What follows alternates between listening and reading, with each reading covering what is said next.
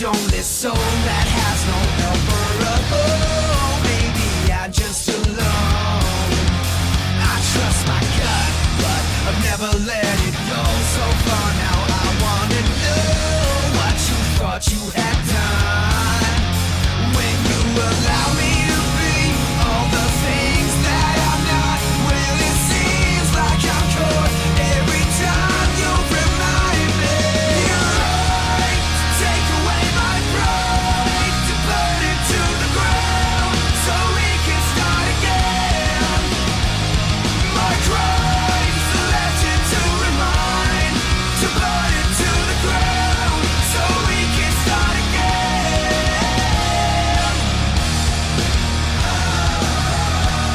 So burn it to the ground. I lost the course, the fight to change my life. There seems no time for respite. Maybe you should just go. I changed my ways, but I never thought I'd find no time to hide in my mind. In the hope you would stay when you allow me to be all the things that I'm not. Well, it seems that I'm caught every time you remind me. You're right, take away my pride, to burn it to the ground so we can start again. My crimes are left it to remind, to burn it to the ground so we can start again.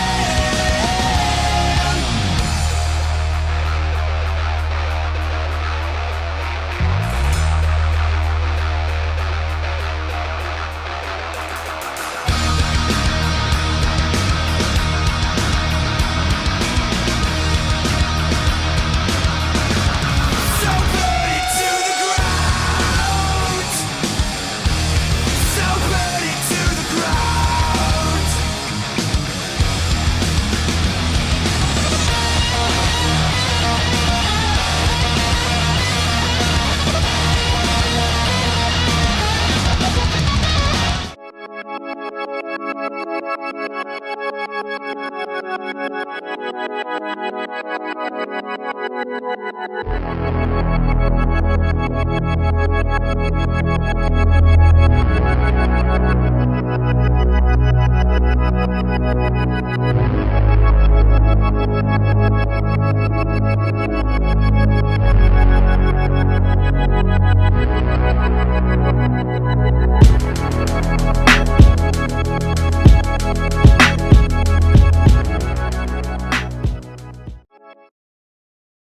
Hello everybody, we're back again, pre-season football here on Philly Sports Network. I hope you're doing well. We've already got close to 100 of you in the chat, so thank you so much for choosing to spend your evening with us here at Philly Sports Network. The big news coming out straight away. We've got the heavy hitters right out of the gate. I hope you're all well. Thanks for taking the time to tune in.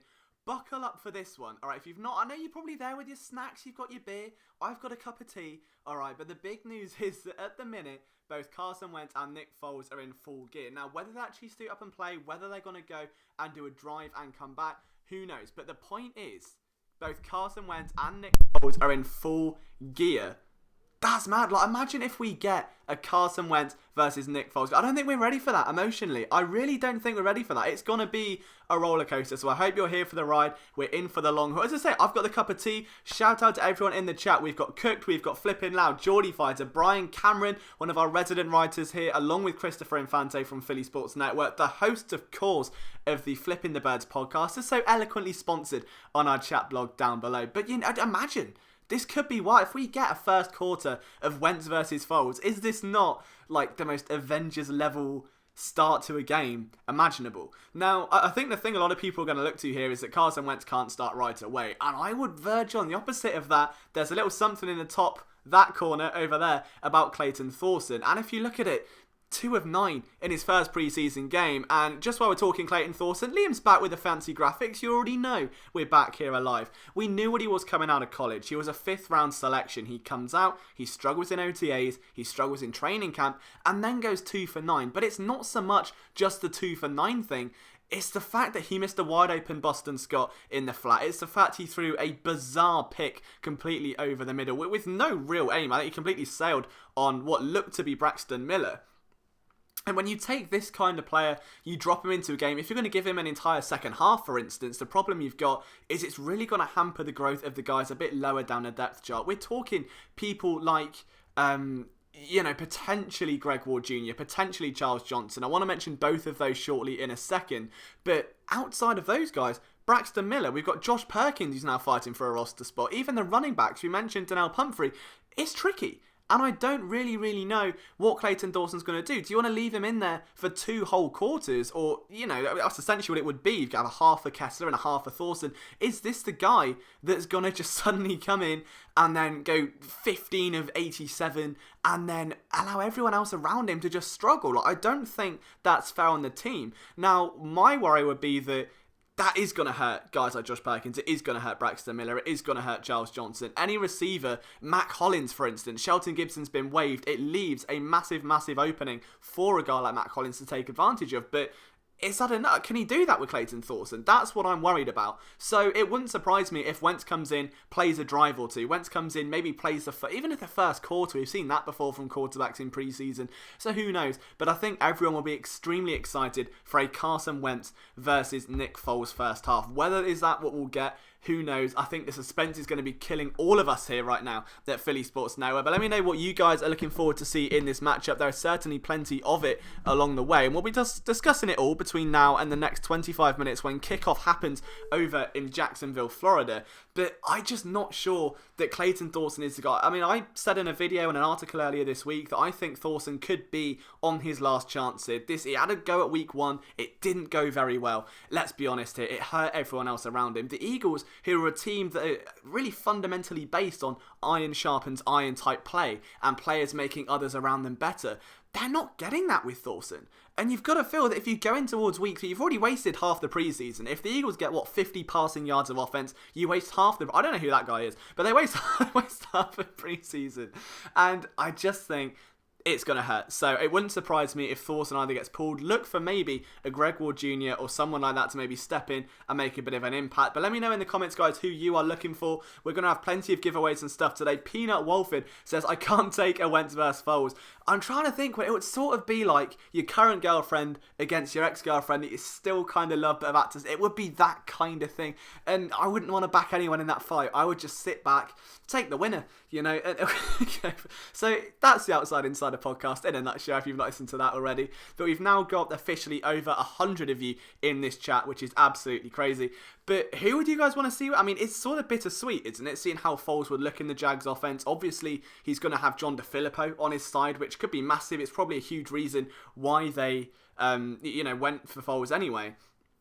And Foles then, of course, had a really hard summer, like losing a child. That was a really heartbreaking thing for him and his family. So the fact he's even returned to football at this point is mesmerising in itself. And I think that there would not be a single Philadelphia fan watching this who wouldn't want to see Foles succeed and wouldn't want to see him thrive. Like, the guy is just a legend in every sense of the word. No matter how you look at it, a complete and total legend. So that's something I think that we've got to brace ourselves for. Are we going to see Nick Foles come to the table today and slice and dice the Eagles? It would be the bizarre feeling for sure. But Jay to the ROC, who I know has been in here since last night dropping comments, he has been very excited. He wants to see Deshaun Hall ball out again, and as do I. I think there's still a lot of pressure on those defensive end fours right now. I mean, like, you're looking at guys like Sharif Miller as well, who I think had a nice game last week. He wasn't fantastic, he wasn't bad. Josh Sweat lined up against Taylor Lewan, a former Pro Bowler, held his own, did a good job. He wasn't bad by any stretch of the imagination. Did look a little bit slow on his get off though, and that still worried me. He was, I know he's bulked up a little bit. There was that concern of, do you lose that agility and explosiveness for raw power? And I think we do. Flipping Loud, the owner of Madden 20, thanks to our live stream last week, is in the chat, so thank you for joining us once again. But there's a lot to talk about today. I mean, I mentioned very, very intensely this week about the fourth tight end spot. Like, that is something I'm really trying to focus on because I feel like it's important right now. If you look at it from a logical perspective, the Eagles run a lot of 13 personnel. They did in 2017, and it was a fundamental reason why they beat, the Patriots in the Super Bowl. Now, if you look at 2018... they kind of had to go in with a lot of 12 personnel purely because Richard Rodgers was injured. Dallas Goedert came out. I think, it was 54 yards Josh Perkins had to his name against the Tampa Bay Buccaneers. So you resorted to 12 personnel. It's what you knew. It's what you had available. Whereas this year and every year previously, the Eagles have really put a heavy emphasis on getting tight ends and breeding them. Trey Burton was a key example. Undrafted free agent out of Florida in 2014. He rose up that roster behind James Casey, behind Brent Selleck, behind Zach Ertz, and now comes through. And obviously he's earned himself a nice payday in Chicago. But that 13 personnel set, the idea of having a blocking tight end and 2 receiving tight ends, was integral to the run game, to the pass game, to both of them. And Burton came up with some huge plays in that 2017 season. Now, if you view the roster currently and you think, okay, Richard Rodgers has been dealing with injuries, are we going to keep him around? Who knows? They need to find, at the very least, someone that can take his place. So that would naturally be a fourth tight end. But don't write off the idea of 13 personnel sets. That's going to be a huge area I'm looking forward to tonight. And, of course, going into the regular season. A big shout to John Eads. I know he's been a right regular. You right cooked. I don't know what that one means, but thank you, Jamal, for tuning in. But John's in the chat. Obviously, we've got Dylan Laughlin. Dylan, I don't know how to get an actual game stream. There must be somewhere on Reddit. I think there's an app called Fubu TV or It's got some weird four-letter analogy. But if not, we will be delivering live commentary and analysis and a score. See, like, I can even do this. Look how good this is. See, you don't get that on ESPN. You don't get that on ESPN. So just know, I'm up to date. I've got the latest. You can take your Pro Football Focus, or you can have what this is. And this is 10 times less effective, but beggars can't be choosers. But yeah, it means that you guys are all tuning in. There's 2 players specifically that I really wanted to focus on though for these next 20 minutes, and both of them came out of the Alliance of American Football last year, Charles Johnson and Greg Ward Jr., and this is a huge game for them. Absolutely huge. Now, Greg Ward Jr., I think, was let down by his quarterback last week, let down by Thorson, and Charles Johnson, well, let's just say this way. He had a case of the dropsies, to put it lightly. The guy, I think he dropped 3 passes out of 5 targets. Greg Ward Jr. previously has had 2 very good preseasons for the Eagles before bouncing to the Alliance of American Football. You've got some highlights here of Greg Ward Jr. in preseason last year. This is against the Buffalo Bills. It's Nate Sudfeld with a dart over the middle, and look at how he adapts, turns his back to the ball, and just shields it. The guy has got that prowess. He's a former quarterback. I mentioned before, it wouldn't surprise me in the slightest if we saw Greg Ward go out and take some quarterback snaps today. If you look at it between himself and, let's say, Braxton Miller, another former college quarterback, and say, hey, whoever does this is to make the team, it's going to give you an edge. Let's say they're both neck and neck at the minute. Who's going to come in and go the extra mile for the rest of the team? I think Ward is going to say, yeah, sure, let's do it. He's already proven in training camp on a couple of stray plays that he can do it before. And then when you look at the catch radius and stuff like that, I think that it's just a bit emotional. You want to see the guy do well. He's had 3 years now. This is his 3rd off season with the Philadelphia Eagles. Something's got to give. Something has got to give. Peanut Wolford says, even if I could watch the game, I'd still watch your podcast. Oh, thank you so much, man. That really does mean the world to me. I'm going to try and save the sop for now. I'm going to get all emotional on you as the game goes on, I'm sure. But it means the world to me that we've even got people in this stream. But the second player we're going to talk about very shortly will be Charles Johnson. And that was someone that I tipped to even be a backup slot receiver behind Nelson Aguilar. And we'll get into those reasons shortly. But as for Ward, I think he is an outside guy. He would be a bigger slot body in the middle. I think he's around 6'2", but he's more elusive. You can see it in the skill set even there in the AAF. I don't think he's that kind of slot guy they're looking for. There has seemed to be a focus recently in big slot receivers. They worked out Jalen Hurd. They worked out a few of those bigger receivers, and they drafted Arcega Whiteside. A lot of people are overlooking this as well, who started in the slot for the Eagles. He took, I reckon, about maybe 4 or 5 reps in that first quarter working out of the slot. Now, this is is the other guy I wanted to talk about. This is Charles Johnson. He's now 30 years old, drafted back in 2013 by the Minnesota Vikings, and as of right now is in a really tough situation. The AAF folded where he was leading the league in receiving yards. I believe he had 804 yards off the top of my head, so apologies if that's wrong. But Johnson now comes into a scenario where he's a veteran. He's one of the oldest guys in the locker room. He's been around this league and other football leagues for a while now, and he should be a favourite to make this roster, or at least at the back end of it. Now there's no Shelton Gibson around, and you need someone with that veteran savvy. And watching the AAF tape, I broke down his film room in a roulette video where I took 5 plays from the All-22 of the AAF, and the main thing I saw was that the guy creates yards after the catch. That was the main takeaway. He creates yards after the catch. If you get him in space, he's still got that quickness, that explosiveness, that burst and that twitch to get other defenders off of him. So for me, seeing Charles Johnson go into preseason after what was again quite a strong training camp and struggle the way he did with those drops, it was really heartbreaking. I was not a fan at all. And make sure, guys, if you're in the chat, you say hello to Thomas Ringard. He is our newest writer here at Philly Sports Network. Put up a great piece earlier today. He's got a fantastic article coming on 3 myths surrounding Miles Sanders and debunking them. So all of the Miles Sanders hive will be very excited about that.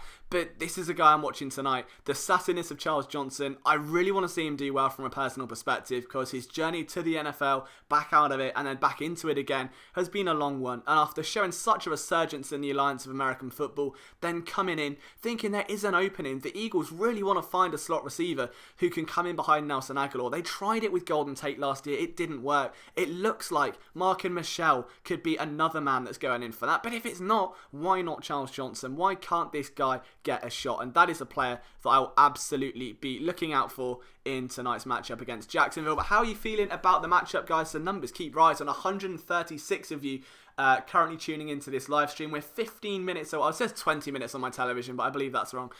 15 minutes away from kickoff at the moment. What are the players you're looking for in today's video? See, now, this is normally the point where I would give a betting tip and a DraftKings tip. I'm not doing it today. I'm not being a gambling degenerate today, which is rare for me. So I hope you appreciate that. We're all in on the grind today, but I do have to take a quick swig of tea for the moment. Just for the British brand, I have to. I can't not drink tea. I mean, I want coffee, but the brand is tea. If I drank coffee, I would be called all sorts of names under the sun. But so far, we're like 20 minutes in, and we haven't had a stick to soccer comment yet, which is bizarre. I was expecting that by now. And my hair is doing some very weird quiff thing. That's got to go by tomorrow. That's not, I mean, my hairline's so far back as it is. It's almost as far back as Clayton Thorson's drop back and why am I not going there? We're not bringing Clayton Thorson into this. He's, bless him, he's trying his best.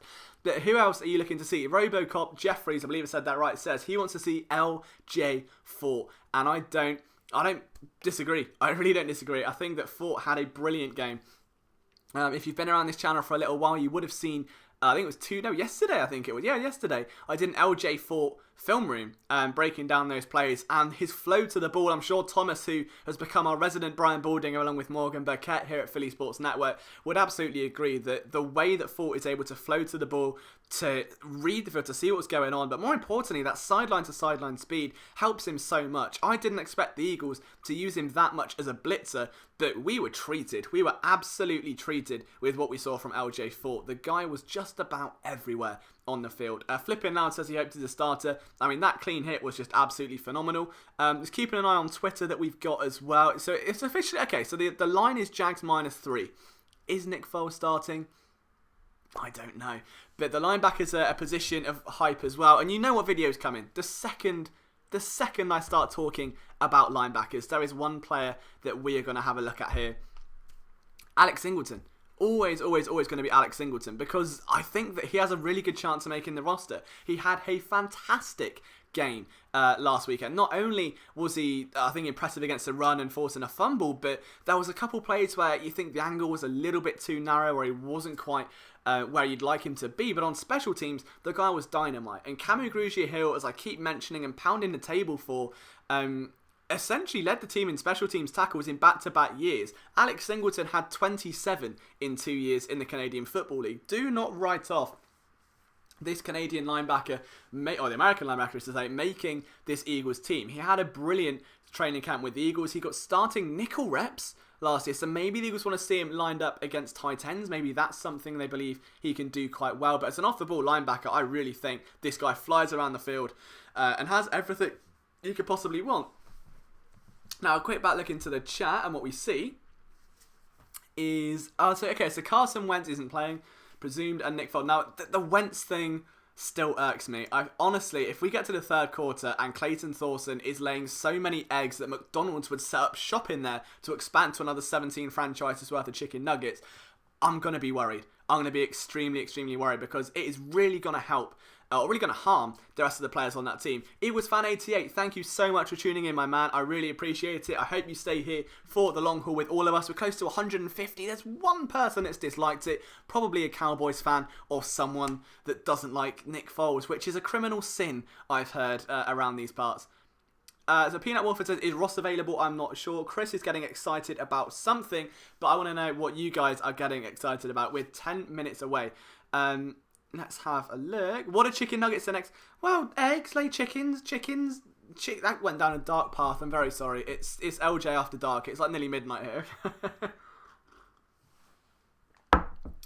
Oh, 10 more minutes to go. What are you guys setting up with for tonight? Have we got beers? Have we got pizza? Have we got burgers? Have we got wings? No vertical or motor trend truck of the year yet. No, we're getting to that. It's on the LJ bingo card. Maybe we'll have that next week. I'll give out an LJ bingo card, and the first person to fill them all in will get themselves a t-shirt. We'll do that. That will be that's our new aim for next week. I'll get that sorted. But of course, if we're not going to see Carson Wentz, and we're going to see a lot of Cody Kessler, and we're going to see a lot of Clayton Thorson, I think that probably means we're going to see even more of this man right here, Miles Sanders. Shout out to John Montoya, to Mark Walker, to Lachlan Ross. All of you guys, thank you so much for tuning in.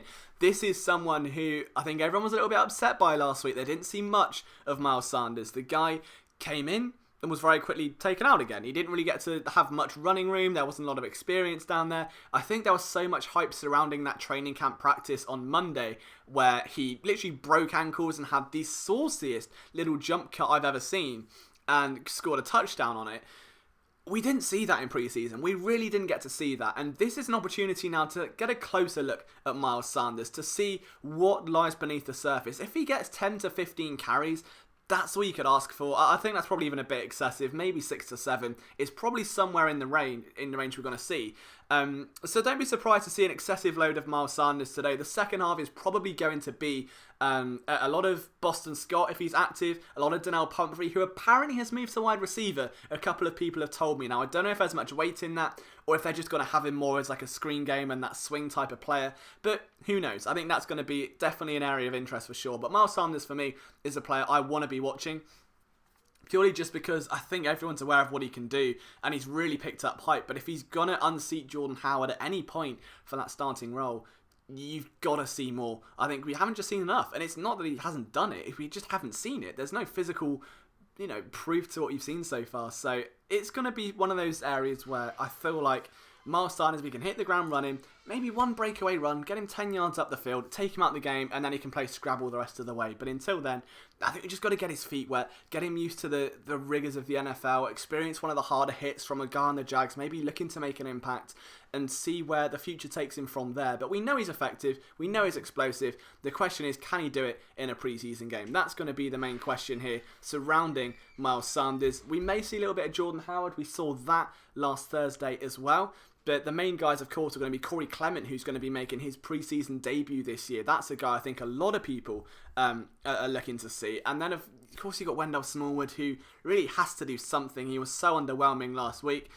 Chris Tiller, thank you so much, man. I really appreciate that. Harley Gage, I can't speak anymore. Harley Gage, hello to you, man. Thank you for tuning in. We've got Derek Villarreal, who's sitting in his truck at a truck stop. That is dedication, my man. Thank you for tuning in. I hope this game and this stream is worth it for you.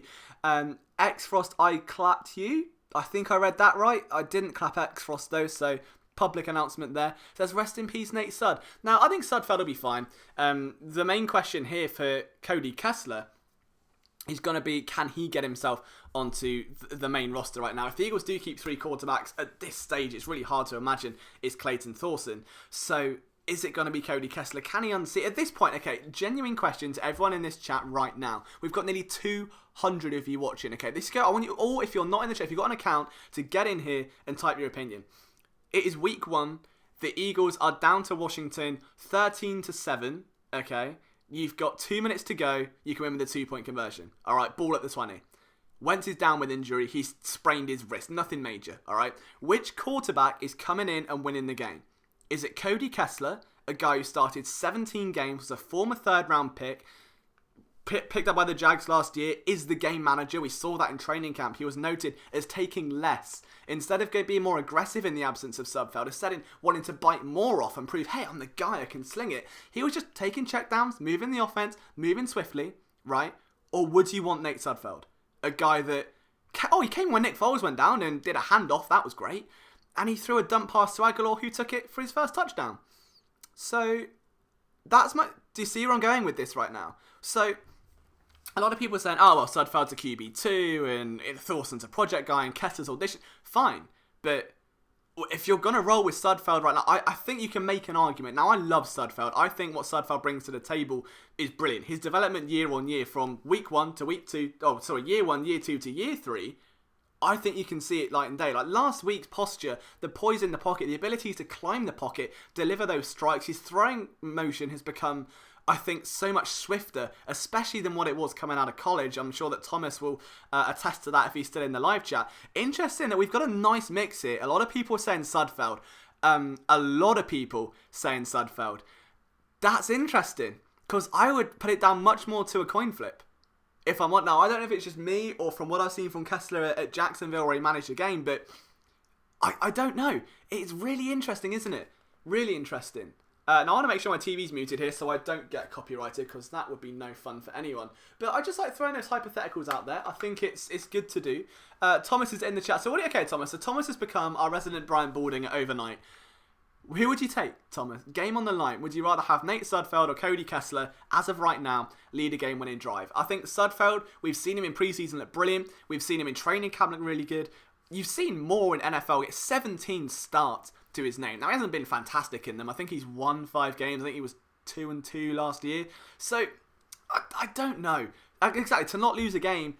So, but the fact that this is a debate, and it is a mixed response, okay? The fact that it is not all 100% Nate Sudfeld and Liam on the corner going, keep Cody, right?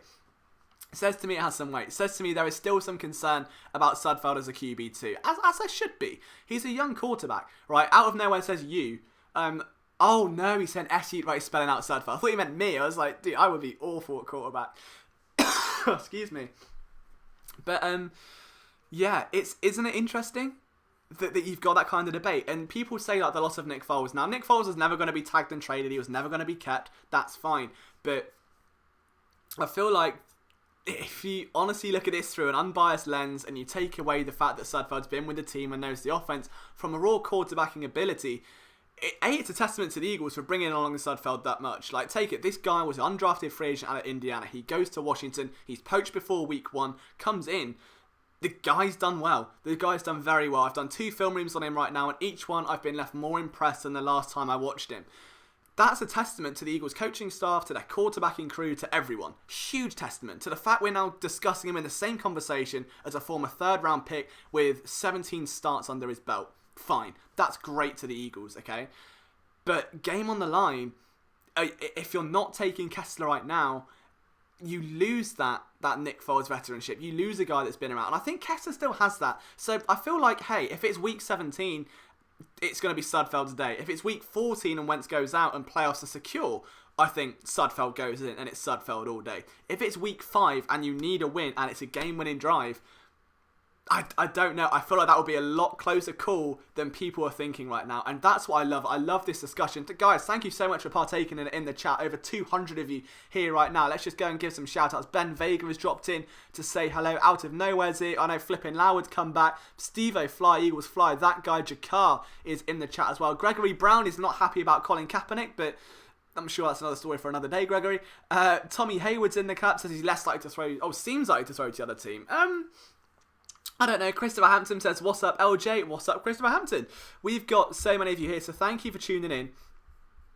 But I am Ugly Ass Taco. He's here as well. But it's an interesting debate. It's something where I love these kind of things. The fact is honestly close to a 50-50 where people are saying it's Cody Foles or Kester's like Foles 2.0, then fine.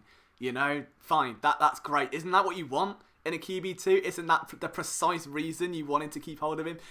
Tori Unoy, I hope I pronounced your name right, man. Thank you so much for the compliment. Philly Nation, what up? Welcome to Philly Sports Network Nation. You're now joining all of us. The players are running onto the field, being shot by what can only be described as a GoPro on a goalpost. And now there is a picture of a man in a shower with white text on the screen saying break one. Now someone's turned it over to a dodgy channel there and they've just flicked back because the camera's all over the place. Wow, that was... See, I thought my broadcast was budget. I thought I struggled at times to kind of switch between, something like that and something like this. But I don't know what they were doing. If you're watching this, I have no idea what they were doing.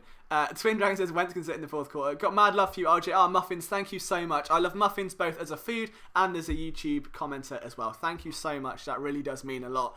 The Jag cheerleaders are on the sideline. Doesn't look like a lot of people in attendance. Am I the only one that would, like, if I was closer, if I was in America for starters, right? Would I go to preseason? I'd go to as many preseason games as I can. Like, that'd be amazing. Thomas said what we should really be discussing is, Cass is, 100% Thomas, that's done. Deal and done. There's no way Thorson is replacing Cass. No way. Thorson, at this point, I am of the opinion the Eagles wanted Easton Stick. I think that would have been brilliant. The Chargers jumped in one spot, and they were like, oh, we've got to take someone, let's just take Clayton Thorson.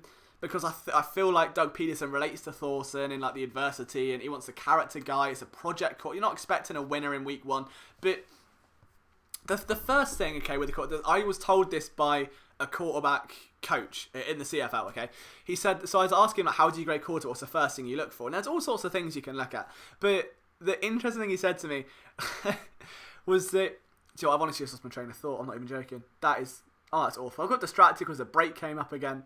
That was it. Remembered. All fine. You can tell it's late. He said that if the first thing an evaluator comes up to you and says, or an agent says to you, so if you're in a negotiation and an agent's sending an email or sending tape, whatever it is, and the first thing he says is, my guy is a winner. My guy's a winner. My quarterback's a winner. If that's the first thing about your quarterback, probably not a good pick. Probably not a good guy to look at. Purely because, like, you're not going to go, oh, he's got a cannon for an arm. Oh, he's laser accurate. Oh, he's brilliant. You're just going to hear, he's a winner. Oh, he can bloody win when there's a team around him. So, yeah, I don't buy the Clayton Thorson hype. I never bought the Clayton Thorson hype, unfortunately. But we'll see. Maybe he proves me wrong. I feel like if he has come up in big situations, he led his team to a bowl game 1 year after tearing an ACL. Maybe we see that this year. Dougie is hugging Foles and everyone's heart seems to be melting. I'm not ready for these kind of... Has anyone got Marvin's room they can just put over the top right now? Also, someone in the chat who said they're streaming the game, thank you. Make sure you don't get your Twitch channel taken off. I don't want anyone, streaming stuff and being taken off because that's going to suck. But we are apparently watching the Jags TV network. There's Nick Foles. He's had a haircut, looking very suave. It's better than mine, but that doesn't take much. A view of water we see now. You can see you're getting really in-depth commentary here, but the stream is about to start.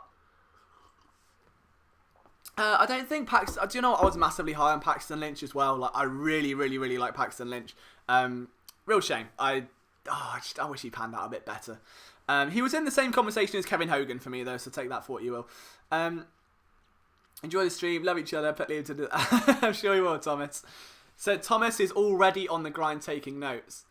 We love to see it. See, he's making an impact. So everyone's bid Thomas a lovely goodbye. He's one of our writers here at PSN. The Clowny talk started because people just... I don't know. I saw it first on YouTube and everyone trying to get clicks. And as someone that does YouTube videos, most of my videos are either film rooms or articles I've written put into video format, okay? Because it's the easiest way to transfer the content across. Now, all I see from other... I'm not going to mention anyone. I don't want this to seem attacking, but there is a lot of YouTuber... People go, oh, let's get Jadeveon Clowney.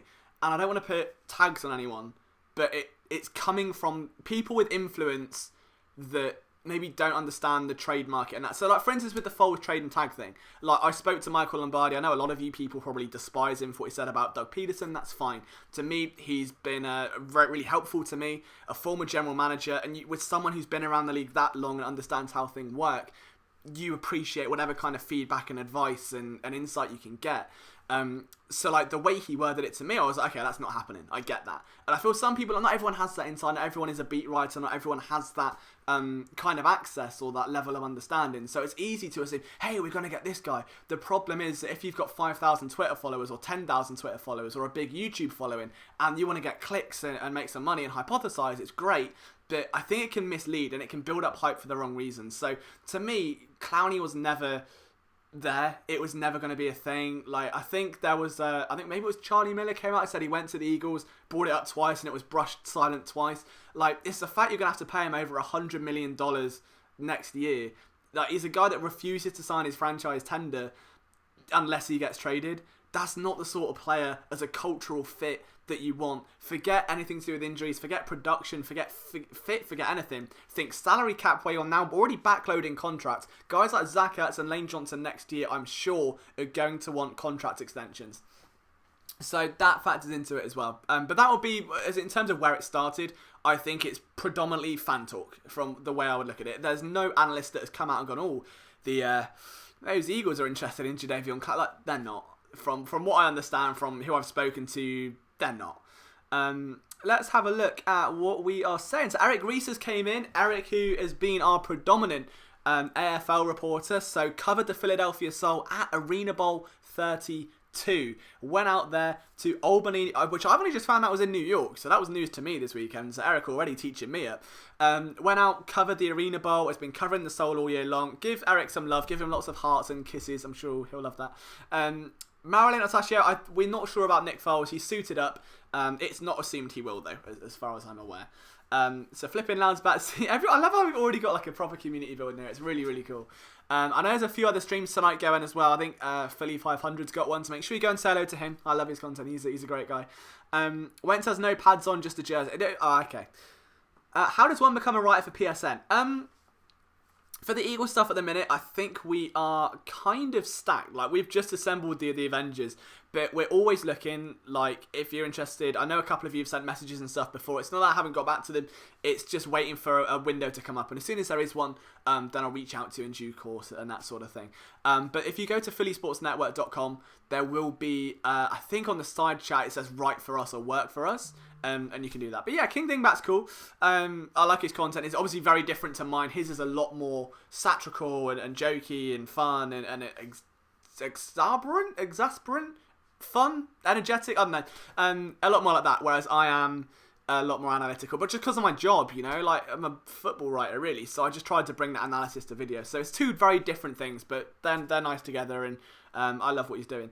Can I be Thor? I haven't seen the Avengers. I was more thinking Power Rangers because Lightspeed Rescue is the most underrated thing on the planet. So I'm 24, right? I'm 24 and I watch Power Rangers Lightspeed Rescue sometimes. We're now taking a look at Keelan Cole, who started 17 of 32 games the last 2 seasons, so could be a name to watch. I don't know how much he'll play today. Who knows? I think DJ Chark is going to get some action. That's a guy I'm very much looking forward to see on the Jag side of things. And also something Thomas pointed out earlier on was that Andre Dillard going up against rookie Josh Allen. Oh, isn't that going to be that's a bit saucy, isn't it? Josh Allen, Andre Dillard. Everyone wants to talk about Andre Dillard. And the guy who's got in 2 fights in 2 days is showing that anger. He's been besting the best the Eagles have to offer. Is now going to come out. I'm excited for that. I'm very, very excited for that. For real though, I had a Power Rangers Time Force morpher. Eagles starting any veterans? Good question, Philly Nation. As soon as I know, I'll let you know. Isn't it mad though that Doug Peterson is now in his 4th season as a head coach? Isn't that crazy? Like this time 4 years ago, we were subject to the talk that Peterson's the worst coaching hire and stuff. 4 years. I was 20 and I still looked and sounded the same. Wow. Alright, okay, let's have a look. So, Dillard's going to put him in it. I'm intrigued by this matchup, hey, Harley. Let me tell you, man, I'm so stoked. Francisco Lopez, I honestly don't know. I think Reddit will probably be your best bet. So, I think Josh Lammer's going to put the ball down. He's spinning it in his hands. I did that with an iPad once when I worked at Apple. I did that, and the iPad smashed. So, that was fun. So, don't do that, Josh. You're going to get yourself in trouble, alright? So, kickoff's about to happen, ladies and gents. We're here. strap yourselves in. Almost 200 of you in this stream. Thank you so much for tuning in, guys. Have some snacks, get some salt, get some dip on your chip. Let's take a look at this special teams. Who's returning the ball? See, I can't see it with muted audio. That's the only thing. No fumble this time. That's an improvement already from what we saw last time out. Boston Scott. Oh, we've got an injury already. That's not good. It's on the Jacksonville side. No worries. So already we're seeing Boston Scott, a guy that I've been rooting for the whole off-season, man. Like Louisiana Tech product. Saints practice squad last year. Blew up in their preseason. Eagles poached him. Saints fans were fuming when they lost him. We now get to see what he looks like. Now, is he going to be the starting running back? We've got Wiz starting at centre. Dillard is out there. Let's take a look. Cody Kessler, your starting quarterback. First player. Let's see what Wiz is snapping like, because everyone's kind of saying Wiz is struggling snapping the ball. He better not fumble first play, because that would be the worst. No. It's a nice handoff. Oh, we've got a big run already, and that's from Booby Sanders. So Miles Sanders, first carry of the game. Great blocking by the offensive line.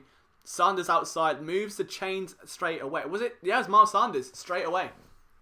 Very elusive, outside rush. Look at that. Oh, look at that. A nice little weak side counter. Oh, that is so swift. Oh, it's like watching a Madden play that I'm not controlling because I'd fumbled the ball. But that was a great play. Great play. Matt Pryor in as well. So Matt Pryor getting a start here. That's big for him. He had 3 penalties last week.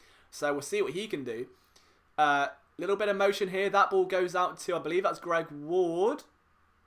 And that's a chain move again. So first down Eagles. 2 from 2. Okay. This is looking good. Or was that Mark and Michelle? I think that was Michelle. See, this is it when you're missing out. Also, there was someone in the chat saying they wanted... sorry, it was Charles Johnson. There we go. I can't see the numbers from here. So Charles Johnson, my guy that I spoke about pre-broadcast, said needs to... Now he's got that initial catch out of the way. He's got the dropsies out of the way. Let's see what he can do. Cody Kessler drops back. Great pro by Andre Dillard, and it's batted down by the Jags secondary. I think that was... just good stuff. From Monsieur Ramsey, who's getting some rare playing time here.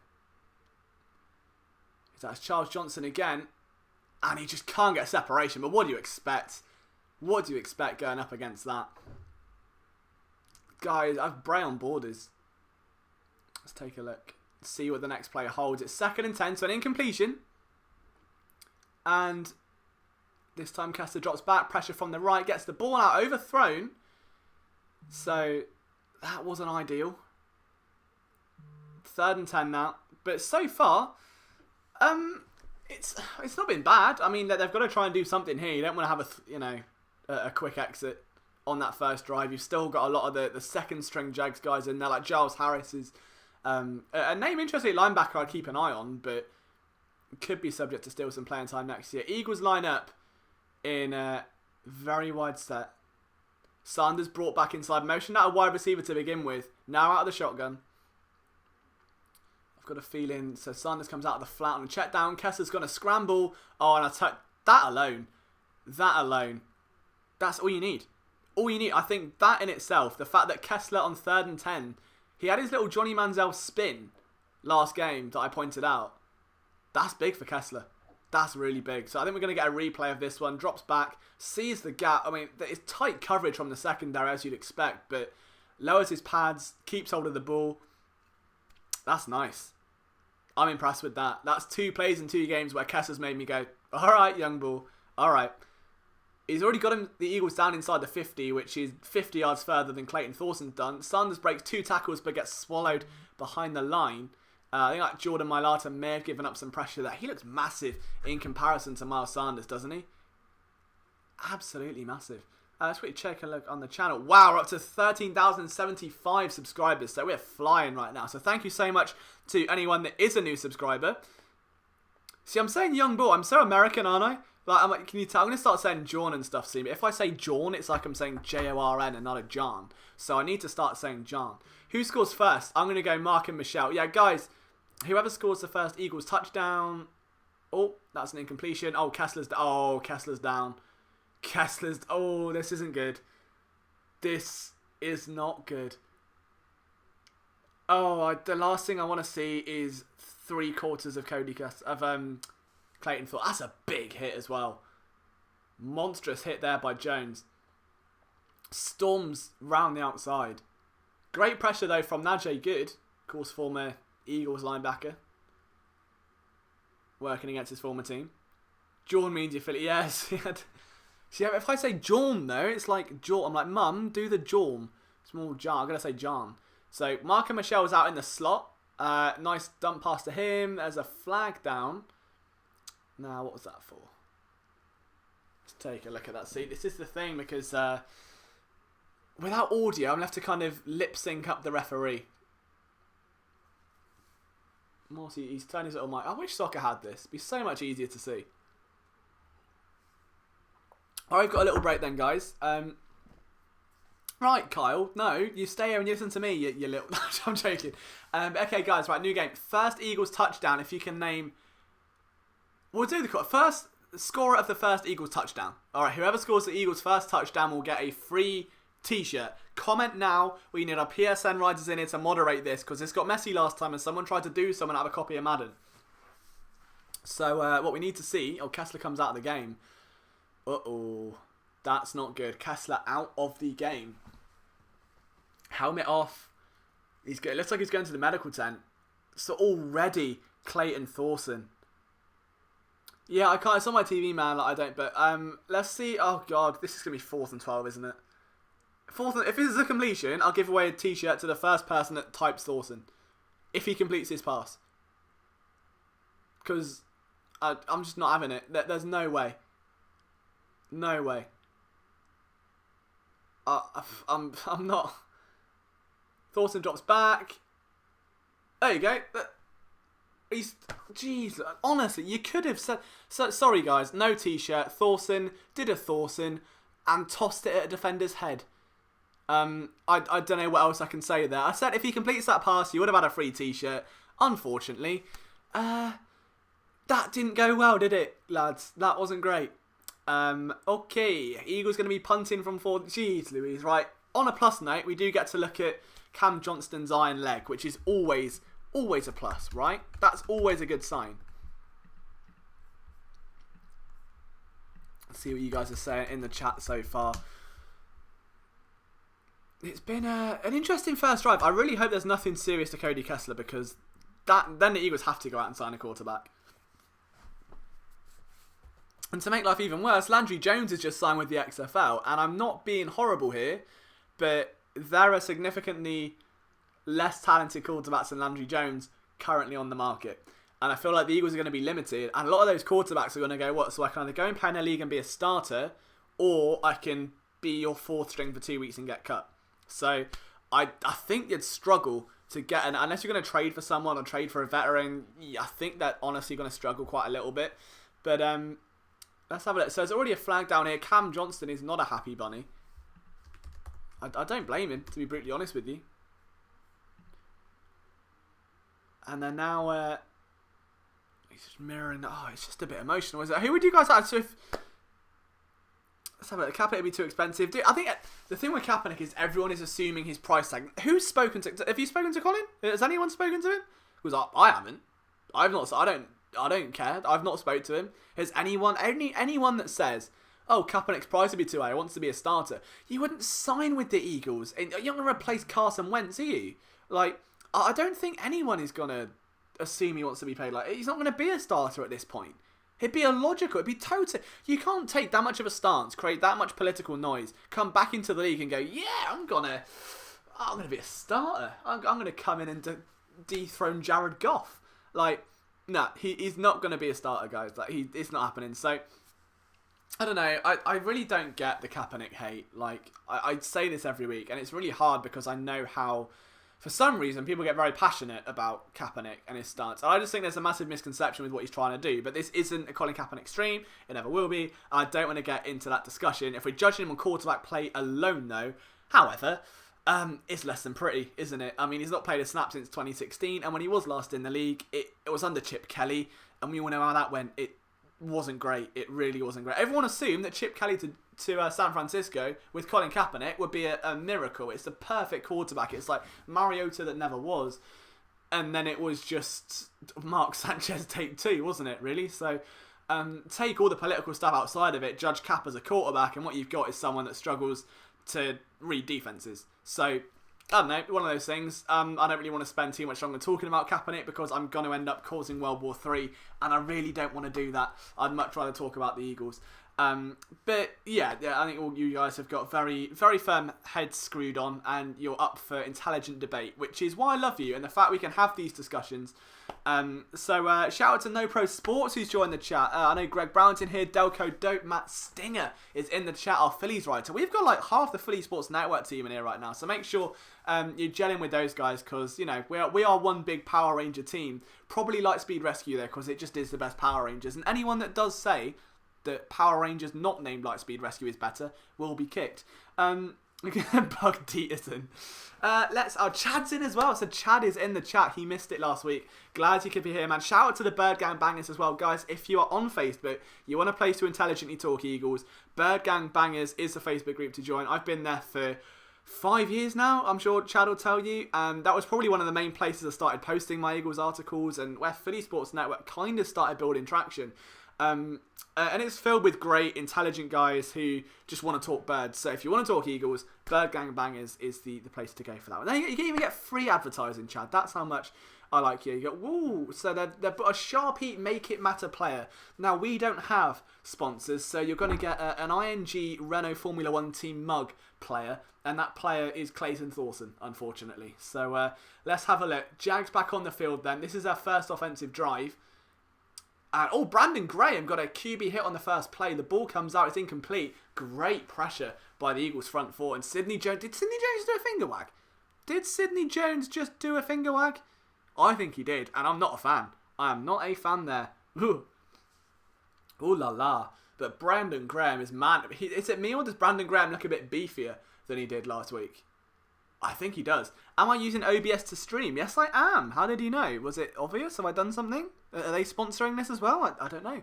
2nd down and 10. Sidney Jones is there. Who's in the nickel? That is... it's Malcolm Jenkins in the nickel. Okay.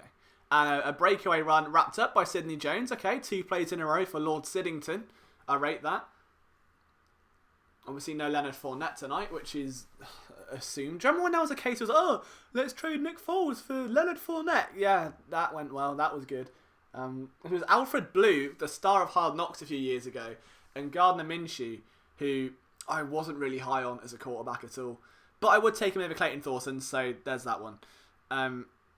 Okay, OBS is basically a streaming thing. It's quite cool. It's free, so can't complain. Out of the shotgun, bit of motion. They take the check down. Who's on attack? Sidney Jones again. Dude, this has been a big drive for Sidney Jones. That's 3 plays in a row he's been involved in. So that's good. Cool. I'm a Twitch streamer. Oh, I see. Okay, cool. Well, congrats on being that, man. Best of luck with your channel. I hope it all goes well for you. I understand. Well, I've just realised, okay, now it's midnight. We are 3 days away from having daily uploads on this channel for a month. A month of daily up. Now, bearing in mind, my current workload is I write around 2 to 3 articles a day, schedule and edit everyone else's, and then, you know, do admin stuff. And that's a big time play by Vinny Curry. Okay, he's eating up that Vindaloo. I like that. Brings him down. Incompletion again.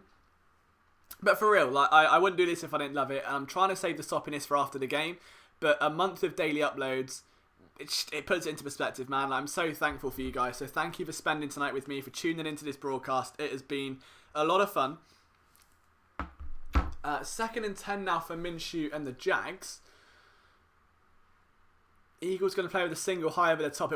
I think this could be a robber. You've got Sendejo in the box. That's interesting. It's not. It's a buzz. Sendejo's going to come round. It's a big tackle for a loss, it looks like. And they can't bring Blue down. He has to sweep back round.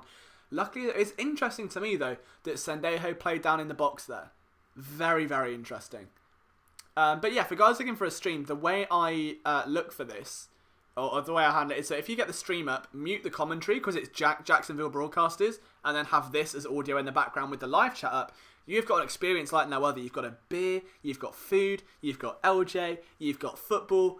What more could you want other than football without me? So, you're welcome. So Garden Minshew, that's what we're going to call him, just Gardner Minshew. I'm going to make so many puns about digging up plants here. So Minshew drops back. and he has unearthed a receiver in the flat, and he's been taken down for 2 yards. It's Nate Jerry coming in there on the stop. Big time play for him. I think Jerry has got to do something. He was really underwhelming last week. Tom Whitehouse is in the chat. Is the third is in the chat. Paddy Spunks is in the chat. Shout out to you guys. Thank you for tuning in. And Duck Win as well, who I know was here last week. And my God, that punter got his foot so high that almost went into orbit. That was mental. So a nice defensive stand there for the Eagles. The Jags barely moved, which is what you want to see. Why does Schwartz always do that a third out? I think it's just a bend but don't break it. It's definitely a schematic thing. But the only way you learn is by failing, and I think they've kind of had more positive. They did it last week as well, and it kind of worked. Until it goes massively wrong again, I think Schwartz is quite stubborn, and it's a blessing and a curse. So, like, he doesn't blitz a lot. That hasn't changed despite the talent they've got. But somehow finds a way to get pressure anyway. And then you've got looks like that on third down, and you end up with your heart in your throat like, oh, and it still ends up going alright. Eric Holland, is it September 8th yet? No, it's August. I'm joking. It's August 16th. We come to an ad break there. So we've had an offensive drive from both teams. Guys, what are you seeing? What are you thinking? My immediate worry is, oh my God, we're going to have a whole game of Clayton Thorson. And if I have to do another Clayton Thorson film room on purely incompletions, this will be the one time. I've never complained about my job since having it. I might have a little sigh about it and go, because it's going to stress me out.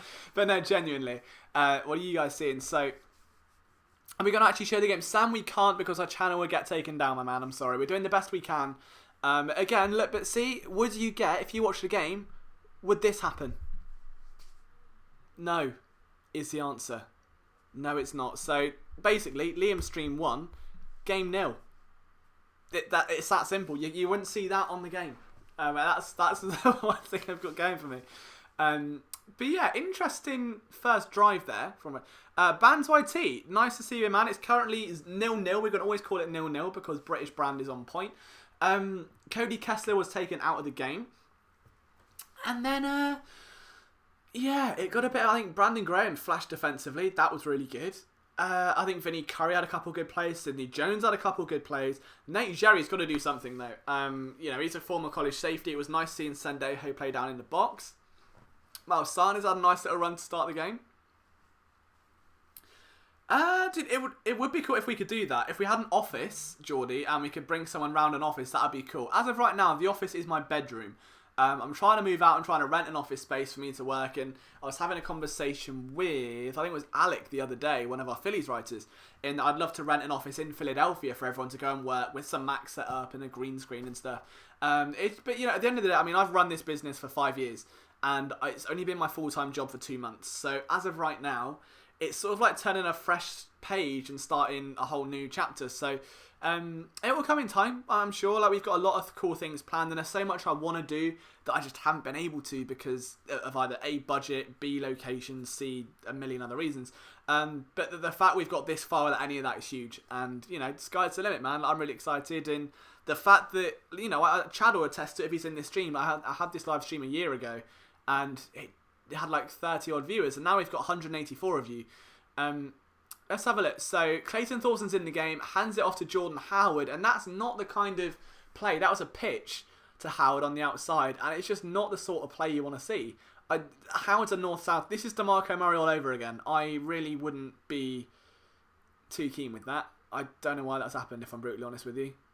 Pitching to Jordan Howard, nah. So, Cody Kessler into the locker room. Yikes. That's what I'm saying. So, that big yikes, not happy. This is going to be the Eagles won't score unless there's a breakaway run or a screen. Thorson is not throwing forward a touchdown. No. I'll say Whiteside hasn't played yet. The most elite, dude. Thank you so much, man. Oh my God, dude. I'm gonna cry. Don't get me all emotional. That means the absolute world to me. Thank you so damn much, man. Really, really appreciate that. I'm actually gonna start crying in a minute. So thank you so much. Eagles back on the field. They've got 3 receivers bunch. It's a screen to Mark and Michelle, and there's a flag on that one. We love a good flag throw. Although, that was Thorson's first completion. Baby steps, guys. Baby steps. That was good. He did well there.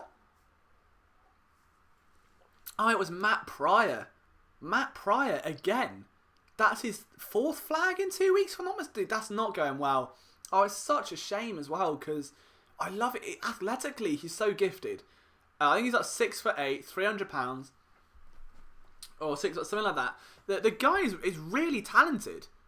And like I said, I spoke with him before. Like I've had a chat with him. Oh my god, Thorson's fumbled at the goal line. He's got out, thrown it. Oh my jeez, this is awful. This is awful. I honestly really, really hope that Greg Ward Jr. comes in or Braxton Miller comes in, lines up at quarterback, and genuinely does something. Like, what is... I mean, to be fair, that was a low snap. That's on Wiz. I'm not... Do you know what? I'm going to give Thorson the benefit of the doubt there. That wasn't on him. I think that was on Wisniewski. That was an awful snap. That's what we've seen in training camp, which is stunning to me because he played centre for the Raiders and for the Jags, I believe. So, yeah, as much as we all love to jump on Thorson right now, because it is 3rd and 17, he's going to hand it off. And, oh, okay, big time run. What was that, Miles Sanders? He didn't move the chains, but he at least got the Eagles out of harm's way. It was Jordan Howard up the middle, as expected. But the thing with Wiz looking awful is that I think you've got to keep an extra guard around. You've got to keep Vaitai. And everyone's saying, trade Vaitai for Clowney. Like, yeah, you're going to give up a potentially generational talent in Clowney, someone who's going to make over 100 million, much of it guaranteed, for Vaitai. Like, no, you're not. Stop it. Behave. And the Eagles aren't going to give up draft picks. Stop it. Behave. So, no. Nice run there. Yeah, Jordan Howard and Miles Sanders both looking a lot better this game. And frankly, they're going to have to because Clayton Thorson is as useful as a flannel in a flash flood right now. And I just don't know what to make of it. I really hope someone comes. I get into halftime and put in Greg Ward Jr., put in someone else because it's just not ending well. There's another flag. Over or under on flags today, lads. I'm going to put 93. I really want to watch the game. Right, Gellius. Well, you can do that. Oh, no, my mic's come out. No, it hasn't. It's all right. Don't you worry about it. I'm going to plug it back in. Gellius, you've put a comment there saying you want to watch the game, not listen to me talk. So my advice would be, go and watch the game and turn off the stream. You can control that. I'm not tying you to a chair. It's okay. Don't worry about it. Relax. It's fine. Brian, one of our writers, says Pryor hasn't been looking good so far. No. And it's upset me a lot. I'm not going to lie to you. It's kind of upset me because I was really rooting for him this year. Pretty much redshirted as a rookie. And you were expecting to see a bit more. Same, I mean, like at this point, there are going to be other guards on the roster. Like Nate Herbig is another one. And someone who I've been informed is a very nice man by someone. No, that sounds really dodgy. It's not. He's just a lovely bloke. So let me just go through the Eagles depth chart and look at the guys that we have realistically got that could fill in if Matt Pryor goes, because he hasn't been playing well. Ciro Petta is another one. Obviously, I think we did a little filming with him before. Wisniewski, this is not going to go well. There's not a lot of depth. There's really not a lot of depth, and that's where someone like Halapula Vaitai is going to be vital. You know, Sayamalu's got a starting spot. I think the ultimate goal with him is going to be to move him inside because he's the only one really that matches up anywhere close athletically to Jason Kelce. So when Kelce does hang up the boots, I think keeping Sayamalu under contract, he's played centre before, you can roll him in. I think that's going to work quite well. So that would be what I assume happens on that front. Okay, so I've now got a black screen, which is, I'm hoping my TV hasn't just died and this is some sort of weird ad. Oh no, we are live. Okay, that's fine. Oh, we're back. There we go. Put the Jay Shuge. No, I can't. I can't put the game on. If I could put the game on, I would put the game on. See what I mean? If I could literally put the game on, I would put the game on. I wouldn't subject you to me at 12:30 at night with hair like this and a cup of tea and a pink shirt. Do you know what I mean?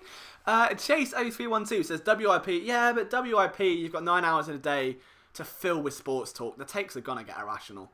Like, that's why I prefer doing weekly podcasts and stuff like this, because if you've got 9 hours to fill, you're gonna eventually have to say something a little bit out there to get people talking and calling into your show. So yeah, I wouldn't put too much stock into that.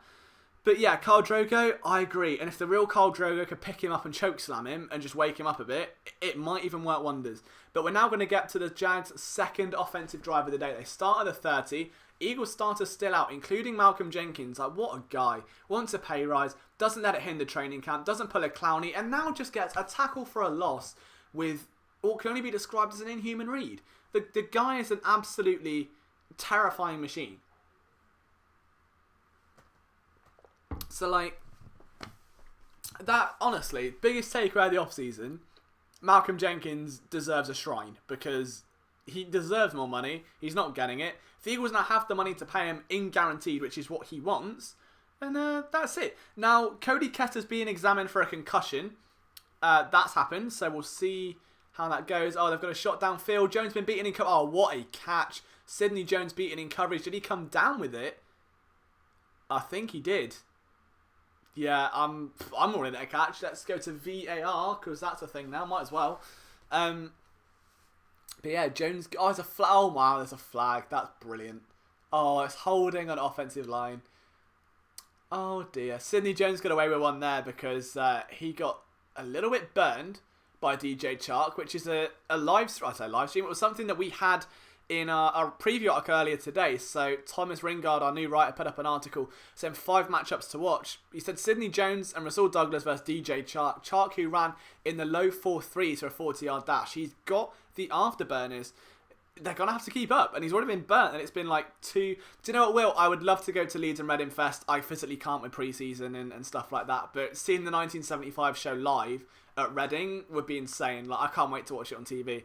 Minshew's going to throw another dart. Caught this time. And Jones beaten again. So after a really good first drive, Jones now given up 2 back-to-back completions. Eric says, how many Eagles fans are in the UK? 7. No, I don't know. A lot. I think it's definitely a growing number, especially since the Super Bowl and that Wembley game as well. Let's take a look at this play then. Looking at the All-22 view here. Jones played it well. I think he was just beaten by height, if I'm honest. Really, really not much he can do there. Going to have an inside counter. That's gone nowhere. Malcolm Jenkins on the stop again. Trayvon Hester getting reps with the ones. So obviously there's, no Fletcher Cox here. No Malik. Where is Malik Jackson, by the way? Has he done anything this training camp? That's been a little bit disturbing. I'm going to do so. I'm a little bit worried about that. I think this has been mentioned by a couple people before, but in training camp, Malik Jackson he's meant to be one of the biggest signings of the offseason in terms of free agent value. Hasn't really done a lot. So that's a bit worrying, but we'll see. Eagles line up here with a very interesting set up front. I think that's Josh Sweat on the end. And as a tackle for a loss, dude, Malcolm Jenkins is on one. Absolutely on one. He's proven a point right now. Malcolm Jenkins is inside the box, wreaking havoc is the only way to contextualise it. The guy is on... He's just on one. Just on one. So it's 3rd and 12.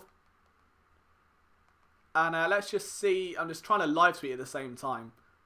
The exact same thing I'm saying in the stream, really. 3rd and 12. Oh, there's Malik Jackson. All right, number 97, guys. Dan, then don't watch it. It's not hard. It kills me as I have to live with it. It's all right for you. You can mute the volume. I have to live with this voice. It's been the same since I was 6. How do you think I feel?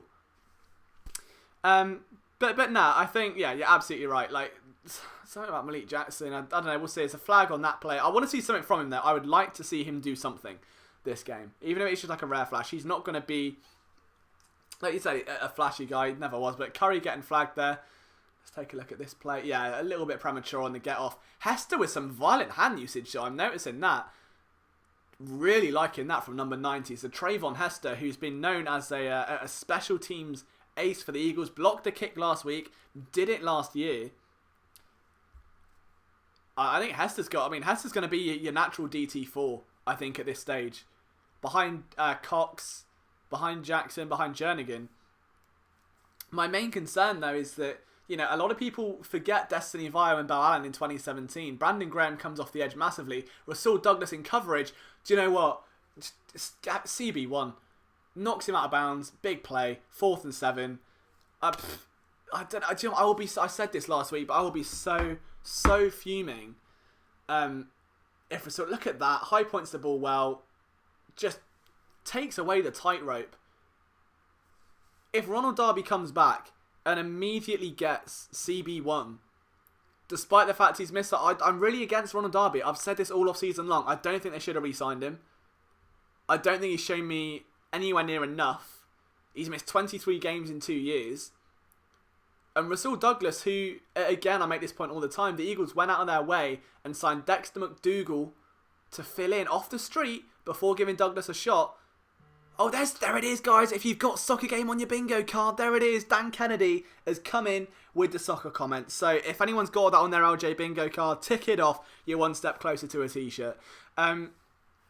But yeah, I feel like, don't get me wrong, Darby is the Eagles clearly their best corner in terms of ability. He's got the highest upside, and of course he's the fastest.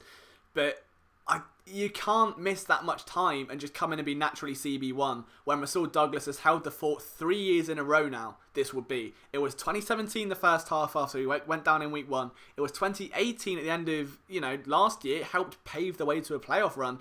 And now training camp and preseason, he's been one of the biggest standouts. And we're going to get to a point where Douglas, in my opinion, will be sidelined again, right? You're going to have CB1 will be Darby. CB2 is going to, at this point, I assume, be Avonte Maddox. And in the slot will be Sidney Jones. It's interesting that Jones is getting outside reps today, though. But, I mean, it is what it is.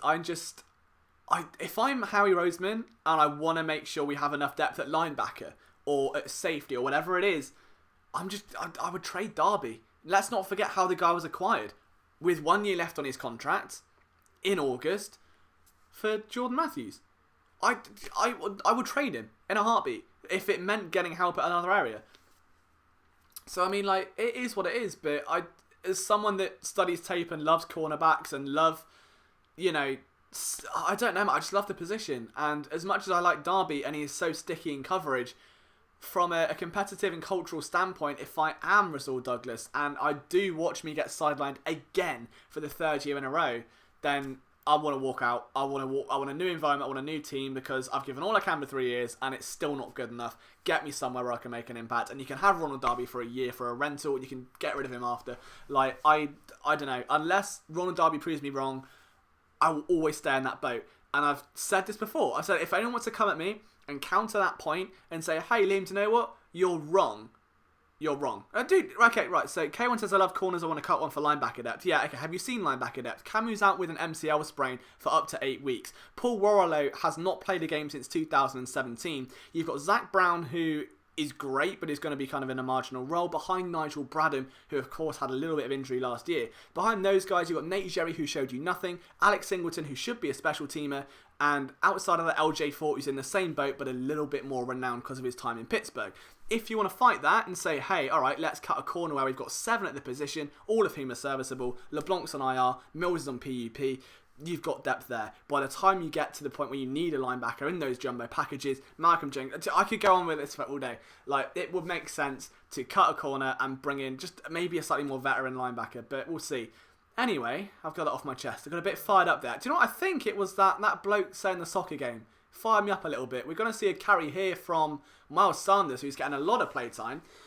But, oof, I just need to calm down a bit there. Sorry, guys. I got a bit fired up about cornerbacks. Yeah, big time run, though, from Miles Sanders. That's 2 he's had. Much more like we're seeing. I think that's what we should have seen last week. We didn't get that kind of reward, unfortunately. But this time it looks to be a little bit different. We're being treated to a lovely dosage of Miles Sanders. Yeah, Chris, I need another cup of tea. I think all we're going to see this game is handoffs. This is going to be the running back battle game. Nah, dude, I'm only kidding, K1. I think it's nice. Like, I mean, I get into podcast mode. Like, I talk this stuff day in, day out. So I think when I have that, I don't know, it's like stats just constantly rolling in my... It's like the Matrix, but for football. So I'm constantly thinking of things. So if someone says a point, like, I'm ready with, I don't know, counters and stuff. I love it. I love talking shop, man. I could do this. I'm really blessed to do this for a living. And I'll happily talk shop with anyone because it's an amazing thing to do. Especially being in England, I never thought I'd have this kind of opportunity. So, yeah, it's a lot of fun. 2nd and 8 for the Eagles. Is Thorson going to throw a pass? Yes, he is. And, he completed one. Ladies and gentlemen, he threw a pass to Charles Johnson. Let's just get the brand up here. Charles Johnson has 2 catches now. Okay. Alright, my slot theory's working well. Nice little slip inside on a double slant play. I think he's overcome that dropsy thing. There was a point where he definitely had a case of the dropsies last week. Couldn't catch a cold. And now he's out here doing well. The brand survives. Let's see what we can do. Oh my god, another... Wisniewski is not playing centre. Thorson lets one rip, and that one, unluckily, through the hands of Arcega-Whiteside on a 50-50 ball. Good coverage by the Jags, but Thorson, you can't blame him really there. I mean, that was a good pass, to be fair. The fact that, look how low that's... Who is he snapping that to? An infant? Like, is Wiz just been practising snapping with a toddler at home? And just, like, literally across the floor? Because that's... Weird. Absolutely weird. Arcega-Whiteside jumps up, 50-50 ball, good coverage. You couldn't have placed that better, if I'm honest. That was a nice little play. So Eagles had a shotgun. There's Michelle in motion. Wouldn't surprise me if that's a screen. Oh, wow, I've done a Tony Romo. It's a screen. Mark and Michelle, big first down. Oh, that kid's making the roster. The CFL tandem of Singleton and Michelle. I love that. I love that. That is huge, man. Like, both of those guys have got so much talent. Hey, Lethal Talent, good to see you back here, my man. Thank you for stopping in. I love it. I absolutely love it. I think Michelle, 75-yard touchdown last week. He's a big PSN guy. I think everyone here loves it. I see Chris is already blowing up. I know Morgan Burkett put out the best article. I'm not sure if you can get to it, Chris, so I'll do it at half time. But great article on Mark and Michelle and his roots and how he came up through college, went to the NFL to start with, back to the CFL. Thorson can get his feet set. That would explain that pass because that was dreadful. Tell you what, number 31 for the Jags, that Brody is having a good game. Fair play to him. Sloppy Joe Sloppy Show's back, our official sponsor. He's back, and yeah, I completely agree, man. Singleton included, both of them. I was a big Aaron Grimes guy. I said this last week. I mean, that's the wrong read. That's a high-low read there. So Thorson, he's got a 9 route, and he's got a breaking out route from the slot, and the corner comes down. That should have gone over the top. Unless that safety was to the left, that's the wrong read. So that's something, you know, you can, I guess, put on rookie development, for instance, but we'll see. I don't know. I think I want to hold back for now on Thorson criticism because it's the first quarter. We need to see what he can do. Is Wiz playing centre? Yes, he is. Yes, he is. I say playing it. He's trying to play centre would be a more accurate embodiment. But Vaitai at right guard is holding his own. Observation there for anyone in the Halapulavati Vaitai hive. That's, it's going well. So, you've got a 3 receiver set to the outside. Michelle was on a bubble screen. Hand it to, I think that's Howard. Was that a first down? That's the question. It was certainly close. Yeah, Jordan Howard with a blacked out visor. And guys, what do we say about blacked out visors? They're for gamers and galas only. Now, good looking honky says Peter North here from America. Oh, wow, cool. Okay. Good for you, Pete. Well done. Okay. You learn something new every day. Brilliant. Alright, 3rd and 1. Oh, God. Thorson QB sneak. Go on. Get it in. No, it's a handoff. Oh, they got it. Okay. Reserve judgment. Oh, and he's fired up as well. I think he's annoyed. Jordan Howard. He could have gone a lot further there. Could have been a bit more. Oh, well, you win some, you lose some, for sure. I mean, they played it the right way. Just weak side counter. Howard was throwing it. He wasn't happy there. Mr. Sandman. Good to see you back in the chat, man. I know you're always one that talks shop with me. Clayton Thorson looks good to me. He ran a spread offense at Northwestern. Yeah, good point. I don't know. I think he's looked a lot better since coming in. That first couple of passes were wobbly, but since the Arcega near miss, let's see. That's a better pass. Is that going to be complete? Oh, almost. Good coverage. But he's gone for Charles. He likes Charles Johnson. That's better. That is much, much better. What we're going to do then, guys? Eagles. In enemy territory almost. Look at them. Oh, I love Charles Johnson's game. If you can name now again, Eagles' first touchdown scorer, you'll get a free t-shirt. We put into a hat to win one. Whichever one comes first. 1 t-shirt giveaway. If you can, put it in the chat. Eagles' first touchdown scorer. Let me know. T-shirt is yours. Yeah, I think that's... Tracking's been... it's not his greatest strength, Charles Johnson. He's very much an intermediate receiver. Jordan Howard, that little kind of cut back. Oh, it's Miles Sanders on the cutback. Okay, slippery, but brought down. Howard TD. Sanders TD. Okay. Let's have a look. Let's see where this one goes. See, I always get really worried when there's like red on the jerseys. I assume it's blood and it's just like paint. Always a bit of nightmare, isn't it? Kessler, there's the hit that brought him down. Evaluated for a concussion. I mean, the good news is it's a concussion, and he should be okay. That's the main thing, right? That he can then come back next week or week 4. Greetings from Brazil. Hello to you as well. Adonias, I hope I said your name right. I don't want to insult you if I did it by accident. I think I'm, a little bit silly. A ciabatta sandwich. No, I don't know what a ciabatta sandwich is, but that's on my screen. I've never had ciabatta. Wouldn't know. Jordan Howard's going to be a bit... Yeah, Jordan Howard was one of the most underrated off-season additions, and especially since it is going to give Miles Sanders that growing room for sure. I'm just watching adverts for Subway and I'm getting a bit hungry. I might treat myself to McDonald's after this game, guys. I don't know. Johnson first touch. See, Dylan's trying to get on my good books. Dylan wants a t-shirt because he knows it's Charles Johnson hype. Yeah, if it was me picking, I would probably go... The way they're rotating running backs right now, I would go with... I can see it being a 50-50 Arcega Whiteside ball, to be honest. Yes, Will, I am. Yeah, dude, I know, man. Subway adverts are just getting you a bit hungry. They're now showing cars. No 2019 Motor Trend GM Truck of the Year Ford Chevrolet edition, though. Bit annoying about that. And there's your podcast reference for those of you who've been waiting for that one to come out on your LJ Bingo card. But we're now back, almost a quarter down, guys. Hope you're all hanging in there. Still got a long way to go just yet. Getting some nice sponsors on the screen now. Can't relate. Let's have a look. See what the next quarter has in store. You get a sandwich or wings. See, I feel bad. The thing is, I'm a really messy eater. Here's some LJ trivia for you, right? Is that I've got a fake tooth, right? So I've got a fake tooth here, and not going to get into ins and outs of it, but if I eat something that tooth comes off, it's expensive to replace, alright? I'm like Captain Jack Sparrow over here, so I can't be digging in to wings. I've got to eat. I eat really messily because of it, so I have to eat sideways to not chip my tooth. So if I'm sat here on a stream with a chicken wing going, yeah, Miles Sanders, like that, no one's going to find that entertaining. When will the Jags move to London? I don't think they will. I know Mr. Khan has said that it's not in his immediate plans, which is... I think they're just more intent on getting the game international than a franchise international right now. I don't want to give you a pickup. I know, I'm trying. I couldn't drive it anyway. I'll be a nightmare on the roads. How do you think Thorson can run the offense?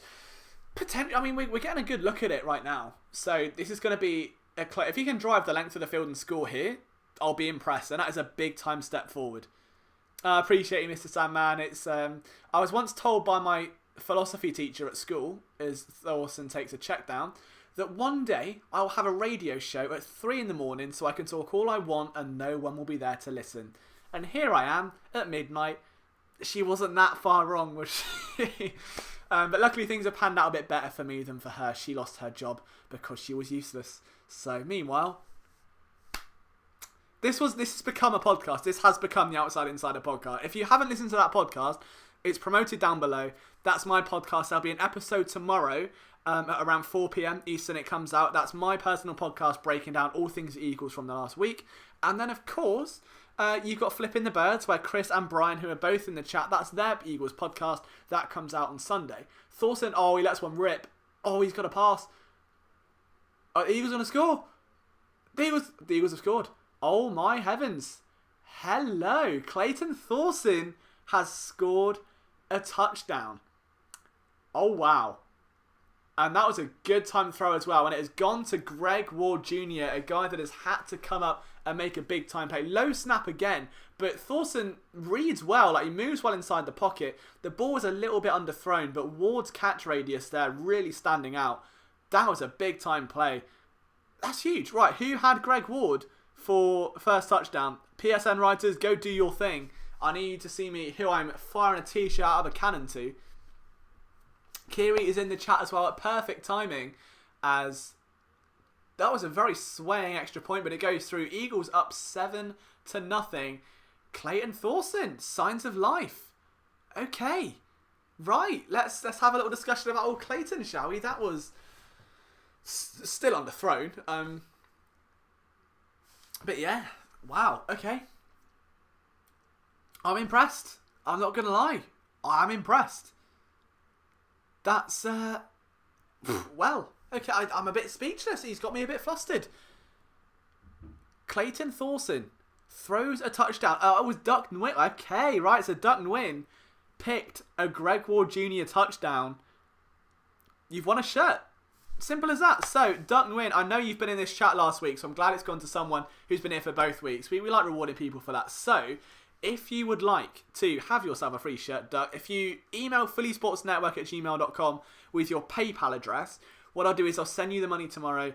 You buy it off the website, because essentially if I try and ship it from England, Teespring gets really weird about it because I'm ordering it off my own account. So I'll just send you the equivalent money of a shirt and you can order one. But yeah, if you email phillysportsnetwork@gmail.com, no imposters, alright, come on. Just Duck and make sure I know it's you or something. And yeah, we'll get one sent out to you, man. Just let me know what sort of colour and stuff you're looking for. But yeah, isn't that great? I still think, yeah, it was underthrown. It was underthrown, but what can you do? I mean, I'm impressed. Clayton Thorson. Who here is having second thoughts on Clayton Thorson? I'm a little bit... Do we ship to Belgium? Yes, we do. I think it ships worldwide, so it uses a Teespring website. I think if you scroll down on his video, there should be a little bar with all the shirts on. So you can see like there, but it ships worldwide. But if I try to personally buy something and ship it out, it won't let me do it outside of the EU because Brexit happened. But, okay. I'm still a little bit emotional over Clayton Thorson, to be honest. Like, it was underthrown, but okay. There we go. A bit of live tweeting as well. Clayton going to practice. Well, I don't know. He's making a bit of a case for himself right now, isn't it? Do you have to? Okay, so Duck, the way we will do it. Okay, yeah. Ping me an email, and we'll go from there, man. All right, we'll do it after the game. Yeah, you got yourself a free t-shirt. We'll do another shirt, don't worry. We give out plenty. That's what we do. We're a nice, happy stream. Clayton Thorson, his haircut might be a little bit bad, but look at that. He led a 12-play, 95-yard drive for 5. That is a very Eagles offense-level drive. Greg Ward Jr. goes up and shakes his hand. What a guy. I don't have the feed outside of Clayton who flashed. Not Wisniewski. Not Wisniewski. But, yeah, we'll leave Wisniewski out of it. I think... In terms of flashing, Brandon Graham and Malcolm Jenkins defensively. Sidney Jones started well, finished a bit poorly so far. That was a big drive, though, by the Eagles. I'm really happy with that.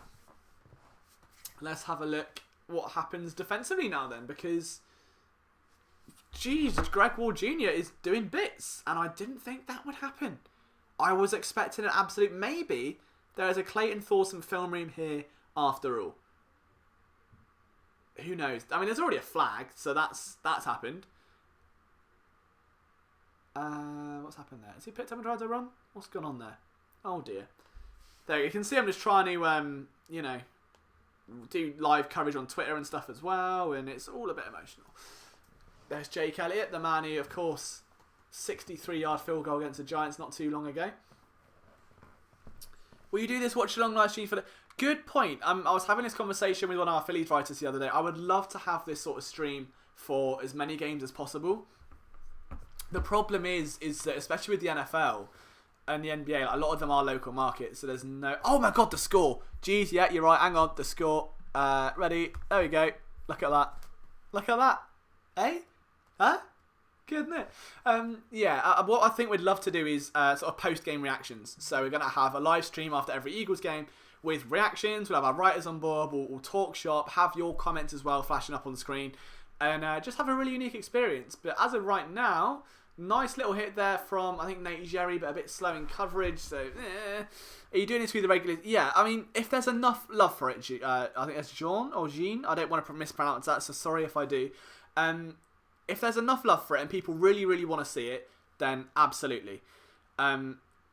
If it's one of those things where I don't want to take away from your game experience and your Sundays with your families and stuff, there's no stats, unfortunately. I mean, because that would take someone literally sat here with an iPad tracking the game stats or show. Like, it's a lot of effort. I tried to pay my brother.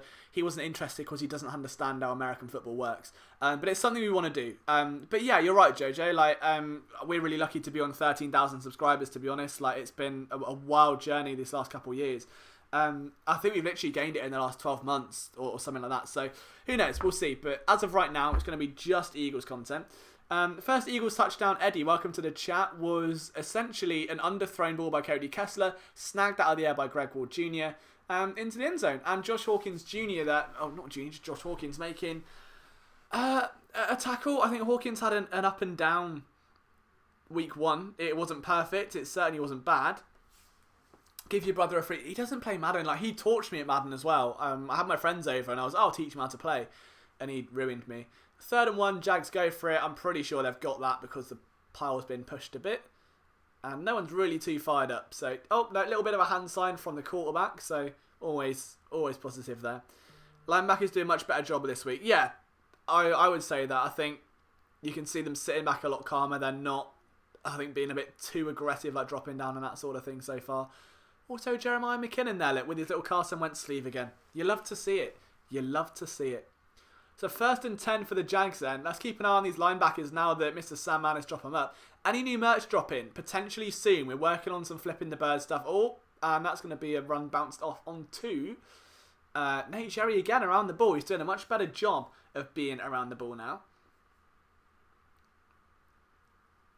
Do I think Greg Ward Jr. can make the roster? Absolutely. I think he's got a very good chance, especially after that touchdown. Like, he's been around the team for 3 years now. You know, like, the Eagles clearly like what they see in him. They like what they have. It'd be hard to imagine him not making the team, really. But then again, I mean, those final few cuts are going to be tough, aren't they? You've got Mark and Michelle, Greg Ward Jr., Mac Hollins is now in that conversation on the bubble. Like, this is almost like a Premier League relegation scenario. This is tough. Like, one of those teams has got to go down. High snap for the Jags. Let's have a look at coverage. It's good. Oh, through the hands of the receiver, but that was on the money. And I think that was Orlando Scandrick. Yeah, so Scandrick has been a bit quiet, hasn't he? The veteran signed. I think Thorson's built confidence. Yeah, he's definitely built up confidence. And it wouldn't surprise me if Peterson's maybe put him to one side and just tried to give him that platform before the game and give him that sense of self-assurance. I missed happen... so he's got a concussion, as far as we're aware. So he was taken out of the game after a hit from Jones, and he's now in the locker room playing Scrabble, as far as I'm aware. 3rd and 10. Oh, okay, right. So it looks like a cover 2, unless that's a Robert. No, okay, starting to cover 2. Oh, big time pressure. QB hit, ball comes out, forced fumble, recovered by the Eagles, and Nate around the ball again. Look at that. Nate Jerry again around the ball. And boy, did he need that after a struggle in week 1. The former Wisconsin Badger has come out. He's flexing. See, that's how you flex. Not this Jalen Mills. Like, I don't know what that is, but I wish he'd stop it. Nate Jerry comes out.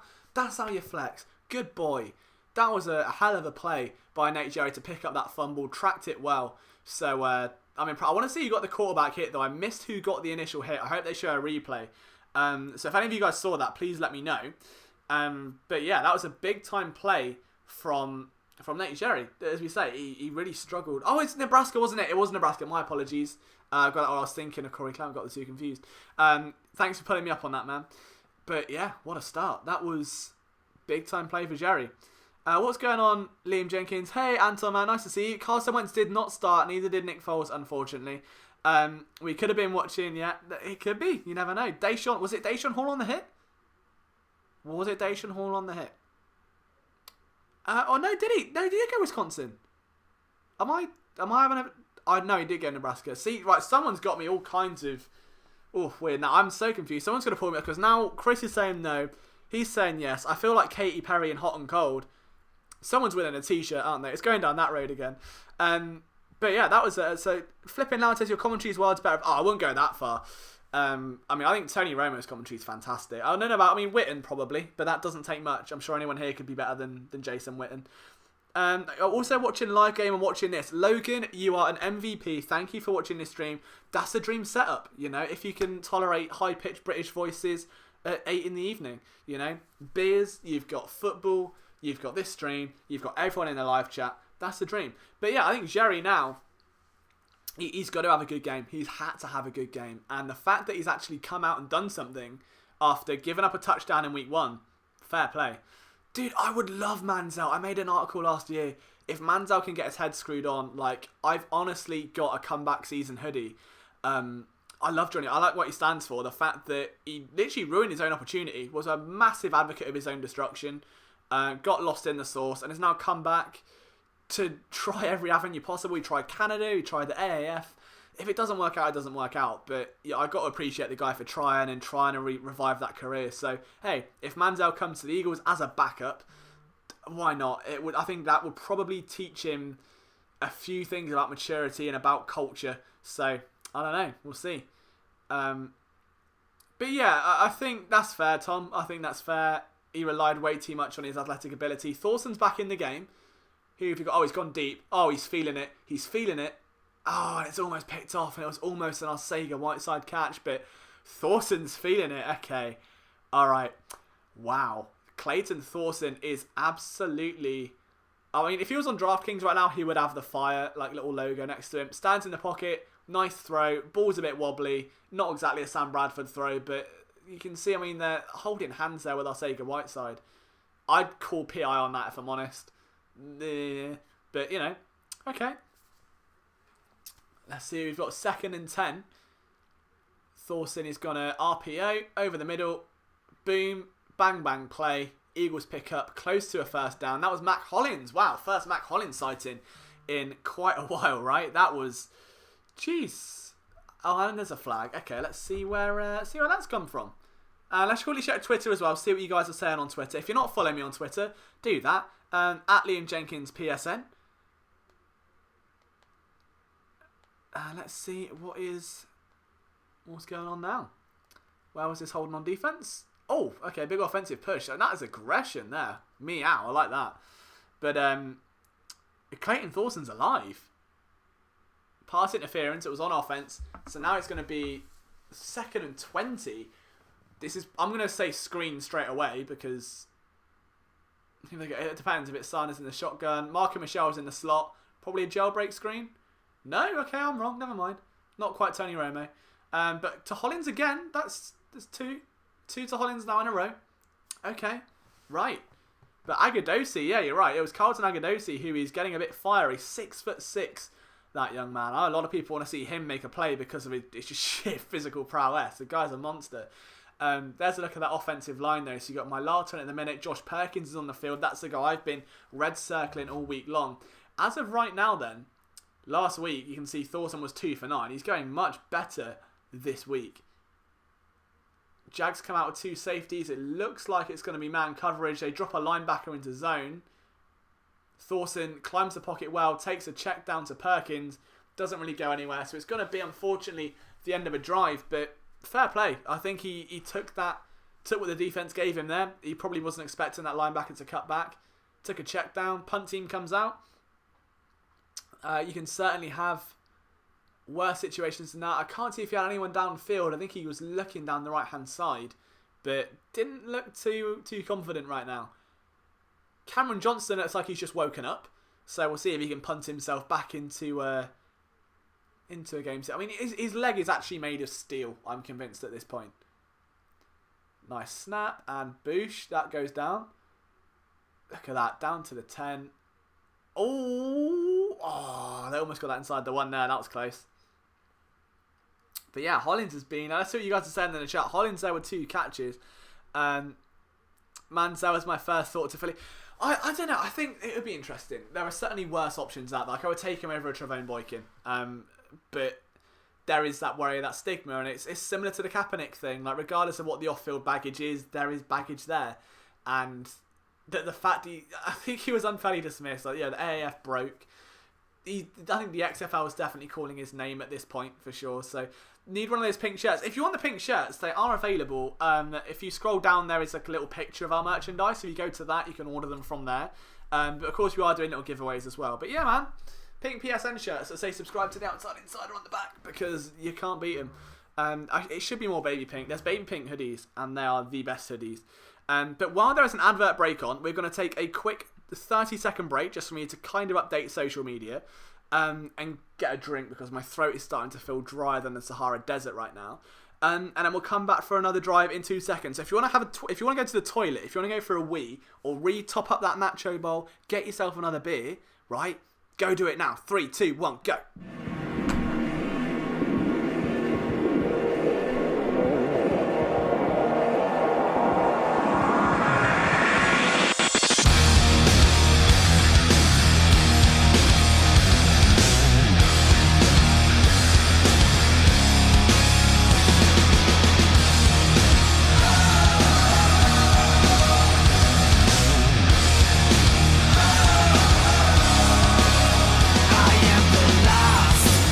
one and only soul that has no help or a home. Maybe I'm just alone.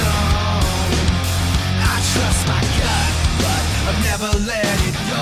So far now I wanna know what you thought you had done when you allow me to be all the things that I'm not. Well, it seems like I'm caught every time you remind me. You're right, take away my pride, to burn it to the ground so we can start again.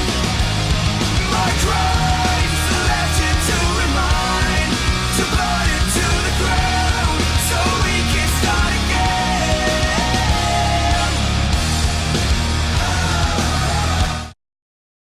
Okay, we're back. Right, welcome back, everyone. I hope none of you left the chat. Well, you actually didn't. Wow, that was good. I love how there's a unanimous pee break. Like, I love how that's an actual thing. Unfortunately, it wasn't for me. Why are they in a swimming pool at a game? That's got to be the weirdest sensation. Bizarre. Anyway, Shag's back on the field. And, Hawkins, it's McKinnon, actually. Yeah, McKinnon's got to do better there. I don't think he's making this roster. I really, really don't. To whoever said which song is it, Mark Stevenson, it's by a band called The Fallen State. I actually know them. They're a local band to my area in England. Did a radio piece on them long before I started PSN. So yeah, rock band called The Fallen State. I'm sure they'll appreciate a little shout out. So yeah, they've just released a new album for what it's worth. 2nd and 1 for the Jacksonville Jaguars. It feels weird me saying Jaguars being British. It should be Jaguars, but you know. Alex Singleton in the game on will responsibilities, penetrates, gets picked up by a lineman. That's what I was watching there, but it was a big stop for TJ Edwards, and that is a man I know a lot of you guys have been looking to see. Edwards has been one of those guys that has gone under the radar so far in camp. I mean, there was almost a tackle for a loss as well. It looked like on Deshaun Hall, but Edwards is able to get behind there and clean it up. So, hey, no worries, Mark. No, thank you for tuning in and for paying attention and for being here tonight, man. It means a lot. So thank you, Mark, for that. If you found a new band you like because of this stream, that's even better because I absolutely love what they do. Great guys, great band. You just tell them, Philly Sports Network sent you. I'm sure they'll be happy. Nice check down there from Gardner Minshew. Plucked that flower out of the field and moves the chains a bit. Deshaun Hall is there. I think that's DeAndre Hall in the game as well. So it looks like 2nd string and 3rd string guys are moving out into the open. LJ Fort is on the field. Stayed disciplined in his zone there. Comes down, hits well. That's nice. I think that's building on last week. He really does hit hard, but he doesn't hit hard. He hits smart as well. You notice he never leads with his head, LJ Fort. It's always that inside shoulder, and that is so rare, especially given how attentive the NFL has become on these little, those penalties. Fort just got stonewalled there by the looks of it. Easy completion though. They tried to bring down the extra DB, and there was a wide open bit of action. Fort around the ball again. There's some green themed drink as well. See, Eagles related drink. Can't wait for that to spill all over my mat. But let's take a look at that. Who dropped back? So Fort drops back into coverage, but I don't know. It looked like a bit of a wobbly assignment to me there from maybe Jeremiah McKinnon. Maybe again. I think I'd honestly at this point I want to see more of Jay Liggins. That's the one guy I really want to see. So Minshew again. He's planting the seeds. Gives the ball off, and the flower doesn't get far before it's ripped out by a farmer. That's a couple yard gain. Deshaun Hall on the stop.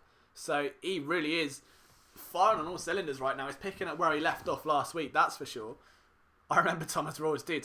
We were having this conversation the other day. Alright, okay. Let me find... So, I want to think of the trivia question. Chris will know the one I'm thinking of.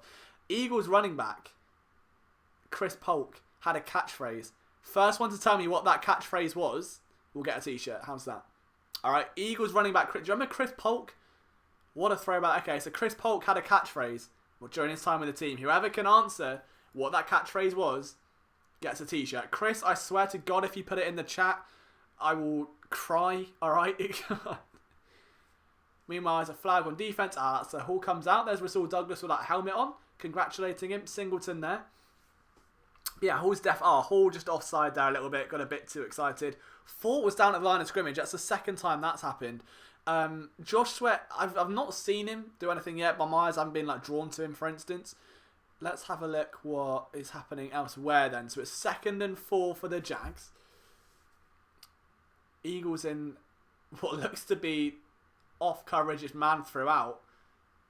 And breaking to the ball and missing. That looked like LJ Fort again. And we've got a runaway lineman who's following the receiver. There's a flag on the play. The Eagles gave up a touchdown. Wally, I'm enjoying this PC much more. Oh, dude, thank you so much. I'm glad. I'm really, really glad you are. So it's touchdown Jags. Let's see if it stands. It was McBride on the score. Refs having a conversation about what happened in Law and Order last night. And we'll see what happens. Ah, flipping loud. He almost got it. He almost got it. The touchdown's been called back though for an illegal block in the back, which would explain why there was a lineman a million miles down the field, I suppose, wouldn't it? Let's see a replay of that. Oh, yeah, I thought it was... Yeah, it was Koyak. Okay, it was the tight end. Bang, bang, chicken and shrimp. G Danza 08. You've got it. I kind of want to give it to Flipping Loud because he was halfway there, but rules are rules. Bang, bang, chicken and shrimp. G Danza, you've won yourself a Philly Sports Network t-shirt, my man. If you email phillysportsnetwork@gmail.com with your PayPal, I will PayPal you the money and the link where you can buy the t-shirt, and you can get one from there. But Flipping Loud, I shouldn't feel bad. Flipping Loud did win a copy of Madden last week, so he's got off all right, isn't he? So far, he's done well.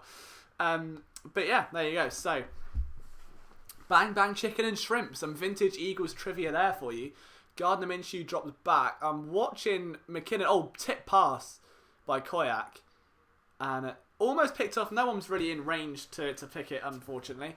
But 3rd and 9 now for the Jags. I'm going to get a replay of this one. Let's take a look at what TJ Edwards is doing here. Read it well. It played a little bit too deep outside, but nothing to complain about. Very quick. He's quite explosive out of his stance. Like, he can change direction quite quickly. Which is a trend you're noticing, especially with LJ Fort as well. Oh, do I want to copy Madden this week? I'll think about it. I'll see how broke my bank balance is. Let's have a look at this. So it's 3rd and 9. He was going to bring pressure. Josh Sweat in the game. And brought down, it's number 76 who got there first, along with Trayvon. Was that Bruce Hector? I think it was. But it was Sharif Miller, the rookie out of Penn State. And hey, we've got a little bit of a video on this, which means we get to look at this guy, Sharif Miller, out of Penn State. His first sack as an Eagle. That one is going to count, isn't it? 4th round pick. He had 7.5 last year at Penn State, and he's making them count here today. So 4th and 15, and the Jags are going to be punting. When am I doing another NFL manager? Good question, man. I should have done one this week. I've been so busy with training camp stuff. I'm hoping once the regular season settles down a bit, I can kind of get back into it. I honestly didn't think it would get that much attention. Good punt by Cam Johnson as expected. But yeah, Polk was great, man. I used to love Chris Polk. There are a few backs of that era. Like Kenyon Barnett has obviously done very well for himself. But yeah, Chris Polk was always a good cookie to watch. See what I did there? Because the kicker was called Cook. That was good, wasn't it? I did that. But now, guys, we get to watch the return of Clayton Thorson. He's back. Do you want some fancy graphics? Who wants some fancy graphics? Sorry, I thought I just heard someone say fancy graphics. Okay, have some fancy graphics. Here you go. This is the man. This could be the saviour. This is very much an NFL head coach 09 scenario. Kessler is down. Wentz isn't playing and Sudfeld is injured. It is Clayton Thorson throughout. Now until the end. How it is going to go. He's pretty much docked inside his own end zone here. It's a play action pass. He rolls outside, gets it away. A little bit off the money. There is a flag down there. And was that on Perkins, maybe? Dude, honestly, I know. I want to get the NFL head coach videos in. It's just been the time, man. I've been so busy. Like, for, I'll get into my schedule shortly, but it's just trying to find the time to sit down, play a game, record it, edit it, voice it, upload it. When I'm doing training camp recaps and film rooms and articles. And, like, at the minute, Philly Sports Network is having, like, 2 of the best months it ever has as a website. The YouTube channel is blowing up like wildfire. And I haven't had a chance to stop. Like I said, I've been doing daily uploads now for 3 days short of a whole month. So somehow not burned out yet. I'm holding strong, but yeah, it's just a case of finding the time. Right. Leave him alone. Leave Ostrander out of this, or there will be no more. I will not accept it on this feed. 2nd and 10. Thorson hands it off. Smart decision. You can see Sanders is very patient. I wouldn't say patient. I wouldn't say hesitant. I feel that's the wrong word. But he is very light on his feet before making his decisive cut. Oh, it's Wendell Smallwood. Never mind. That explains why it's such a contrast then. So Smallwood has always been a bit... Maybe hesitant was the right word then. Because Smallwood has been. There was that game last year, wasn't there, where it was just all over the place. No, thanks, Doug. No, PSN has been... I think this year especially has honestly changed my life. Like, it's been absolutely crazy. To do this as a full-time job is something I never take for granted. So, I put everything I've got into it, whether it's live streams or articles or videos. 3rd and 7... We'll get back to the stop in a minute. Thorson stands tall. Beautifully slotted ball to Arcega-Whiteside on a slant amidst 2 defenders. And that was a big time pass. I like that. That was good. Okay, do you know what? Thorson's proving some people wrong. Okay. Clayton is... Do you know what? We might have to hold our hands up here and say, like, okay, all right, Clayton is doing things. Hands off there. That goes nowhere. Gee, that was running into an actual brick wall. I mean, no, I appreciate it, Mark. Like, for me, it's what I love. Like, I don't see it as, anything. I've worked 2nd and 3rd jobs to keep this going for 5 years. And you get people who hate it and that say they stick to soccer or whatever. And then there are people that, with articles and stuff, especially, just don't read it. And then you've got the other side, which is you guys, and a crowd like 150 of you in a stream talking with me watching an Eagles game. Blows my mind. So I'm extremely, extremely lucky to be in this situation. And a pass deep. He likes Arcega-Whiteside tonight, doesn't he, Thorson? He really likes Arcega-Whiteside. But yeah, I'm just very, very, very blessed to be in this situation. So thank you. Oh, and now Chris is going to get soppy as well. Oh, I'm going to get all emotional. But yeah, our site is, the best it ever has been. So it just feels weird to be a proper manager now. I've got to actually be... there's only so assertive this voice gets, So if I've ever got to tell Chris off for ruining competitions... If I start shouting, my voice raises and we're in trouble then, aren't we? So, who knows? 3rd and 9, though, for the Eagles. And let's see. You've still got Wiz at centre, Matt Pryor at right guard. He's only been flagged once, which is a bit better. Was watching my Lata there and almost a one-handed grab. Oh, it's PI, though. And that's important. Okay, that was to Agadosi, 6'6". Someone's got to get a hand on him. Hey, Bob's Pet Shop. We don't, but I will give you a lovely shout-out if you stick around. So, well done, Bob's Pet Shop. Pass interference on defense. 2 flags came out. That was on... Excuse me, Hayes. Let's look at this. Yeah, it's just... I don't know. Bit of a dodgy call, that. I mean, Agadosi's 6'6". Like, it's... Do you know what I mean? I know he's going to draw flags and stuff, but I don't think that one's necessarily on him. But my God, he's got a quick release. I like that. Thorson scrambles, doesn't fumble the ball, takes a knock to the head. Oh, Lord, if he goes down, it's all over, isn't it? Smoot comes up with the hit there, and it's 2nd down, 2 minutes to go until we get to half-time. And he does a pump fake, pulls it back, and takes a sack. I would have just probably lobbed it away at that point, if I'm honest. Why can't he play it up a second? I got to throw it hard. Yeah, good point. Who do I think will be in the running back starting spot? Honestly, Jordan Howard. I don't know. I think it'll be matchup dependent, if I'm brutally honest. I really do. Because there'll be some teams that, like for instance, if you look at the Chargers last year, when they came up against the Chiefs, and they fielded a defense of like 7 defensive backs, right? So to take that, I think there are going to be teams that adapt to the Eagles, and that's when you roll with Jordan Howard. There are going to be teams that adapt to Howard and stack the box with 8 defenders, and you would then roll out Miles Sanders. So I don't know.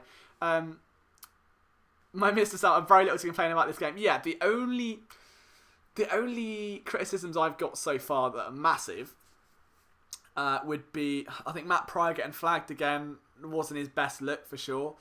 Jeremiah McKinnon hasn't been great.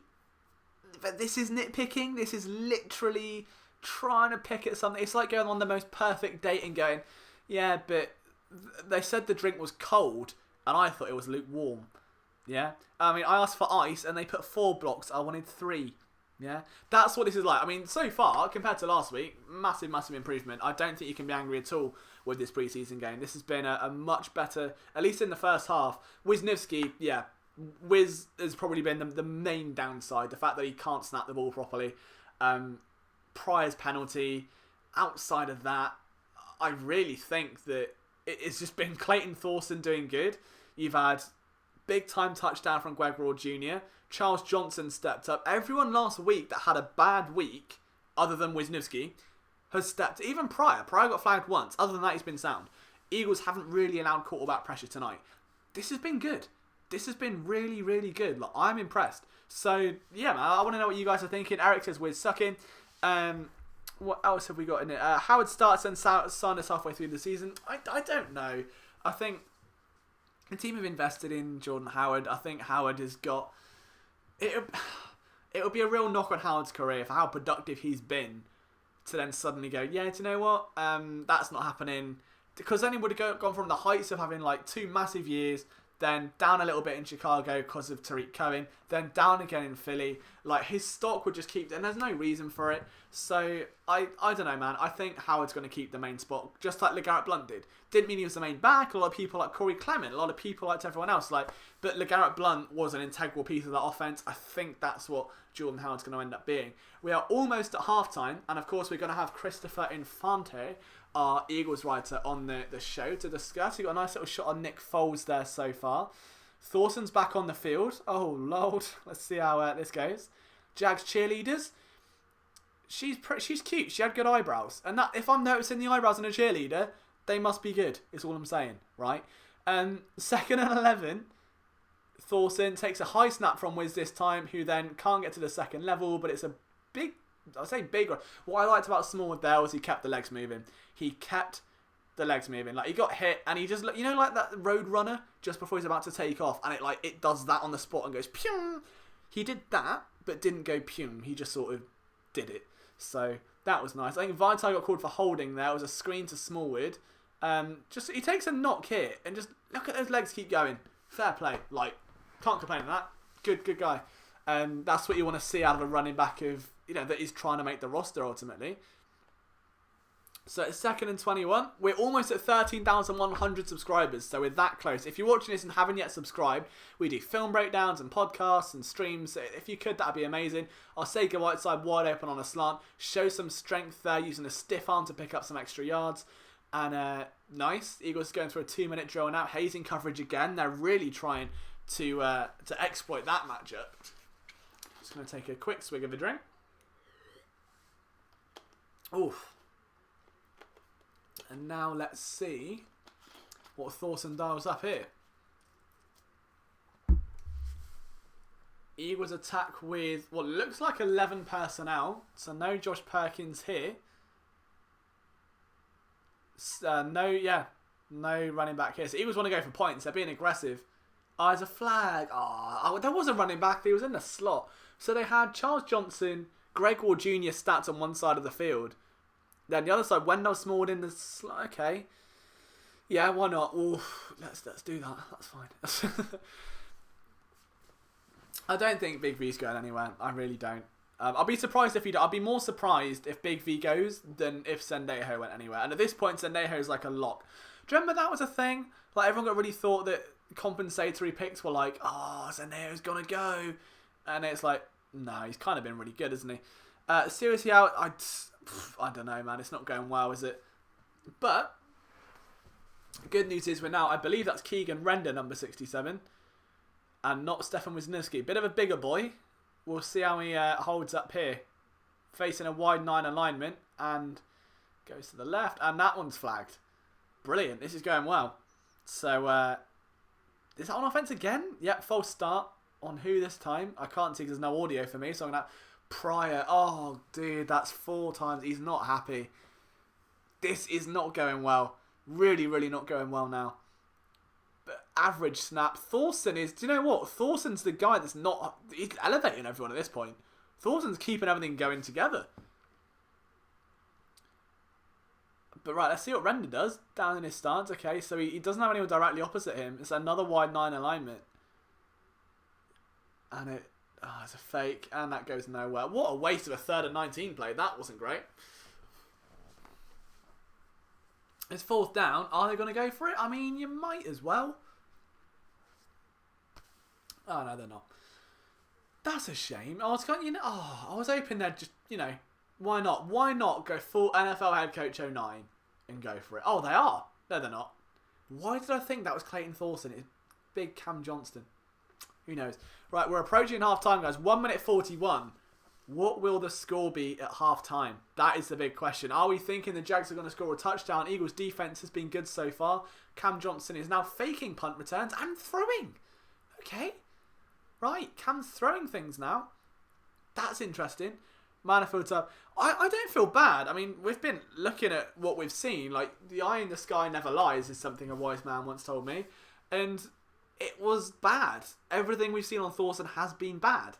Whereas, like, now, it's been better. He's just settled in. He's grew into the game. A lot of people have been wrong. I think we're starting to see why Doug Peterson liked him.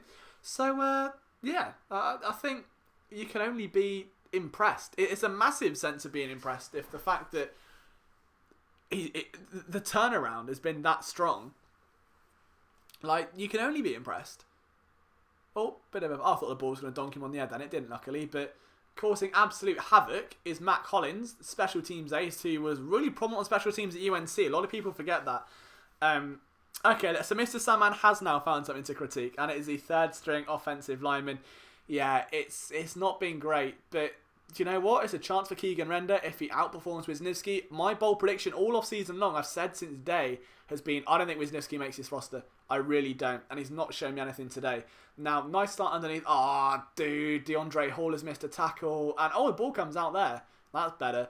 But DeAndre Hall missed a tackle. That's not good. That's... considering that you've now got Jonathan Cyprian, Andrew Sendejo, you've got Trace Sullivan...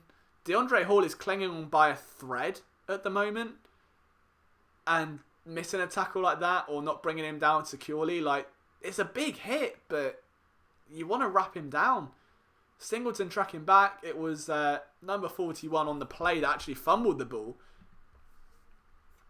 But it's just really weird. Minshew takes a check down underneath. Singleton is going to team up with Jonathan Cyprian, number 41. To help up, and the no huddle it looks like for the Jags. Let's see how that goes. Thomas Rawls, wow, there it is. What a blast from the past Thomas Rawls really is.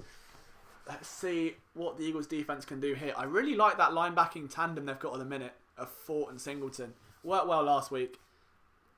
They hand it off, goes next to nowhere. There is a flag because of course there is. We can't have the kids in. Yeah, that's the thing. But DeAndre Hall just hasn't shown anything for me. If I'm being brutally honest, he's not shown anything that I would be positive about going into a regular season with as a backup. Now, off the ball there, I think that's the new guy, isn't it? Yeah, it's number 94. He was just traded for him last week, in fact. I know it's Josh Sweat, isn't it? I was getting mixed up with someone totally different. My apologies. My head is totally gone. So Josh Sweat on the field, they're getting some nice pressure. Oh, and he gets taken out that next. I want to get a look at that next play. Sweat is down. Sweat is down. That's not good. I think he took a hit to the head. I'm not sure if he's got back up yet or if he's still down, but it didn't look good.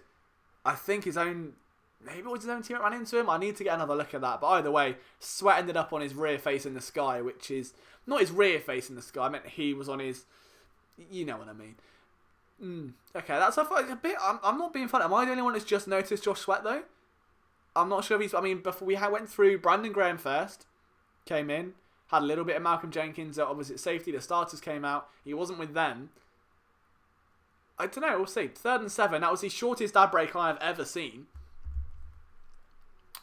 I don't know about Sweat. I want to keep an eye on that because I'm not sure if he's still in the game or not. I'll let you know as soon as I can either see him or... Yeah, he's still in the game. All right, seems to be fine. False alarm, guys. Don't worry. Thanks for that, G-Dans. I'll get you the money ASAP. Sweat bully. Oh, violent hands there from Sweat. Gets enough pressure. Now, that's a big-time hit from DeAndre Hall. That's the sort of thing I want to see. Was that complete? Oh, I don't think it was. Oh, behave. Let's not... Was that? Okay, right. That was a complete... All right. Not really sure what happened there. I would assume that was an incompletion because DeAndre Hall forced it, but I may be wrong. Either way, No, I don't think Barwin is washed, Chris. I think Barwin last year it was in a rotational role with the Giants and made way for a bunch of the young guys, which is what all the Eagles need him to do, really. The Eagles might concede a touchdown here. That's not good. That secondary's looking, but the second that they... Let me get out of the way. Anyone showing out asks Alberto Alejandro, and that just reminds me of that Alberto Del Rio wrestler. Alberto Alejandro do you remember that? Any WWE fans know what I'm on about? That was cool. Anyway, anyone showing out? Yes, Clayton Thorson. Never thought I'd hear myself say that. Clayton Thorson, I think, obviously Greg Ward Jr. caught a touchdown, but J.J. Arcega-Whiteside's been looking alright. Carlton Agadosi's played with some fire. Deshaun Hall had a couple of big plays. Brandon Graham, Malcolm Jenkins. All the starters mainly look pretty good. We're now getting to the end of the first half, where Minshew has led the Jaguars through a flag-plagued nightmare into a first and goal situation. Now, I don't know, I'm a bit worried. Lining up in the shotgun, 11 personnel, it looks like they're going to just run... Oh, it was a levels concept, and I think... Was that Hall that got there? Or was that a sack? I was looking at the secondary, if I'm honest with you. I have to kind of re-see it. It's second and goal anyway. Bless him. Yeah, so Deshaun Hall got a QB hit. Runs back to get back in line because they go up tempo. After celebrating 50 yards down the field. Has to sprint back and falls over. Come on, Deshaun. Let's not... Let's look at the pressure there from the outside. So, yeah, there's not really much the lineman can do there. Oh, so it wasn't even... Again, that's the second play of Hall's where that's more on the quarterback falling over than it is on Hall. So maybe Minshew felt it. It was a big time, don't get me wrong, big time play by Hall, but it was a lot less to do with him and a lot more to do with Minshew just having the awareness of an actual gardener there. Third and goal from the 20-yard line with 15 seconds to go. And the Eagles aren't doing sticks defense, which is interesting. It looks like it's going to be just a cover 3. Alex Singleton close to the ball. Why they took a check down underneath there, I don't know. That was the bizarrest third down offensive play call I've ever seen. Well, it's not, but it's certainly up there. Fourth and goal. Are they bringing out the kicker? Or Gardner Minshaw's gone to the coaching staff and gone, you want Jaggy? And they've gone, no, put the kicker out, lads. Put the kicker. Let's put the kicker out. Okay, so it's gonna be a field goal. 36-yard attempt. I'm ready on my score sheet. Ready? Don't get this. I'll be quicker than the TV. Kick through. Bang. Look at that. See you later. You don't get that elsewhere. That is brilliant broadcasting prowess there. Jaggy. And that brings us to half time. Well, 5 seconds to go. May get a kick return yet. May get a Boston Scott sighting, ladies and gentlemen, which would make me very flustered, to say the least. Do you know what, Doug? If I ever have a Valentine, I will say, Jag, you are special. You won't know what that means, but I will feel a severe sense of pride. 5 seconds to go. Oh, it's John DeFilippo with a headset. Oh, I love him. I was so gutted when the Eagles lost John DeFilippo, man. Like, that guy set in for some big things. Also, Mike Groh. I'm interested to see how Mike Groh takes being offensive coordinator now in his second year at the position. Let's see if the Jags play it safe and just do a nice little squib kick. They don't want to, push things in. I don't think Josh Sweat's injured, Rory, but thank you for your comment. Nice to see you in the stream again, my man. I don't... what was a little squibble? Little squabble, little scrabble. And it's picked up by a lineman of some sorts. And that's the end of the first half. Okay, so what we're going to do, guys... End of the first half, we're going to have a quick 2 or 3 minute break. Toilet break, the second unanimous toilet break of the night. Okay. So, yeah, thank you for watching the first half. When we come back, we're going to have Christopher Infante, who's been in the chat, one of our riders at PSN. He's going to come on the show for a few minutes, talk shop, answer some of your questions as well. So get them in the chat. But this is your window of opportunity, guys. If you want to, go get some food, top up your beer, go for a wee. Do it. Just quickly go. Big Sky 415, thank you for logging on. But now it's a pee break. We're going to wave the yellow flag, quite literally. Pee break time. We will see you very, very shortly.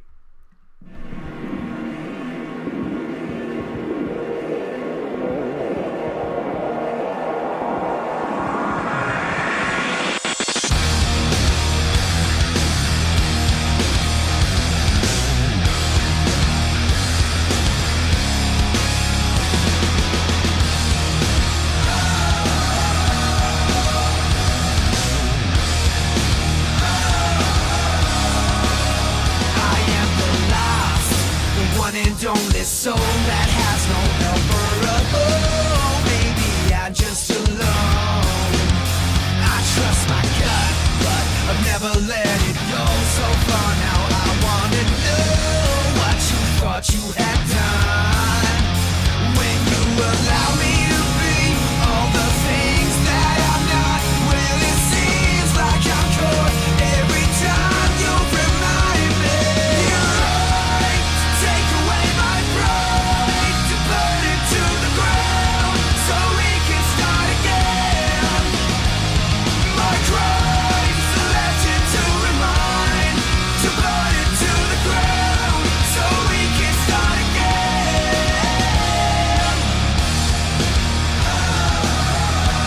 So burn it to the ground. I lost the course, the fight to change my life. There seems no time for respite. Maybe you should just go. I changed my ways, but I never thought I'd find no time to hide in my mind. In the hope you would stay when you allow me to be all the things that I'm not. Well, it seems that I'm caught every time you remind me. You're right to take away my pride, to burn it to the ground so we can start again. My crimes are left it to remind, to burn it to the ground so we can start again.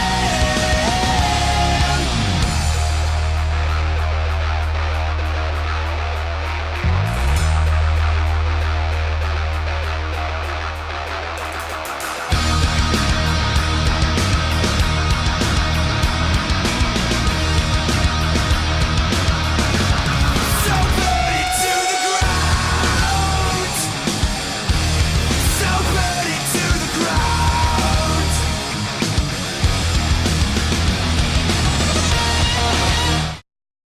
There we go. Welcome back. I hope everyone enjoyed their toilet break. That did sound a bit weird, but we've got Chris Infanze, who's been moderating the live chat also blissfully. He's with us now. Chris, what do you think of the first half? Welcome to the show. Well, let me start with this. Oh God. Jake Brendel, John Sullivan, Gino Gradkowski, Joey Hunt, Marcus Martin, and Ronas Grasu. Those are some names that we can sign to be our new backup center over Wisniewski. Yeah, Because it's he's been like Thorson. For as much as we want to, talk about how bad his game was last week, he's been very, very good today. And imagine how he would be with direct snaps to his hands instead of him having to jump up for the ball or bend over for the ball.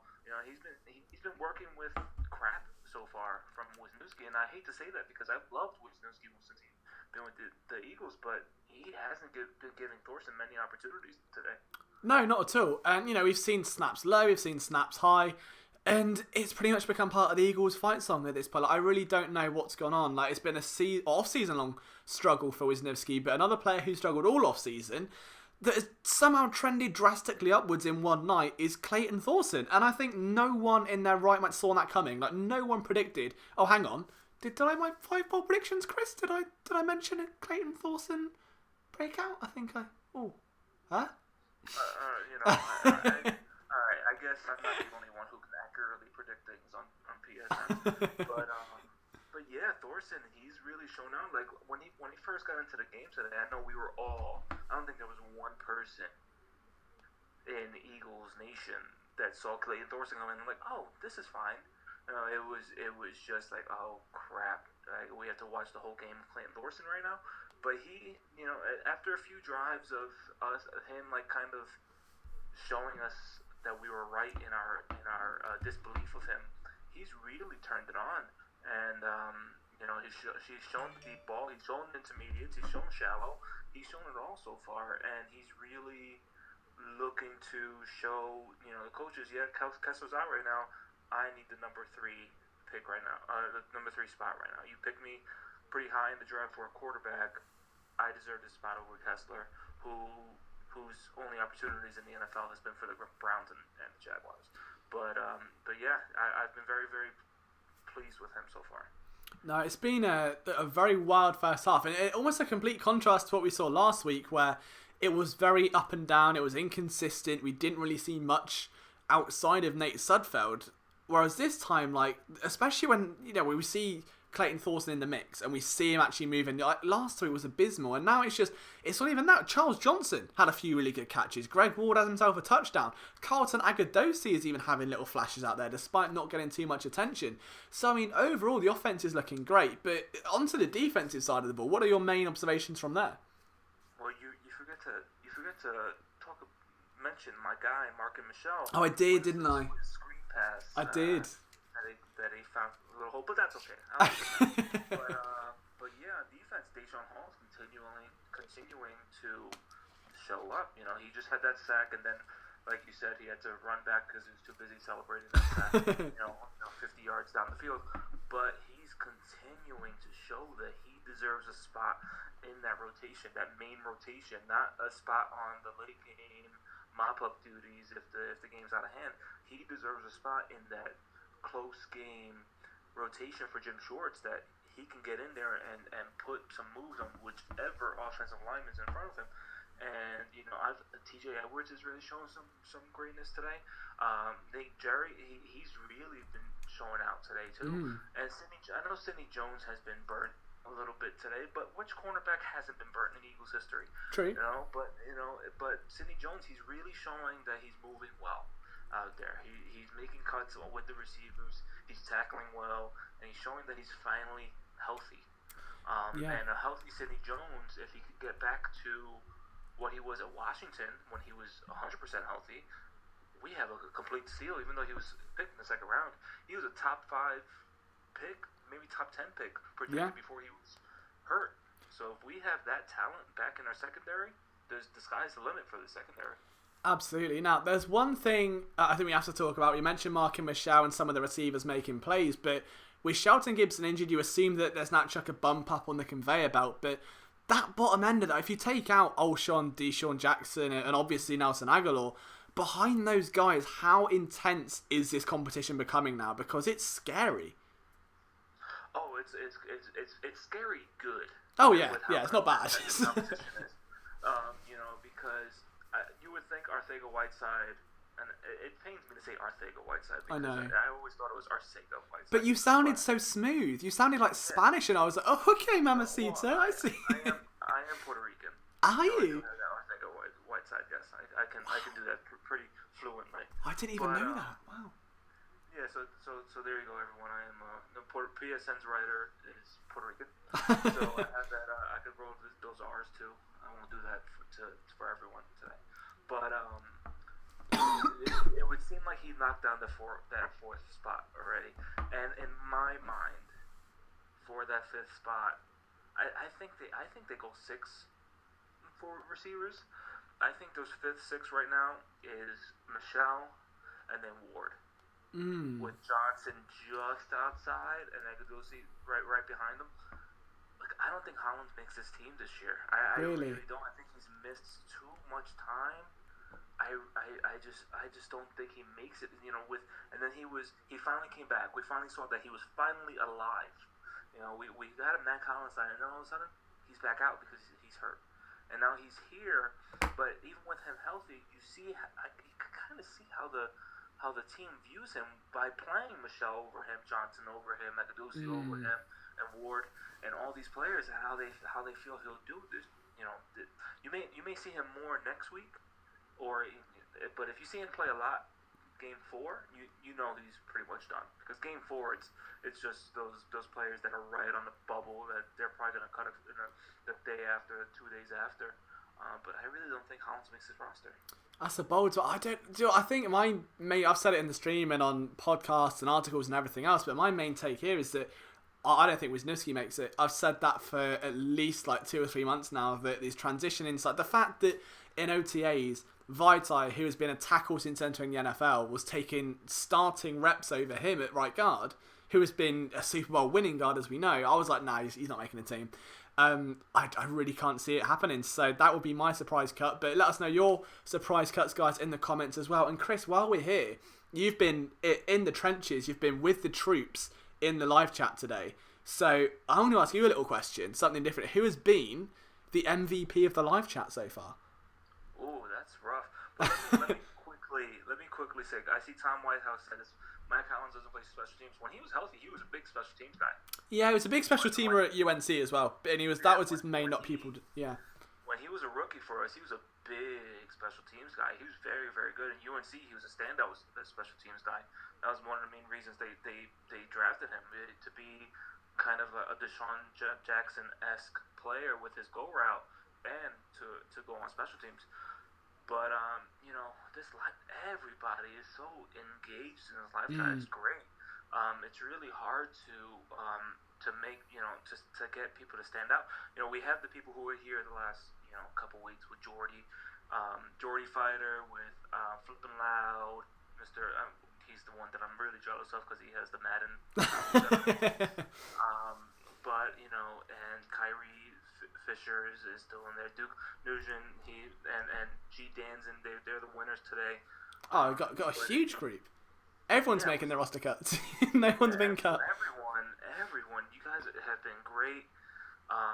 It's really appreciated, and just to kind of shout out me and Brian.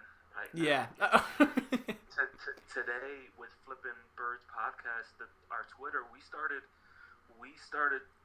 this morning when I woke up at 7 a.m. I looked at Twitter, and we were at, I think, 200 and maybe 19 followers, and right now we're at like 364. Wow.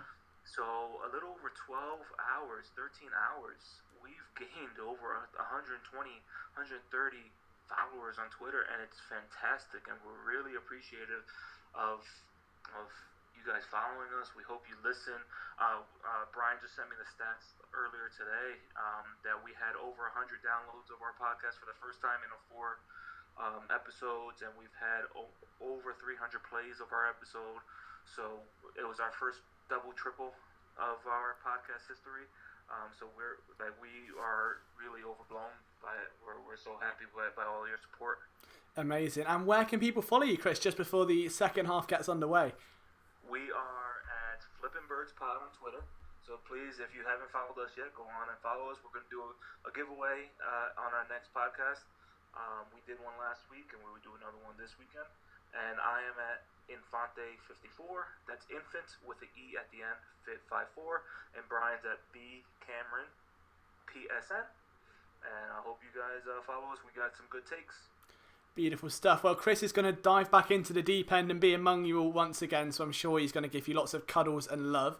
And we'll get back into the second half. So, Chris, thanks for coming on again, my man, and for all you do at PSN. And I'll just be waving at you on the screen shortly. Thank you, LJ, for everything you have done for us, and you have been the best leader for all of us. No, blessed. I'm going to get all David Brenty in the office now, but I'll talk to you in a bit, man. Thank you. Yeah. There we go. Look at that. So, PSN season. It's happening. We've had Chris on the show 2 weeks in a row. He loves you all. You all love him. It's a nice little relationship. And Duck's getting all soppy, and I'm going to start crying in a minute. What could I do with free? Eddie, all you got to do, man, is just be here. We're always giving away free merch. It's almost like we don't want to sell it, and we prefer giving it away. And that's kind of true, because we literally have it as cheap as possible, so we make next to no money, so you guys can have it for cheap as possible. But we'll get back to that shortly. I'll have another second half contest. It's 1st and 10 for the Jags. I believe Minshew is still in the game at quarterback. And let's see, they've got a check down over there. Yeah, I had a feeling that was going to go there. Oh, he was that on a missed tackle. Fort missed one as well, but I've got a feeling... Oh, was it McKinnon? It wasn't McKinnon, it was number 37. Oh, that wasn't great. Wasn't actually... I'm not a fan of that at all. Wasn't beautiful. Not a great way to start the second half, that. If I'm not mistaken... That was DeAndre Hall again. So DeAndre Hall, in the space of 2-3 plays, has gone from being a guy that he's all right to someone that is now really struggling. That's really, really, really bad. So not a fan. DeAndre Hall is struggling. There's a real opportunity to stand out on this roster, and he's not. And it's a big tackle for a loss there. And that went down to Sharif Miller, who's having himself a game. So all the Eagles rookies seem to be balling out. Good stuff for Sharif Miller. That's what we like to see. And it's 2nd and 10. Minshew looking increasingly frustrated. I think maybe he's sown enough seeds, as old Gardner would say. I promised myself I wouldn't make that many runs, but I'm really worried about DeAndre. It's leaving DeAndre Hall centre field. It's cover 1. Cyprian's in the slot. Unless he's going to... Nah, it's in the slot. Eagles' run defence is just a bit good, isn't it? That was Alex Singleton on the tackle. My guy, of course, big CFL standout there. Had to come up and make a statement. That's what we like to see. And let's keep an eye. Oh, he reads it well. Reads it very, very well. And he's helped being brought down by... Dude, Sharif Miller, that's 2 in a row. That Penn State rookie... I mean, someone there has had his name tag ripped off the jersey. That is an AliExpress jersey if I've ever seen it. His name has come flying off the back. Oh, dear. So, Bruce Hector is getting extensive playing time, which is good, because he has been, I think, one of the Eagles' most consistent standouts so far this offseason. And, of course, last year as well was it's a big-time rush, unpressured. Minshew has to throw it away, because storming down at the speed of sound was TJ Edwards. Who's the biggest offensive underdog to make the team? I think Singleton. Singleton's up there. TJ Edwards is really making his case tonight. So linebacker and wide receiver are both really making solid arguments. Like the bottom end of that wide receiver depth chart is absolutely crazy. So keep your eye on that one. On another note, guys, I don't want to get too soppy either, but we hit 13,000 subscribers yesterday.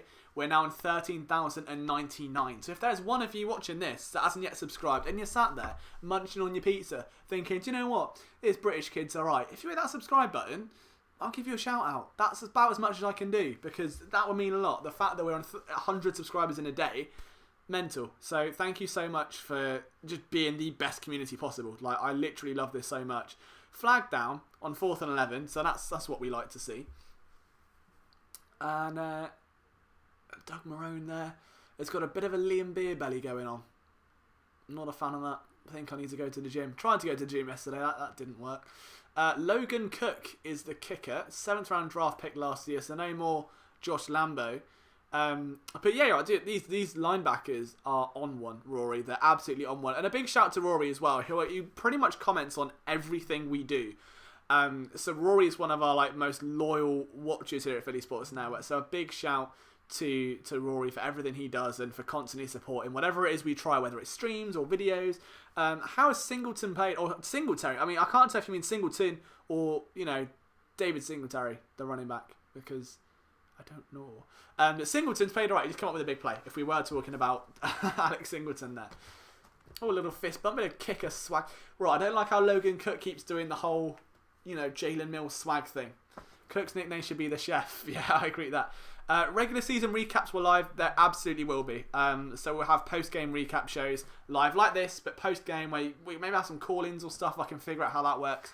But there's a lot of cool stuff we want to try. It's just a case of, being in the spot to do it, really, and making sure that we get, the right setup. I don't want to take away from your Sunday experience. If it's regular season, maybe a big occasion like a playoff game would be really cool. But it depends. If you guys genuinely love this and we get this amount of attention every week, I would be silly not to give you what you want. But we'll see. We'll see. You guys shape this. So if you love something, pound the table for it, and we'll give it to you. It's that simple.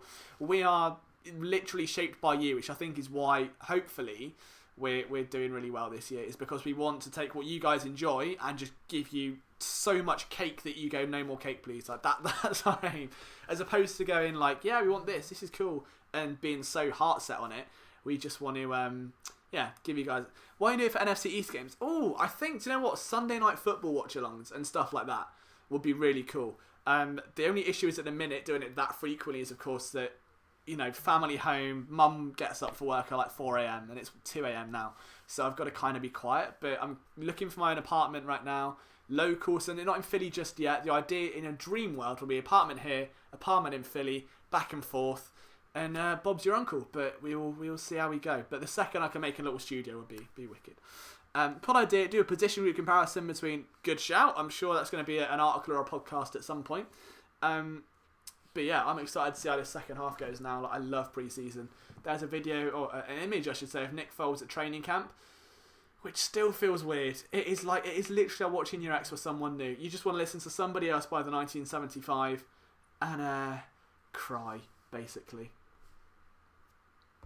Let's have a look. What have we got on here kicking off? Best when you 1 PM games. Yeah, that's true. I mean, I like 1 PM games. 7-3, third quarter, 12 minutes and 4 seconds to go. And that kid just almost fell over a chair, so he is not having a good day. I can tell you that for free. And the Eagles are back on the field. Clayton Thorson is getting such a huge amount of exposure today. Let's see what he can do. He's 8 for 16 for 94 yards and a touchdown. And a screen pass to start the drive to Greg Ward Jr. Doesn't go far, but it is enough.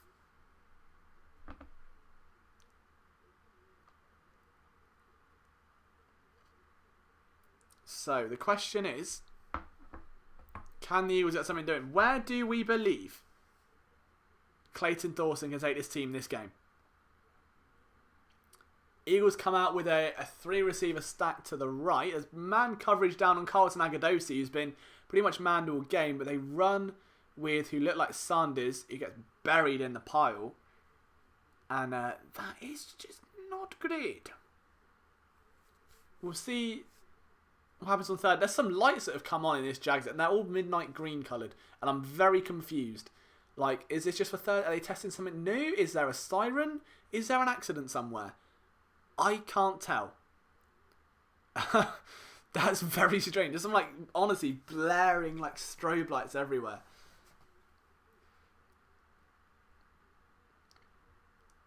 So it's 3rd and 5. If Thornton completes this, oh, bit of a high one to Josh Adams, but he's done it. And Adams stays in bounds, spins off a guy. That's a big-time play. As Adams been regarded as, you know, a forward, a downhill runner for quite some time, to now be in a spot where he can catch passes, that's going to add him, or add a lot of value to his stock, put it that way. A lot of value to his stock. So let's take a look at what our guys are saying in the little PSN Slack chat.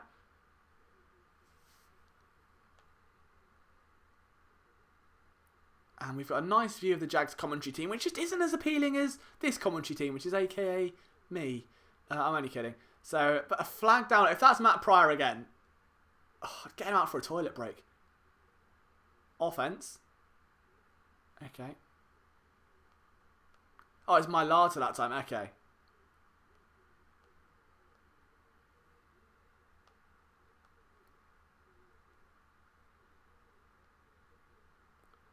So, false start for the offense. It was about, yeah, it's one of those ones, isn't it?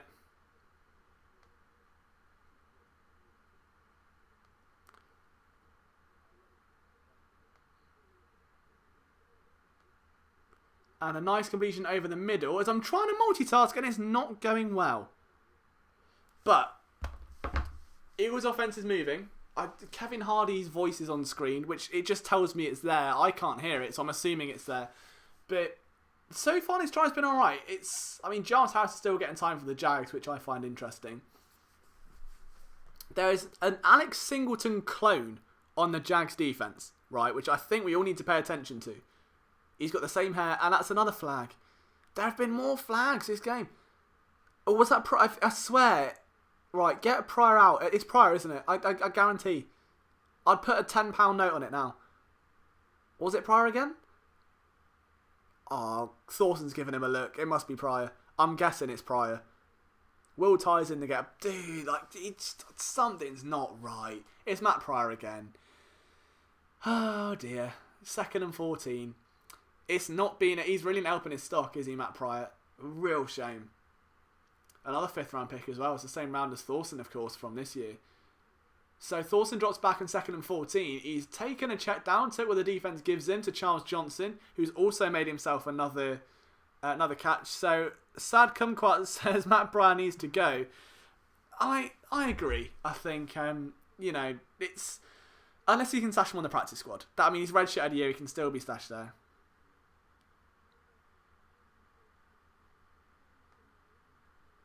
So seeing what you guys are saying. But 3rd and 8. Let's see what Thorson's got up his sleeve here. Thorson drops back. And he's going to have a man open on an out route. Oh my God. If Carlton Agadosi hauled that in, that might be the best player of the night. All preseason so far. That was not a Clayton Thorson throw. That was not a Clayton Thorson. Oh my word. Agadosi with the toe tap swag at 6'6", catching a Thorson ball that was slotted like... I'm a bit flustered, guys. Oh my word.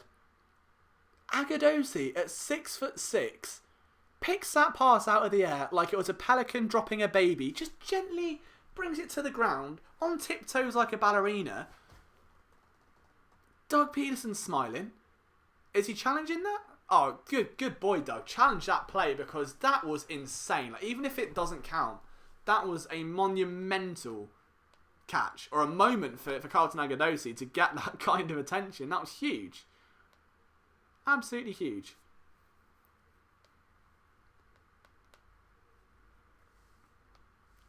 My God.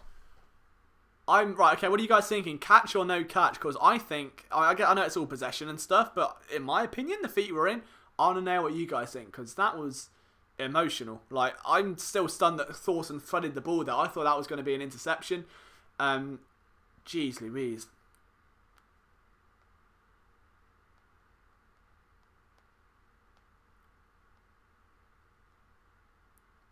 So someone's saying catch. Tough for a young receiver to make a team. That play makes you wonder, dude, this whole game has made me wonder who the fifth wide receiver is. You've got Mark and Michelle making plays. You've got Greg Ward catching a touchdown. Charles Johnson resurging, doing something to keep that stock alive. And now you've got 6'6" Carlton Agadosi making plays. You've got Mac Hollins, who is alive doing something. This has been wild, man. Like that, those last few receiver cuts are going to be so brutal.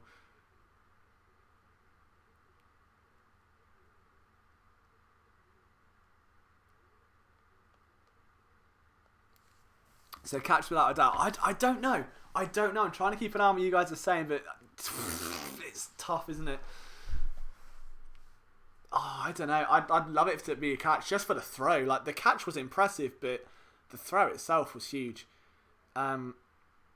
See, a lot of you guys, I know that the whole Matt Hollins thing is so difficult because he looked really promising his rookie year, and I think he could be that big slot guys. Oh, Chris has got to go. Okay, Chris. Well, thank you to Chris, who is, as we know, he came on at halftime. He's one of our writers here at PSN, podcaster at Flipping the Birds. And he's now caught on to the fact that Philly Sports Network is just a group of very soppy people who give out soppy speeches left, right and centre. And he's given out a soppy speech of his own, which is amazing. So see you later, Chris. I hope you enjoy the rest of your evening, man. Thank you for all of your help and for tuning in today as well. Doug Peterson has the visor and glasses combo again, which is a controversial combination for sure. Let's see. Are we going to get another view? I love it. Oh, that's a catch. Behave. Look at that. Oh my word. That is amazing. I love that. That's so good. I can't be the only one. Like, nah. I'm legit, flustered. That's insane. I'm lighting up like a kid on Christmas Day over that catch. Oh my God. Go on. After review of the play, do it on the field. Go on, overturn it. I can't read what you said. I'm hoping they overturn it. Overturned. Good. I'm really happy with that. They deserved that. That was a hell of a play. You cannot just discredit that. There's no way you can't rule that a catch. That would be so upsetting. I want a button I can press on people. Acting up and it's just LJ saying behave. Do you know what? I think I need one. Like, you can get those pre-programmable ones when you press it, like you can add a voice recording to it. So maybe I'll do a giveaway for one that's going behave. Like, I don't know why I say it so much. I say it to everyone as well. Like, friends, if it's someone like doing it, I'm just, behave. It's just a thing, isn't it? Hey, King James, my man, nice to see you in the live stream. We've got over 130 of you still, which is mad. So, Thorson, after threading what was a godlike throw. I mean, what else will be on an LJ soundboard? So we're going to have behave. We're going to have... oh, what else is there? Obviously, 38-inch vertical. That's on there. 1st and 10. Oh, that's interesting formation. Oh, is that a triple option? Oh my God. Greg Ward's thrown it. Ah, it's batted down. Oh, I was about to genuinely get a little bit R-rated for a second if that had come down with that. That would have been insane. Because Greg Ward, as we know, former Houston quarterback and a very good track record as a quarterback as well. Triple option lit, gives it to Greg Ward, fools the defense, and a great play by the corner. They're really trying to exploit Agadosi right now. Jesus Christ. You can tell it's, PSN after dark now, can't you? Josh Adams in the backfield, motions into the shotgun. Eagles run a heavy set to the left. There's a Will right underneath. Thorson just dinks one under. And I think that was Will Ty coming down with it. 1 and 2 love your love life. Dude, my love life statements are, what's keeping my podcast going. If there isn't an LJ love life analogy in there somewhere, I don't know what to do with the. It's only like 7 minutes long without a love life analogy. There's got to be something in there. It's a 3rd and 7. It's not been the most promising drive just after that. So we'll see. Let's just refresh the YouTube channel. We're on. Oh, we've lost 2 subscribers. Brilliant. That went well. I appealed for 1 more subscriber and I lost 2. That can go in the podcast as a love life analogy. Good catch there. That was Agadosi again? Because he's getting a workout today. It was, yeah. Carlton Agadosi is on one right now. Preseasons I watching paint dry. That's why we're here. Because now you can watch me, which is like paint drying, but you also get an aneurysm. So, there's that. Let's have a look. Yes, there's something about sad love lifestyle. Oh, I love how that should become part of the brand. So, Eagles are going for it on 4th down. Okay, you want Jaggy. I don't know. Maybe they didn't like Carlton Agadosi. Would be the only reason I could... Alright, so... Eagles in shotgun. It's got to be a 50. There's a slant. Oh, no, Ty's open. Easy. Easy to Will Ty. Thorson is on a mad one. Jeez, Lou. Okay. I mean, that was fair play. I mean, Will Ty just hauled that in. He's making a set. He's done more this game than Josh Perkins has. And it's someone new, and you're looking for that 4th tight end. The linebacker just caught sleeping. So, fair play. I think Thorson does well. Holds a safety over the top. And Wingard, who is basically a B-Tech Alex Singleton, makes the tackle. And driving in there. Was that Corey Clement I saw? Or was I... Oh, it's Josh Adams, wasn't it? Almost got excited then. Be back in a jiffy. Oh, it's a very British statement. Oh, I love that. Oh, Cuties, nice to see you, man. Thank you for tuning in. 2nd and 6 for the Eagles now. And let's see. I think, dude, maybe Thorson did get annoyed. Maybe he had a chip on his shoulder. I said it this morning. I said it in an article today, though. My bold prediction was Thorson to throw 2 touchdowns, no interceptions, and complete 60% of his passes. Because he comes up in big moments. And is that a touchdown? Oh, he's on the money. It doesn't get much better than that for Agadosi. They're really trying to exploit Agadosi. Dude, do you know what, Robocop? Normally, I make a sassy comment. Right now, I would love a crumpet. I would love a crumpet right now. Like, you can't beat a crumpet. Thorson, he stared down his reads in all honesty, but fair play, good coverage by Robinson. Agadosi almost hauled that. That was that close, man. Thorson, he's feeling it. And again, I don't know if it is him being fired up. Those weird green lights are on again, which would be great photography opportunity. Eagles 5 and 11 on 3rd down. And a flag. If this is Matt Pryor again, there will be problems. There will be... Oh no, is it not a flag? Oh, okay. I think there's a challenge here for PI, if I'm not mistaken. Yeah, there is. Peterson going for it again. Hey, Renee, nice to see you in the chat. Thank you so much for tuning in. Thorson right now is... I mean, how much... Yeah, Peterson is getting wet. Behave. None of that. But he's challenging. Like, the Eagles are having fun. They like it. Be interesting to see what they call that, whether that was PI or not. Hey, you can't beat a crumpet, you can't. It's not happening. No, not butterscotch. Just a nice Marmite one, or jam. Jam's good on crumpets. You know, nice cup of tea. No, I don't know the Queen, but it'll be alright. Not so perfectly placed by the chat. Oh, dude, you're gonna have to. Kira, you're gonna have to. Well, no, I feel bad. Please don't. I should never say you have. No. If you want to, it's there. But I just find it. Do you know what? Okay, this is something new, totally irrelevant. Has anyone heard of the game Tweetball? You essentially follow them, and once every month or so, they put you in a virtual game of baseball where you're in a virtual. They mention your handle, and then you fly out to left, and I've just walked to second base. I'm on second base, guys. All right, in a virtual game of baseball on Twitter. I don't know what team I'm on. We're on Parazans. Oh no. Oh, I'm on the Holland's Kroon Super Hoops, and I'm playing right field. So there you go. There's your advert break filler. Normal advert breaks, you get car adverts. Here you get LJ playing Tweetball. But yeah, refs definitely missed a PI there. The hands are on the chest. That's not good. I think that's going to be overturned. It's probably going to be first and goal. But now we've gone to a black screen again. But no, the match is there if anyone does want it. Again, like for me, just the coolest part is knowing someone's wearing our logo. Like it's mad. Like when someone tweets a picture of PSN shirt, it's like the coolest feeling that someone wants to walk around and be associated with our brand. It's amazing. So I do get all soppy about it, but I never sit here and kind of go, yeah, buy shirts, do this. Other than This Week in Philadelphia Sports, because we do have nice music that goes with it. L. Jenkins, what is the definition of a crumpet? It is, I don't actually know, pun. It's basically like a little bread cake with lots of holes in it, right?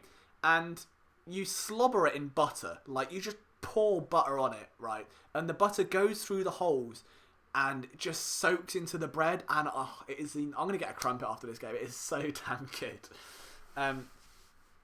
No Flyers podcast. Oh no, yeah, New Flyers podcast. Yes, we've got the Pod Street Bullies. I hope you mean that one. Otherwise, I'll kick you from. No, I'm joking. Is that overturned again? Is Dougie 2 for 2 on challenges, showing that raw aggression? Oh, he is. Okay. All right, Doug. He's feeling himself tonight as well. This offense is feeling it. I really rate this. So Carlton Angudosi has been one of the biggest standouts so far. Yeah, an English muffin. We should say, oh, dude, I'll cry. Don't be doing that. I'll tell you to behave in a minute. Yeah, obvious PR. I mean, I thought it was good coverage. I didn't see the other angle first, but even the photographer looked a bit vexed. He was like, yeah, but everyone's having a go at this new rule. I think it's great. Like, I really love it. It's sort of like VAR in English football. It's going to add but soft pretzels are too sweet. Like, crumpet's nice and savoury. You know where you stand with a crumpet. A pretzel's like, is it sweet? Is it savoury? I don't know. But yeah, Agadosi does space. Right, watch this. This is, I guarantee, fade touchdown. Agadosi, straight away, 3-set drop. 1, 2, 3. Oh, no, never mind. Oh, they've tried to go in. Oh, and Josh Adams touchdown. Okay, bullies his way in. Change the score, boys. Not ready. Watch this ESPN level coverage. Ding, ding, ding, ding, ding, ding, ding. Oh, look at that. Don't get it anywhere else. You don't get it anywhere else. Hands it off. I thought it was going to be a fade. So that's the beauty of having an offense that versatile, I guess, and that dangerous. Like, there's been so much attention placed on Agadosi. Right, watch for the update for 14 in a minute. See, this is live. You don't get this elsewhere. This is in the mixer. Right, keep an eye on this. Peterson is he going for 2? No. Oh, who's that? Oh dear, it's Matt Pryor. Oh, of course it is. He's not out. Oh no. Okay, so Matt Pryor's not making the team. I just forgot he's meant to be on the field there. And I'm pretty sure allowed pressure as well. And the point went through. So, Eagles lead 14-3. We've had another score. Matt Pryor is having a mare, is the only way to put it. This is more of a letdown than podcast listeners, ... Come on, I'll wait for the chat to finish that sentence. But we've got another ad break. It's raining. There's an Eagles fan in a see-through coat and a Carson Wentz jersey. I respect the hustle. No one else is in a coat. She's loving it, though. She's like, I don't want to get my jersey wet. So, it's fine. Don't blame her. Even Jags fans are, but they live here. So why has she just got a jar with a lemon in it? She's just got a jar. What is in that? Dude, someone has spiked that. Why is she just drinking out of a jar? The other one's got like it's like a nice alcoholic beverage in a bottle, but she's just, I don't know what's going on there. Anyway, that's how dude, I had a cheesesteak in, there is a restaurant called Passyunk Avenue in London, which is essentially a Philadelphia bar, where one of the guys who owns it used to live in Philadelphia, flew over to move his family to England and made a bar. So they serve cheesesteaks and import it all from Philly. And it was really good. But obviously it's not the same as a Philly cheesesteak, I guess. So return comes out. Oh, nice tackle. Who was that? Singleton's there, but he wasn't the one who brung it down. I think it was McKinnon, who just stopped, dropped, and looked to play dead, would be the only way I can put that into words. Yeah, pass young. Dude, where have you been there? It's meant. If anyone's in England and wants to try a cheesesteak, it's really good. Like, I could eat 2 there every time. It's so, so good. And they've got, like, Phillies, like, merchandise and Eagles merchandise, and there's a signed Nick Foles poster. It's really cool. Really nice American diner style vibe, but they only serve cheesesteaks, so. And mozzarella dippers. They're really good. Alright, so it's 1st and 10 for the Jags. Defense back on the field. I'm watching my guy Alex Singleton because it's just me, innit? He's reading well. Play action fake. Check down. Who's closing to the ball? That was dude. TJ Edwards is having a game. I tell you what, TJ Edwards is having a game. I'm in Devon, my man, and Eric's is still here as well. So Eric Reese is, of course, our Philadelphia Soul writer who's covering just about everything nowadays. But yeah, man, like TJ Edwards has really had a good game. Very, very impressed. I put a box of Girl Scout. See, we don't have Girl Scout cookies. That's meant to be a thing, right? Everyone goes around like, oh, I just want to buy cookies. Nah, we just have Halloween, which I don't do because I'm 6'3" with a 38-inch vertical. I'm that gangly already. Let's have a look. What happens now? Screen and a bit of a slow angle there from McKinnon. I think that's hauled down as well. I think Singleton is in third. Yeah, if you're going to rank this game, Rory, I'd agree with that. I think TJ Edwards has definitely had more upside this game. He's been more flashy. LJ Fort is always around the ball. Singleton's got to do something, but he's not that kind of player, though, I think. And TJ Edwards has settled into this defense lovely. But I love the cheesesteak debate we're having now. This is great stuff. I'll start taking notes when I come out. No thin mints. Now, I don't know what a thin mint is. I thought mints were just standard mints. Maybe they're thick mints? What, a thick boy mint? I don't know. Maybe it's extra minty, makes your eyes water. Who knows? Big throw by Minshew. Oh, big hit. Who was that? Was that McKinnon? Yep. Jeremiah McKinnon with a hit. That's about as good as he's looked today. Nate Jerry looked really good, Sloppy Joes. I was very impressed with how he played. Now, we're going to get another view of this. And, yeah, good hit by Jeremiah McKinnon. He's rebounded well. I'm a little bit peeved that there hasn't been more Jay Liggins yet. Mints covered in chocolate. Right, see, I'm learning so much. All I've got now is a little... This is like Gatorade, but on a budget. It's like Behave Lucasade. Oh, Behave Gatorade, essentially. Thick boy mints, yeah. Chocolate. Oh, they're cookies. Right, okay. I might just start this conversation because I'm making myself look silly. 1st and 10 for the Jags. They hand it off. Who's going to come down and make the play? Fort. Dude, that guy's a monster. Really impressed. Really impressed with LJ Fort today. How's Eli played? Is it Eli Harold or Eli Manning? Eli Harold, I haven't seen much of. I don't think he's had a lot of snap counts just yet. We'll keep an eye on him though for sure. Nice handoff. I think that's Thomas Rawls just trying to cause some trouble. Oh, he puts a... Don't put your hand on his face. That's... No, you leave him alone, Thomas. All right? This chat going, dude, it's PSN After Dark, Rory. This is what happens, you know? I mean, when you've got a live stream with me in it, it happens a lot. I mean, I can't make exceptions or apologies here. Oh, Eagles come down on a blitz. Oh, big QB hit for whoever that was.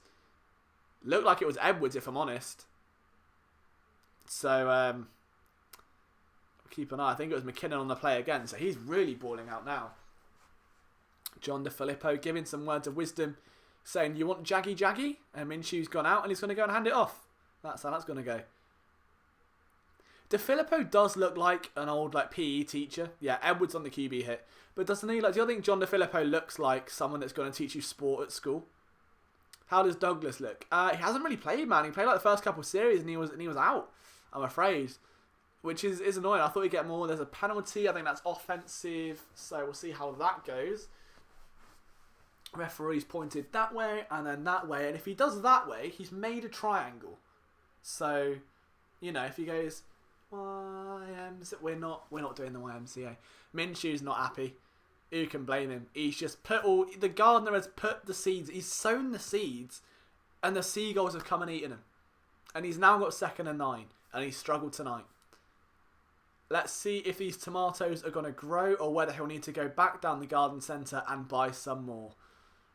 How's Mailata played? I honestly haven't been watching him too much. It's really hard to watch linemen during a live broadcast because your eyes are naturally glued to the ball. So I'll probably do a film room breakdown, if that's okay, on Dillard and Mailata, hopefully next week. I want the Mailata one to be all of preseason. I'd love all 4 games of Mailata in one video. Like, that's my aim with it. Dillard, I think he can be a bit different because he is that much more. But yeah, LJ Ford just got steamrolled there, so that happened. But Thomas Rawls is doing all right. He's not quite bang bang chicken and shrimp, but it's bang bang crumpets and thick boy mince, I suppose. Welcome to LJ After Dark, everyone. Sharif Miller, Lisa, is looking brilliant. Absolutely brilliant. He's made 2 really big plays, a few other really good ones as well. Yeah, very impressed with Sharif Miller. So now it's 3rd and 1. A ball thrown out. And, big play, McKinnon. Do you know what? He's really responded. Had a bit of a slump in the first half, but that is a much better play. Forcing a 4th and 1, you'd like to assume they're going to go for it, but McKinnon there does a good job getting his hands in the direction of the ball, just getting it into the chest of the receiver and knocking that ball loose. Big play. That's development right there. I love that. So the Jags are going to go for it. It's Jaggy. That's the sound right there. Bam bam crumpets and thick mints. That's going on the button. That's going on the LJ button. Bam bam crumpets and thick boy mints. Are they going to go for it? I don't think they got it. I don't. Oh. Nah, I don't think they got it. John DeFilippo's pointing that way. Eagles are pointing that way. I'm going to do the YMCA and because I don't think they got it. Nah, I don't think they got that. Sharif Miller film. We've got a Sharif Miller film from his college film, Dom. So if you've not seen it already, it is on our channel somewhere buried. You just got to go and dig it. I just search Sharif Miller, it'll come out. But yeah, I'm sure we'll get some more. Like the next, I'll try and do 2 film rooms between each preseason game. DeAndre Hall got in there, and I think he got it. I don't know. Since when did Subaru make Mongy cars? I thought they just made rally cars. Like, I know them in England, they've got, the Impreza and here there's just these weird, like, Mongy-looking 4x4. They're not Motor Trend Truck of the Year, kids. I can tell you that for free. Disgusting-looking cars. Get them out. But put them in the bin. Behave. Not a fan. Not happy with that. There's my my advert advert coverage. But, yeah, I've ruined that. Anyone watching this? Poor Jacksonville Subaru outlet, their big garage showroom thing. They've gone, we'll pay like $6,000, we'll pay 6 racks, and we'll get a sponsor on the Jaguars Preseason because everyone's going to watch it. Completely oblivious to the fact that we're going to have 100 people in here listening to me call them Mongy looking cars. So, you're welcome, Subaru. Sponsor the right stream next time when I say how lovely they are. I don't know what this advert. I would try and do advert commentary, but I have no idea what's going on. Phase 1, public safety. Is this a TV show? Phase 2, individual customers. So safety's out the window. Okay. They're chopping down trees now, and now they're repairing the trees. Just don't rip them down to begin with, and you won't need to repair them. It's not hard, guys. Come on. See, this is the analysis you come for. Not yet, Lisa. I don't think he's played it, if I'm not mistaken. He may have, but he hasn't jumped off screen. There was one time I thought he might have. But if I'm brutal, let me what I'll do for you, Lisa. I'm not sure if you know his jersey number or not, but as far as I'm aware, he's wearing number 59. So if you watch, I'll be on the defensive line, number 59. Keep an eye out. I think we all will, and we'll see. He's likely going to get some time in the 4th quarter, is what I'd assumed. He's only obviously just been traded. He may, come out and have a little bit of a game later on. George Andros, ever since I've discovered you in February, I'll do. Thank you so much, man. That means a lot. It's been a wild year. Like, hearing people say that honestly just makes me want to cry because I find it so surreal. So yeah, thank you for taking the time to watch and read and everything we put out. And I think the growth of the YouTube channel has really helped the growth of our website, because people who didn't know the website exists have now gone, oh my god, there's a YouTube channel, and vice versa. So it's cool having that link. What we traded for him? We traded away, if I'm not mistaken, it was Casey Tucker. Or a lot. Right, no, it was Ryan Bates, I beg your pardon. Ryan Bates, offensive lineman. Clayton Thorson play action, throws it away. I thought he should have taken a check down there. Probably realised it wasn't. Oh, he's been pulled. Jesus. Mylata pulling up Thorson was like Batista pulling out an infant of a pram. That was scary. But there's another flag on the play. If that's offence. Oh, it's roughing the passer. Alright. Don't know who it's on. Oh, okay. No real need to be concerned there. Yes, it was Ryan Bates who got traded. Thorson, a little bit hesitant. Takes a big... Oh, he landed on his arm. Let's hope that's not serious. Gets pulled up straight away. He didn't even have a chance to take the hit. He just got yanked straight back up again. I don't know who that trainer is, but that is one hell of a fade cut. I'm impressed with that. Like, I need to get mine sorted. I haven't had time. But, alright, 1st and 10. I believe it's still Keegan Render playing centre. Mylata still had the bulk of snaps at right tackle. A handoff there on a counter run, and that's Josh Adams again. He's already got 1 touchdown today, so Adams really making an account for himself. There's a website, I can get the link. So our website is phillysportsnetwork.com, Peanut. So phillysportsnetwork.com. So I've had the website for 5 years. I've had the YouTube channel for about 2, but I've only been taking it seriously for about a year, as in like putting content out. So all of the content we used to do here was articles, and yeah, we've got like 30 writers. It's run by myself, so we try and separate ourselves from all the other blogs and the big names, and we just have fun. Like, I don't think you'd see an ESPN or an SB Nation blog having this sort of thing, and I think it's so important. Like, I want to connect with you guys, so yeah, we just try and be a news outlet that does stuff differently, and it seems to be working so far. So thank you for taking the time to watch. Hey, you may find something you like as well.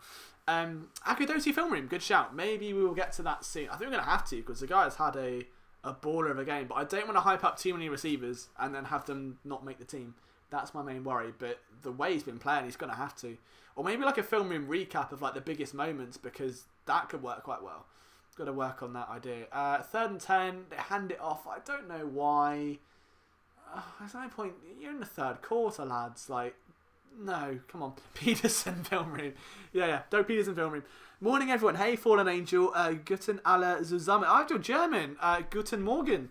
Fallen. See, I studied German at school when I was like 14. And I studied French.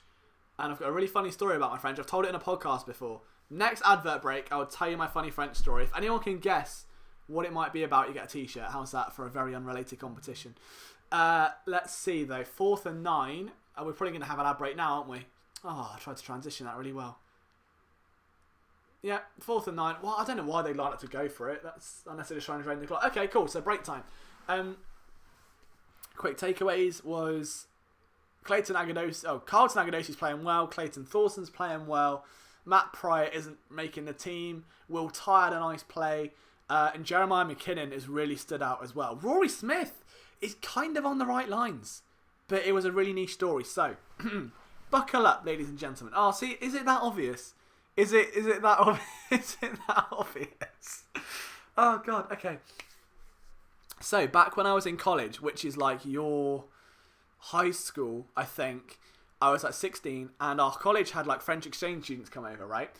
And there was one that was like really, really cute, and I was like, okay, all right, I studied French at school, I can go and introduce myself. So I was over, I was like, salut, the little eyebrow, and she was, bonjour. And I was like, comment ça va? Like asking how she is, and she was like, I think she said something or other like, I'm good, how are you? And I thought, I'm going to impress her here and tell her my name. But I got a bit confused, and I went to sound French, so I went, je m'appelle l'Argentin. And I thought, that's saucy, that. Like, if she isn't weak at the knees now, she is. Right now, she is, okay? And then she started laughing. Her friends started laughing, and she walked away, and I never saw her again. And I went back to my friends. Turns out, I said I'm called The Garden. Yeah. So, there's a reason I talk about. So if anyone says stick to English instead of stick to soccer, would have worked well. Yeah, didn't end well. It wasn't my finest moment. I can't chat up girls in English. Can't do it in French. Don't know why I bothered. The FXDC, thank you for tuning in, my man. It's nice to see you in the stream. Let's see if we've hit the big goal. We haven't, not yet. Liam, can you give me a shout out? Of course I can, Tristan Harvey. Thank you. No, Alvin, the game is on, but it's an advert break. So unless you want more coverage of ugly Subaru cars, I don't know what I can do for you there, guys.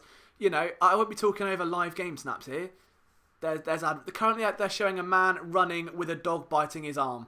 It's either that or it's embarrassing stories. It's one or the other, guys. It's a rock and a hard place. I'm just trying to fill a void here, all right? Because I don't want another toilet break just yet. The game is back, so don't worry. No more French stuff.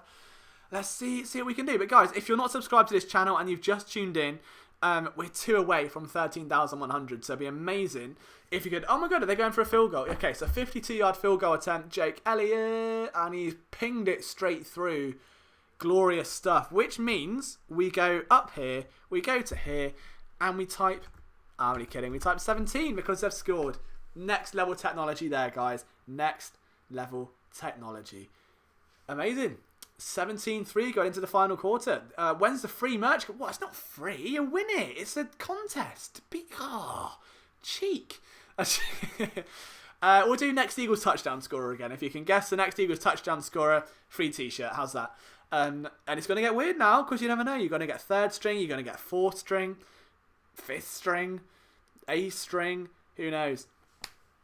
So if you can guess that, we'll get it in. Our Lion fam, nice to see you, man. Thank you for tuning back into the stream. Liam the Garden Jenkins, that's my brand right there. That's what I do.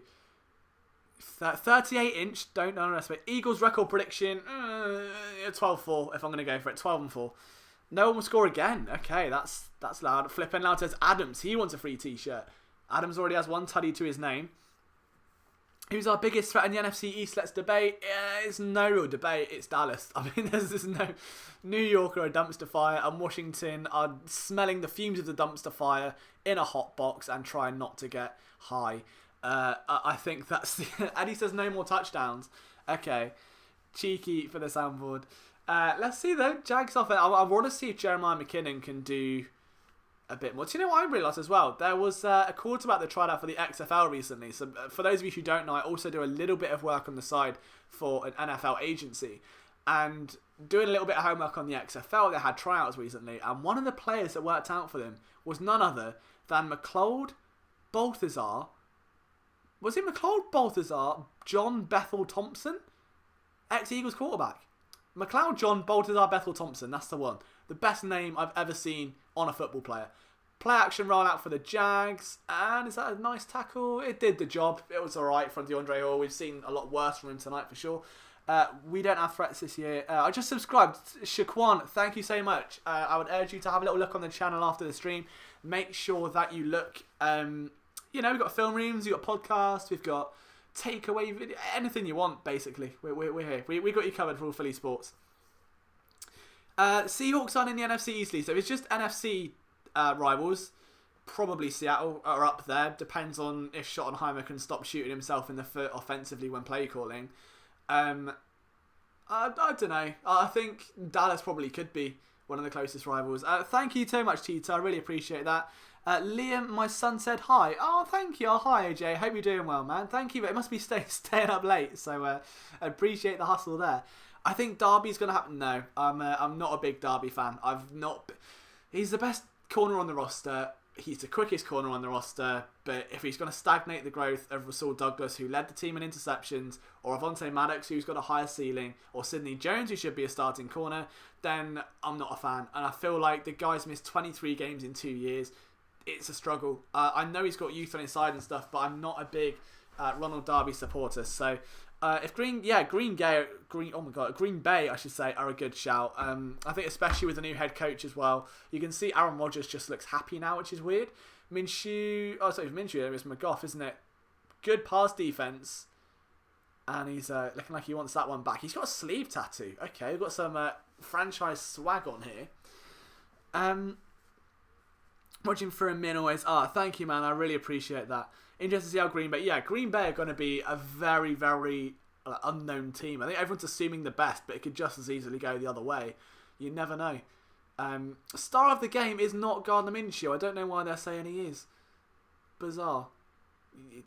Okay, fine. We'll go with that. Oh, Alvin, bless him. No, tell him he's a little hero for staying up so late. I'm honoured that he's watching this stream. Big time sack there. And who was that? Was that Eli Harold? No, what was Aziz Shitu, who's just come back. Wow, he's made me give a shit too about him. That was a huge play. He's not been here on this team for a while. Was with the Eagles in 2017, of course, and has come back and gone completely unaccounted for. That's a big hit as well. Big time hit. Great. So you knew that was going to be a shitty pun. I hope that my CPM doesn't drop now because I've said that word. Oh no. That's you're going to have to blank it out or something. Everyone's literally just saying his name in the chat to get away with it. It's like 9-year-olds saying the word fart is basically what this is. 3rd and 15 for the Jags after that sack. They try and call a stunt. Oh, big spit. Okay. McGough with the whip. If he gets a first down here, I am flustered. Annoyed Singleton couldn't get the tackle, but McGough has just rinsed that Eagles defense and gone back on the field and done that. He's gone off and celebrated, come back, and what a play. Shitty, great violent hands, but that was such a spin. Poor tackling angle up front. Singleton can't chase him down. But my word, Mamacita McGough. Okay. Look at that. Oh, I love that. He's got some quarterback swag, you know. Oh, I rate that. You know what? I know I'm trying to stay unbiased here, but I like this kid. I want to see. I don't want to see him do anything too great. I mean, he just stood up right there, to be honest. Big time tackle. Eagles holding well there, but my word. Who's in the corner? So it's pretty much been the same lineup all nightly. So we've seen Jeremiah McKinnon on one side, and on the other we've seen it kind of like a mix. Like DeAndre Hall's been in there for a little bit. No signs just yet though of the guy I'm rooting for, which is Jay Liggins, but there've been just about a combo of everyone. It's mainly been the same 2 or 3 guys though. So it's been Jeremiah McKinnon, Orlando Scandrick's been some time, Sean Shelton is in there now at the minute, I think. And outside of that, Josh Hawkins obviously as well. I think Eugene Harris got a rep in last drive, if I'm not mistaken. Flag down on the play there. I'm a big fan of things. Oh, thank you so much, man. I thought Prince Charlotte Churchill. Thank you. I really appreciate that. And honestly, I just have a love for what I do. That's just talking Eagles. I think my love for the Eagles has definitely turned into a love for talking about them in a way. Because obviously I can't be biased as a writer or an analyst, so I try my best to be as unbiased as I can. But my passion now is it's seeing this. It's seeing at 2:40 in the morning a live chat with so many people going wild. Seeing our website getting thousands of views a day. Seeing our YouTube videos get so much attention. Like, I love it with all my heart. And more importantly, building a team of writers that I love, you know. Like, those guys are family. There's these shit who struggle. Oh, he's been flawed. Oh, no. McGough's off again. Oh, my God. Big throw. Oh, if he completes this. Oh, my God. Dude. Right, can the Eagles trade for McGough? Can they do that, please? Can they do that? Like, can that be the backup? Who is this guy? Where's he come from? Get him here now. Oh my word. I am shook. It's the arm tat. It's got to be that was on the what a play. To be fair, like, what a damn play by the Eagles cornerback. And if I'm not mistaken, the guy making said move was Sean Shelton. So he's really making an account of himself here. Like, that was a great play by Shelton to get his hand in there. That would have been a certified completion. I'm terrified. Do you know what? I might go and place a bet right now on whatever the in-play is. You don't guys get that in America, do you, right? Where you can bet in-play. Because I might put some money on Jacksonville right now because I like what I'm... Liam like. Je m'appelle le Jardin. Hello. That guy's got some speed. I love it.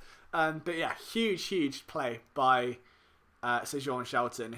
That's a couple he's made now, number 39. I think you're right. He may have been a Raider. It's going to be a tough... Yeah, Rory, do you know what? There are so many guys right now. I would be actually upset if the Eagles didn't keep around. But yeah, I don't know. Like, I mean, someone's got to go. You can't keep everyone.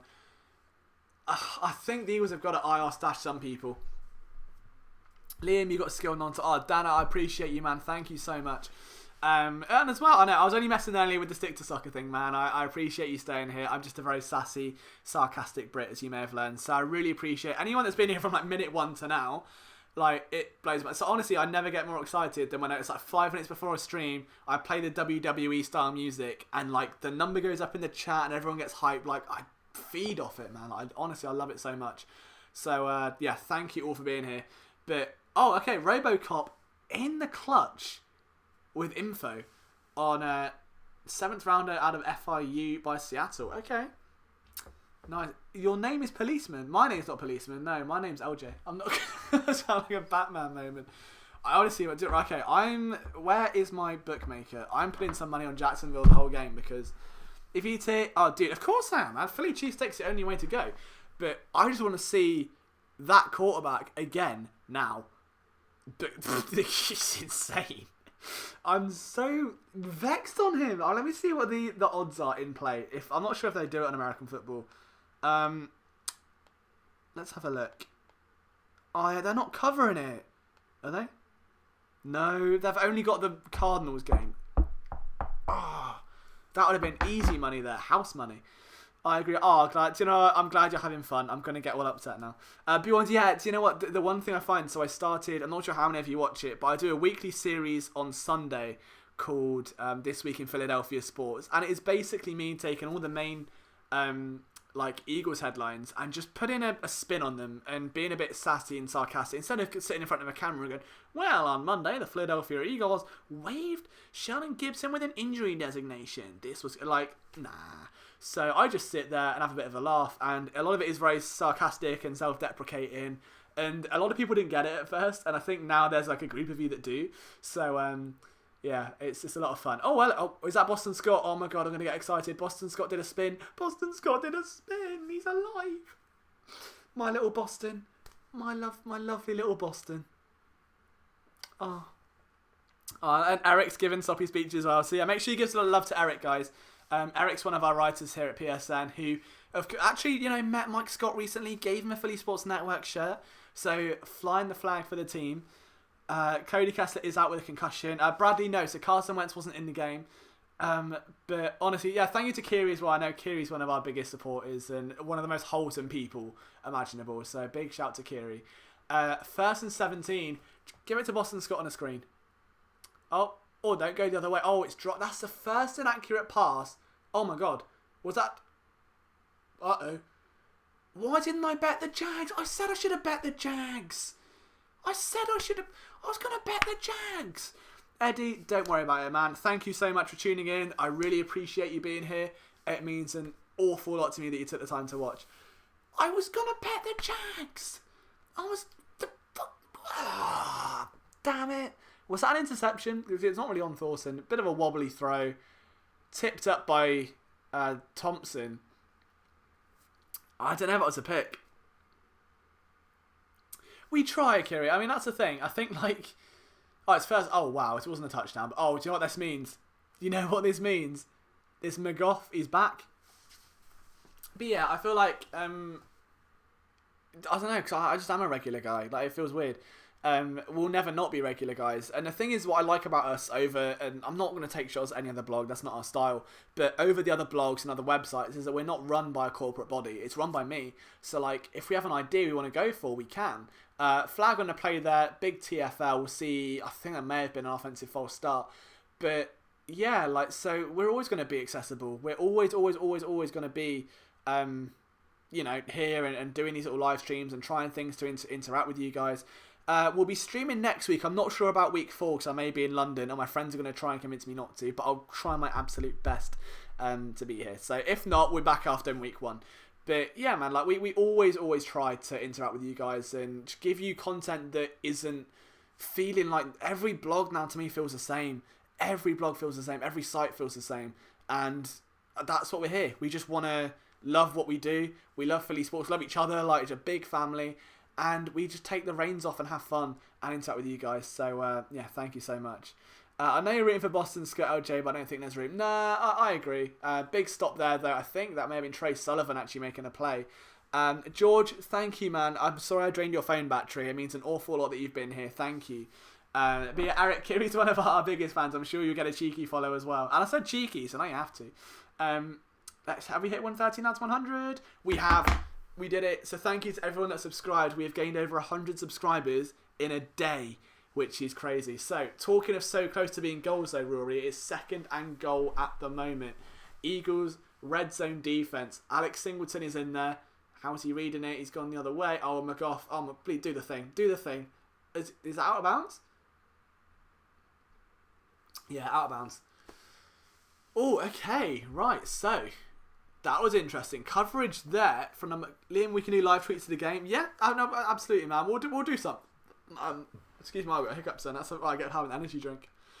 No, we will do something. We will do something. I'm not going to have you guys without anything. I'm not that mean. I mean, I've done daily uploads for a month now, so you're always going to have something here. But you know who it was in coverage, guys? You know who it was that made that play just then? Number 35. It was only Jamalcolm Liggins. It was only my guy. Oh, he's done it again. He has, hasn't he? I think he has. Do you know what? As someone that has been rooting for that guy since day, we had an interview. Oh, it's Trey Alston. It's Trey Alston. Someone led me on. It's Trey Alston. Safety, and he's also got a lot to make up as well. Like, especially when you've got other guys struggling to make the roster, it's going to be interesting for Alston. He's not exactly in the best of spots right now. Got a penalty here. Shitty blocked. Just go to game and stream at LOL. They picked up the flag. Oh, cool. So any more trivia? I don't know. I think Bam Bam. What was the saying? Bam Bam crumpets and thick mints. That's the slogan. That's going on a t-shirt. Honestly, that will go on a t-shirt. If you guys would buy it, I'll have a Bam Bam. Was it Bam Bam crumpets and thick boy mints? You're welcome. That'll go on a t-shirt. How did I start watching the birds? If I wanted, Eric, what I'll do is I'll put an article in here so the Eagles actually wrote an article on me and Philly Sports Network last year. Let me just watch this 4th and goal because they're going for it, and I've got a dodgy feeling McGough's gonna make me flustered again. He's going to go for it. Oh my god, he's done it, hasn't he? Oh my god. He's good. I should have bet the Jaguars. Damn it. I should have bet the Jaguars. I told you. Oh, damn it. I knew it. I need to tweet. I need to... Jeez Louise. This guy is insane.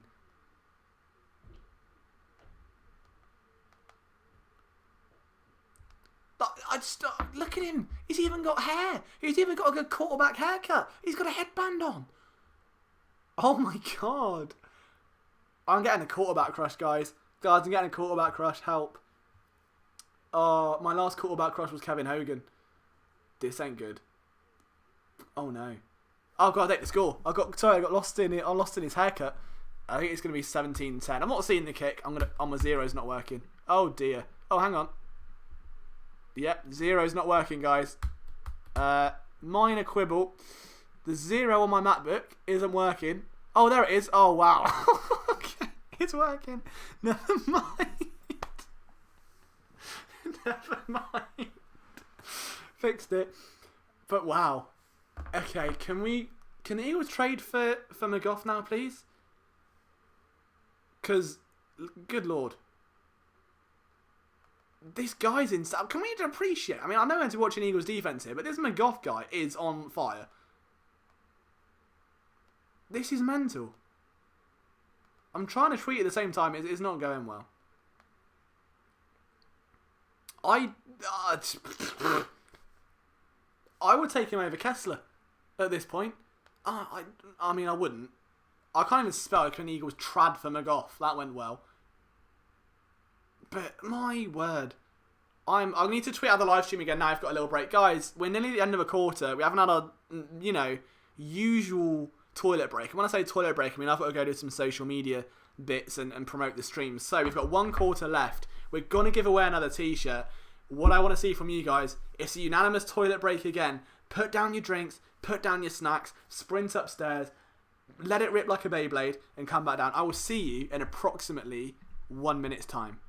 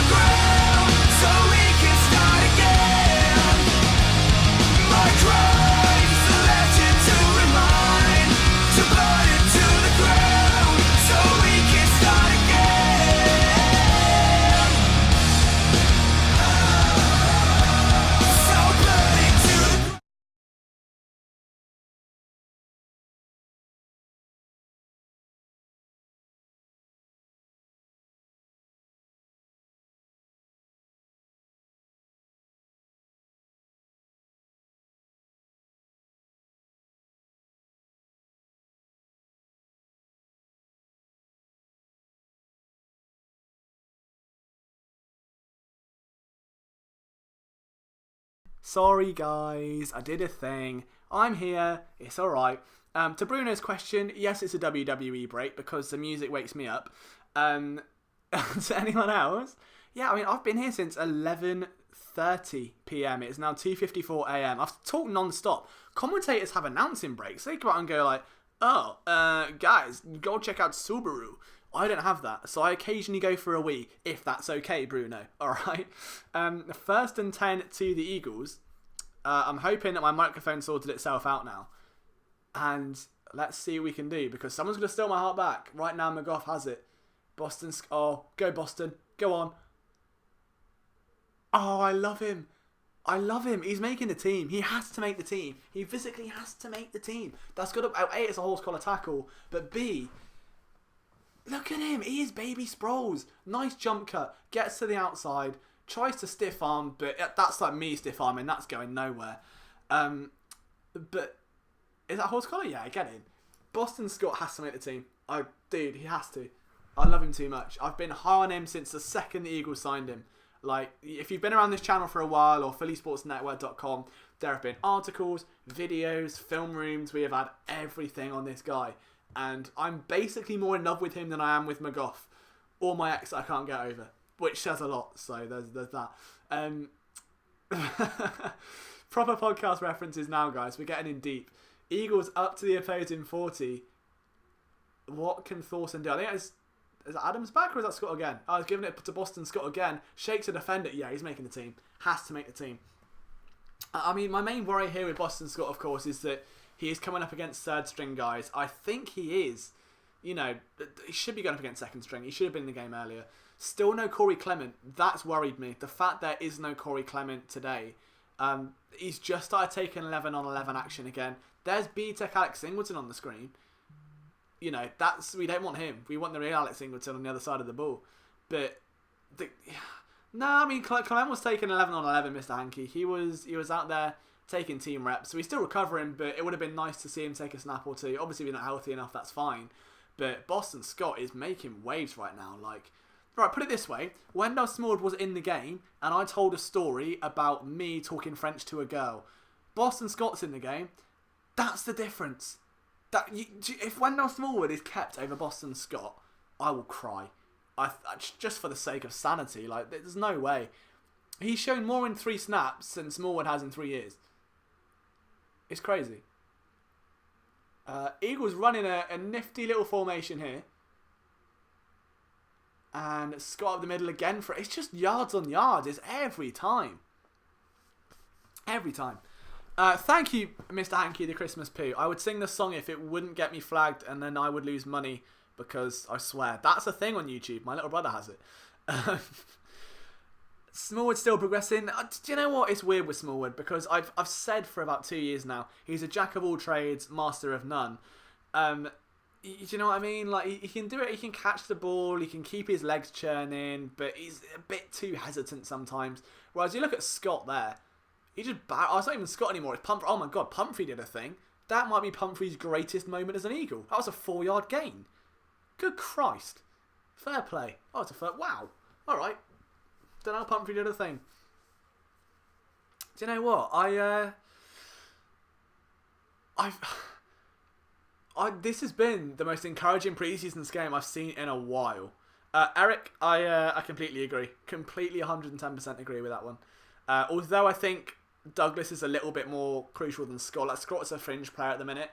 Oh, look at that. Hello. Who was that with a saucy little jump cut? Don't know. Pumphrey is... Oh my God. This game is getting mad. Pumphrey with a juke. Look at the jump. Oh, look at that. Look at that. Oh, and he runs over B-Tech Singleton as well. Look at the juke. Oh, I love it. I love it. I love it. I love it. I don't think he makes a team. I mean, I've been anti-Pumphrey ever since he got into a spat with Bryce Trogt over NBA on Twitter. Like, jeez Louise. But he's making me change my mind. All the Eagles have done is run the ball down the field. All they've done. All they've done is run the ball down the field. All they've done. As a flag as well. If that's against the Jags, I mean, like, look at Lil Pump. And I don't like that nickname because Lil Pump sounds the same in every song he does. It's,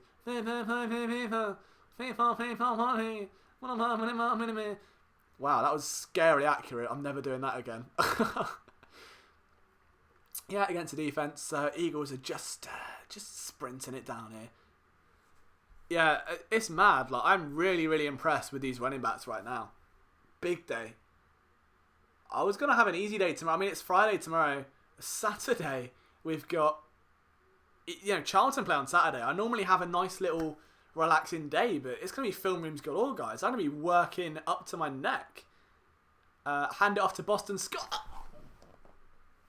Boston Scott.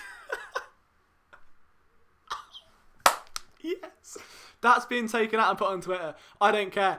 Boston Scott, you little stallion. You Old Town Road ponytail little stallion. Look at those legs. Oh my god. They just ran it so far down the throats. It was like a Game of Thrones death scene. And Boston Scott, with the icing on the cake, it's 23-10. Oh, Boston Scott. Ah, I love it. Oh, I'm so happy. This has been the best stream. This might even beat last stream because holy hell. I've got to update the score. I've got to do the score. Okay. Let's wait for this one and I'll do it as soon as the extra point has gone through, which may or may not. Jake Elliott has been money today, and because I've said that, he's going to miss this. I'll say it again. Jake Elliott has been money today. Watch my face in 3 seconds when this goes wide. Because I'm not holding high hopes now. Oh no, never mind. Everything's good. The commentator's curse is gone. 24-10. My word. I don't think they passed it at all. I really don't think they passed it at all. Oh, I've done the score. The score's done. It's fine. I'm too busy fangirling. Hang on, what a game. We get Boston Scott touchdown, and now we get to look at McGough again. What a fourth quarter. This is phenomenal. I'm so excited for pre-season fourth quarter football. Who'd have thought? What a day. What a time to be alive. Boston Scott. Actually, right, who had Boston Scott on the t-shirt giveaway? Did anyone? Or not? Because... Is it 2010? No, it's not 20... Is it? Have I put the wrong score? No, it's not. Right, guys, who had Boston Scott on a t-shirt? I might need Eric to go in. Sproles? Sproles? No. Is he a kick returner? I can't see him behind you guys. So if Sproles is a kick returner, if he gets injured now, Boston Scott makes... That's sadistic, Liam. Don't say that. I've just said it out loud. Oh, I'm talking to myself. Everyone just said me. Okay. Right, I might have to scroll back. I'll have a look after this stream. And we'll go from there. I don't trust it. Someone tried to juke flipping loud at Madden last week. I wasn't happy with it. So we'll see what happens. But oh my word. See, you're all doing it now. Oh my god. Boston Scott on one screen. Mansdale McGough on the other. What a time to be alive. I would pop open a beer, but it's in the fridge, so it's just back on the energy drink. Also, guys, obviously after this stream finishes, what we're going to do is I'll be writing a recap. So if you've never been to phillysportsnetwork.com, I completely appreciate some of you may not. That's where you can find me 90% of the time. So we're having a recap posted within about an hour of the game finishing, and I'll have 10 takeaways from this very game. So if you want to read those, that'll be out about an after. So if you just follow at Philadelphia SN, it's down that way on the screen. So you do that. That's where you can get all of our content for Philly Sports Network. So we have articles covering all 5 major teams. I cover the Eagles, along with our super team. And yeah, I'll have an article out after this stream, and then I'll get some sleep, and then I'll wake up, and I'm going to cry watching Boston Scott all over again. Dude, that kid is wet. He needs to get a coat. Like, he is... Oh, my. He just needs... Someone get him a coat. Like, where's his mum? His mum's going to get him a coat. Bless him. He must be freezing out there. Even Boston Scott looks cold. Oh, Boston. Alright, so we now get to look at Mansell McGough, ladies and gentlemen, so strap yourselves in. 8 plays, 75 yards, that was pretty much all on the ground. That was all on the ground. And after last week's game, where the Eagles literally could not run the ball to save their lives, it's huge. Absolutely huge. So, here he is, who could be my new Kevin Hogan. at the top of my QB crush power rankings. Not from an attraction standpoint, just in terms... Yeah, everyone's got player crushes, right? Like there's an underdog who is hopeless, but you root for him anyway.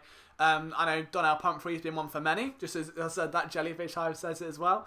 But yeah, I mean, mine's been Boston Scott as a running back crush. I've had Alex Singleton, obviously. Mark and Michelle. I was a huge Aaron Grimes guy. Like, I would have died for Aaron Grimes to make this team. But now, Alex McGough, I'm telling you. Go on, do the thing. Do a spin. Oh, he's thrown. Oh, Alex. See, I've said it now. It's going. Oh, dear. Big hand on the ball, to be fair. He's not happy with himself. Good. Hold himself accountable. I want to see who got the pressure on that, though. Who got the hand? Oh, Shitu again. Azzy, Shitu. Jellyfish Hive, thank you so much, man. I really appreciate the subscription. It means that like, we're going to have film rooms and all stuff. But Shitu blocking balls is... I'm never saying that sentence again. I'm never saying that sentence again. But it's unreal. Absolutely unreal. The guy's been a machine tonight. Oh, Jay Liggins is on the field. All right, number 46, guys. Keep your eyes pinned on him. Jamalcolm Liggins out of Dickinson State. I interviewed him after he signed with the Eagles for our site, phillysportsnetwork.com. And just, yeah. Huge. I love him. I love his work ethic. Very down to earth, very approachable guy. Spoke to him about 40 minutes. And I've just been like really, really happy with him so far. Really happy. I'd love to see him go out and do something though. Let's have a look. 3rd and 10. Go on, McGough. Do a Manziel. Do it again. Do the thing. Do the thing. Oh. I mean, the ball's a bit high. It should have been caught. Good coverage, though. He's unhappy. Oh, McGough. Oh, well. So, you know what? I mean, he's got... Yeah, Sloppy Joe's right. Though it was sloppy up front. Wasn't happy. Now, interestingly, Jags players have got headsets on. And I don't know why. Are they on Skype? I mean, Leonard Fournette hasn't done anything all game anyway. I don't even started today. When did he last start? That's a question. I'm making no comment on that, Duck. What I do in my private life is up to me and that will not be up for discussion. So a punt from pretty much a 3 and out. Any special teams stand out here? Boston Scott Saragan going, no. He's like, get it away. I want him forward. Let me run. Uncle Rico. Right, no, it's not. It is Super Alex McGough. All right, it is Manziel McGough, James Stanford. Like, if you've just joined the game, if you've not seen that spin, he was unreal. I don't know who he looks like. Maybe he does look like Uncle Rico. I don't know. Superlative. I mean, I've been told. Night Dan, thank you so much for tuning in. It means a lot. I really appreciate you sticking around, especially after throwing some banter back with you back and forward earlier on. But yeah, I just get told either look like a B-Tech. So a B-Tech is like a budget in England, right? It's like a budget Cole Sprouse. I get a lot. Or Sid the Sloth. No in between. So, you get... Is that Scott running again? Oh no. They've hit him. Get up. Yeah, so that one went nowhere. There was no real help there. Who's in offensive line then? So, my Lata's still in. And do you know what? Guys, I don't want to... I don't want to be too... forward with this, but how silent has Mailata been compared to last week? Like last week, it was Mailata's bad, Mailata pressure, quarterback pressure. He's been a lot quieter. Flipping loud, say hello to your young man from me, and I hope he sleeps well because his bedtime's 10. Oh, dude, I feel the same. My bedtime should be 10 o'clock. Like this is crazy. So that is some powerful stuff right there. He must be a super fan. Power running up the field. We go with Boston. Oh, Boston. They're just trying to run the clock down, I think, at this point. And I'm all for it. I am here all for it. So Kessler's gone in concussion protocol. The ref just... I have never seen a ref help a player up. Am I the only one that's just seen that? Is that just me? I've never seen... A ref just helped a player up. Iconic. We stan a stripy king. Amazing. I am utterly... Wow. Oh, Boston. Okay, so he was going with this weird, like, double wing formation again. Proper jumbo set. Alex Ellis and Carlton Agadosi outside. Now, it's a play action. They're going to hand it off to Donnell Pumphrey, who picks up a few. Maybe not enough for the first down. Oh, maybe he did, because Pumphrey's nodding his head. Okay, who annoyed Donnell Pumphrey? Who broke his heart? And why is he so angry? Because where was this Donnell Pumphrey 4 years ago? And why didn't they hurt him sooner? Jeez Louise. Whoa, man. That 2 years ago, he would have been knocked 10 yards back. 10 yards back. Like, this is huge, man. I'm a fan of Donnell Pumphrey here. He's doing alright for himself. Maybe there's life. I don't think it's enough to stay on the 53. Like, it's a bit late. But it's there. James says, what's your opinion on Herbig? I've not seen enough tape to be honestly able to give you a firm opinion. I don't want to say stuff. Like, a lot of people I feel like go, yeah, this guy's great, man. If I genuinely don't know, I won't know. I watched a little bit when they signed him. I've not watched a lot of preseason tape on him, but he is a nice man. I can tell you he's a nice man because someone I know knows him on a personal... I'm trying not to give too much away here, but basically I know someone that knows him, and he's like the sweetest guy imaginable, apparently. So we're all waiting for Nate the Great deep down. Thick Boy Mints, that's where we're going with. So the adverts are on again. Oh, wow, we're almost there, guys. Only 2 minutes to go, and it's only 3 in the morning. I was expecting to be here till 6. I've caffeined right up. I caffeined out my head. Caffeined out my head, I am. I'm just sat here thinking, I'm not going to have the game recap and stuff, but I have to go back and watch it straight back. I'm too fired up. McGough got me flustered. Boston Scott brought me to a very near R-rated moment. And, right, who's saying behave? Behave? Now, I don't know what this video is they keep showing. Be a lot better if they had sound to it, I'm sure. But it looks like a very dodgy edit. Like, it should be the start of Miami Vice, not of... what is that? Yeah, get it gone. Get it off. Oh, it's for a bank card with the name John Smith. So if you're John Smith watching that, you're going, that's me, that's my card. I only like for I said, yeah, I know, John, that's what I mean. I think the game started a little bit earlier, so that probably helps a little bit. I'm still going to wake up super late tomorrow, though, because that's what I do now, apparently. I don't know what IOA is either, but they're advertised all the time. IOA USA. It sounds like a chant at bloody Charlton. LJ's in God mode. Dude, I'm firing on all cylinders. Like, I don't know, these streams that I get so fired up knowing this many people are here watching. It's just, they drain me. I get so vexed. Which is British slang for like angry. Don't forget all the Shitu. All the balls blocks, you know? If Shitu's blocking the balls, it's a bad night. Oh, Jesus Christ. Right, I hope no one's son was up watching that. Everything's fine. It's a PG show. We're just talking about names and footballs. And it's all fine. But there's an Audi garage. There's 2 Audi garages. Why do they need 2? Atlantic Boulevard, Blanding Boulevard. There's 2 boulevards and 2 Audi garages. Like, just have one-on-one, save the money and buy more cars. Business model, guys. Come on.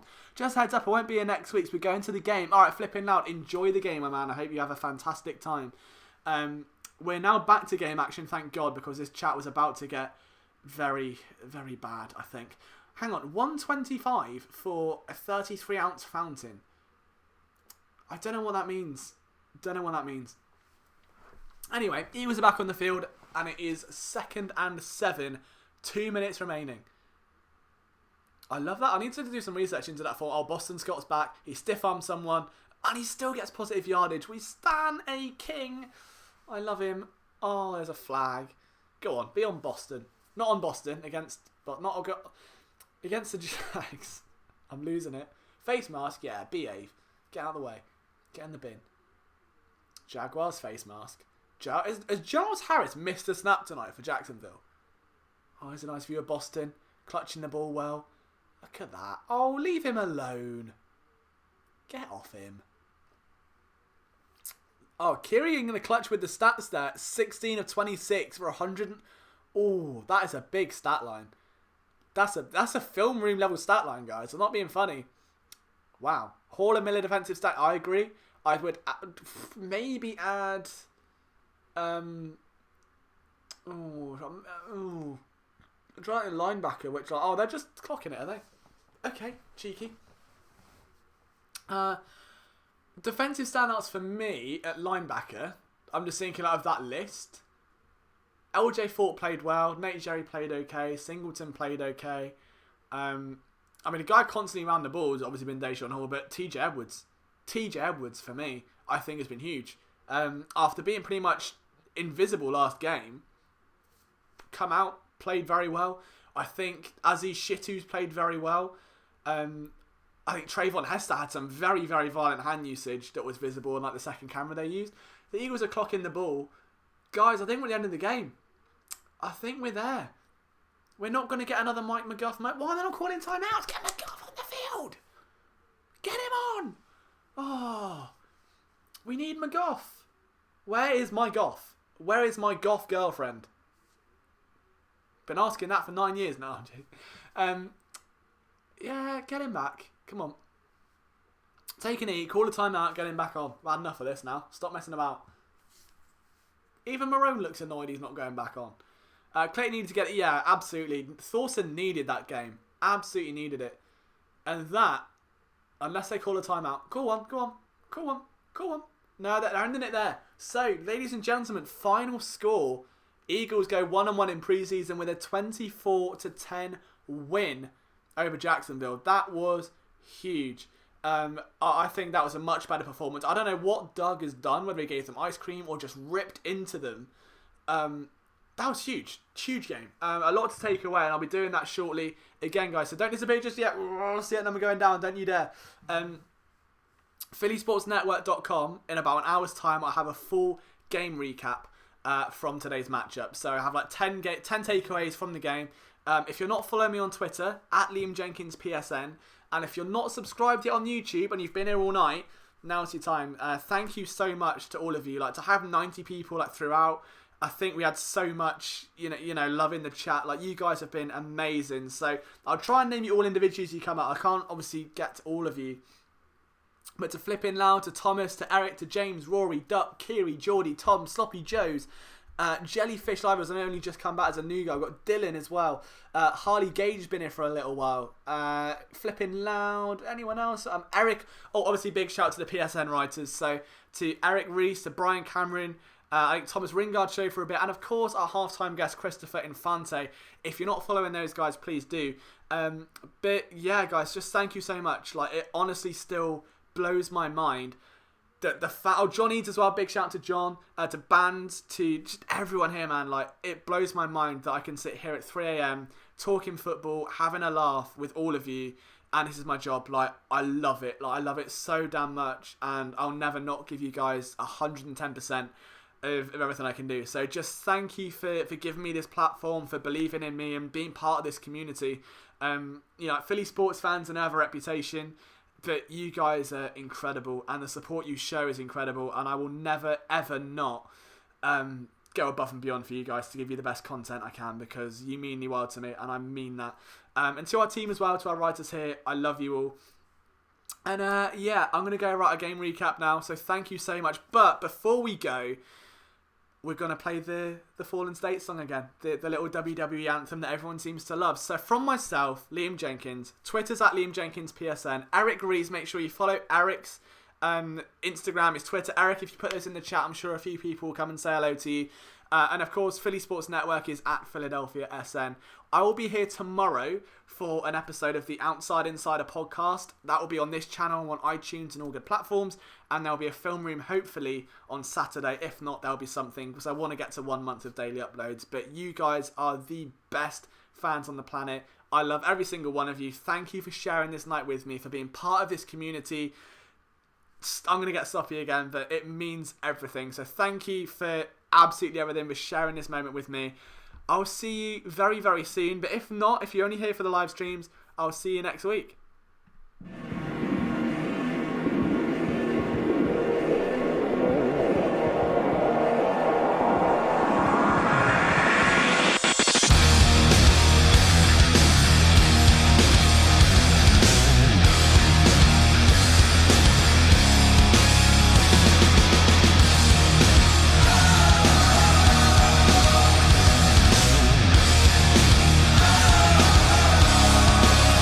I am the last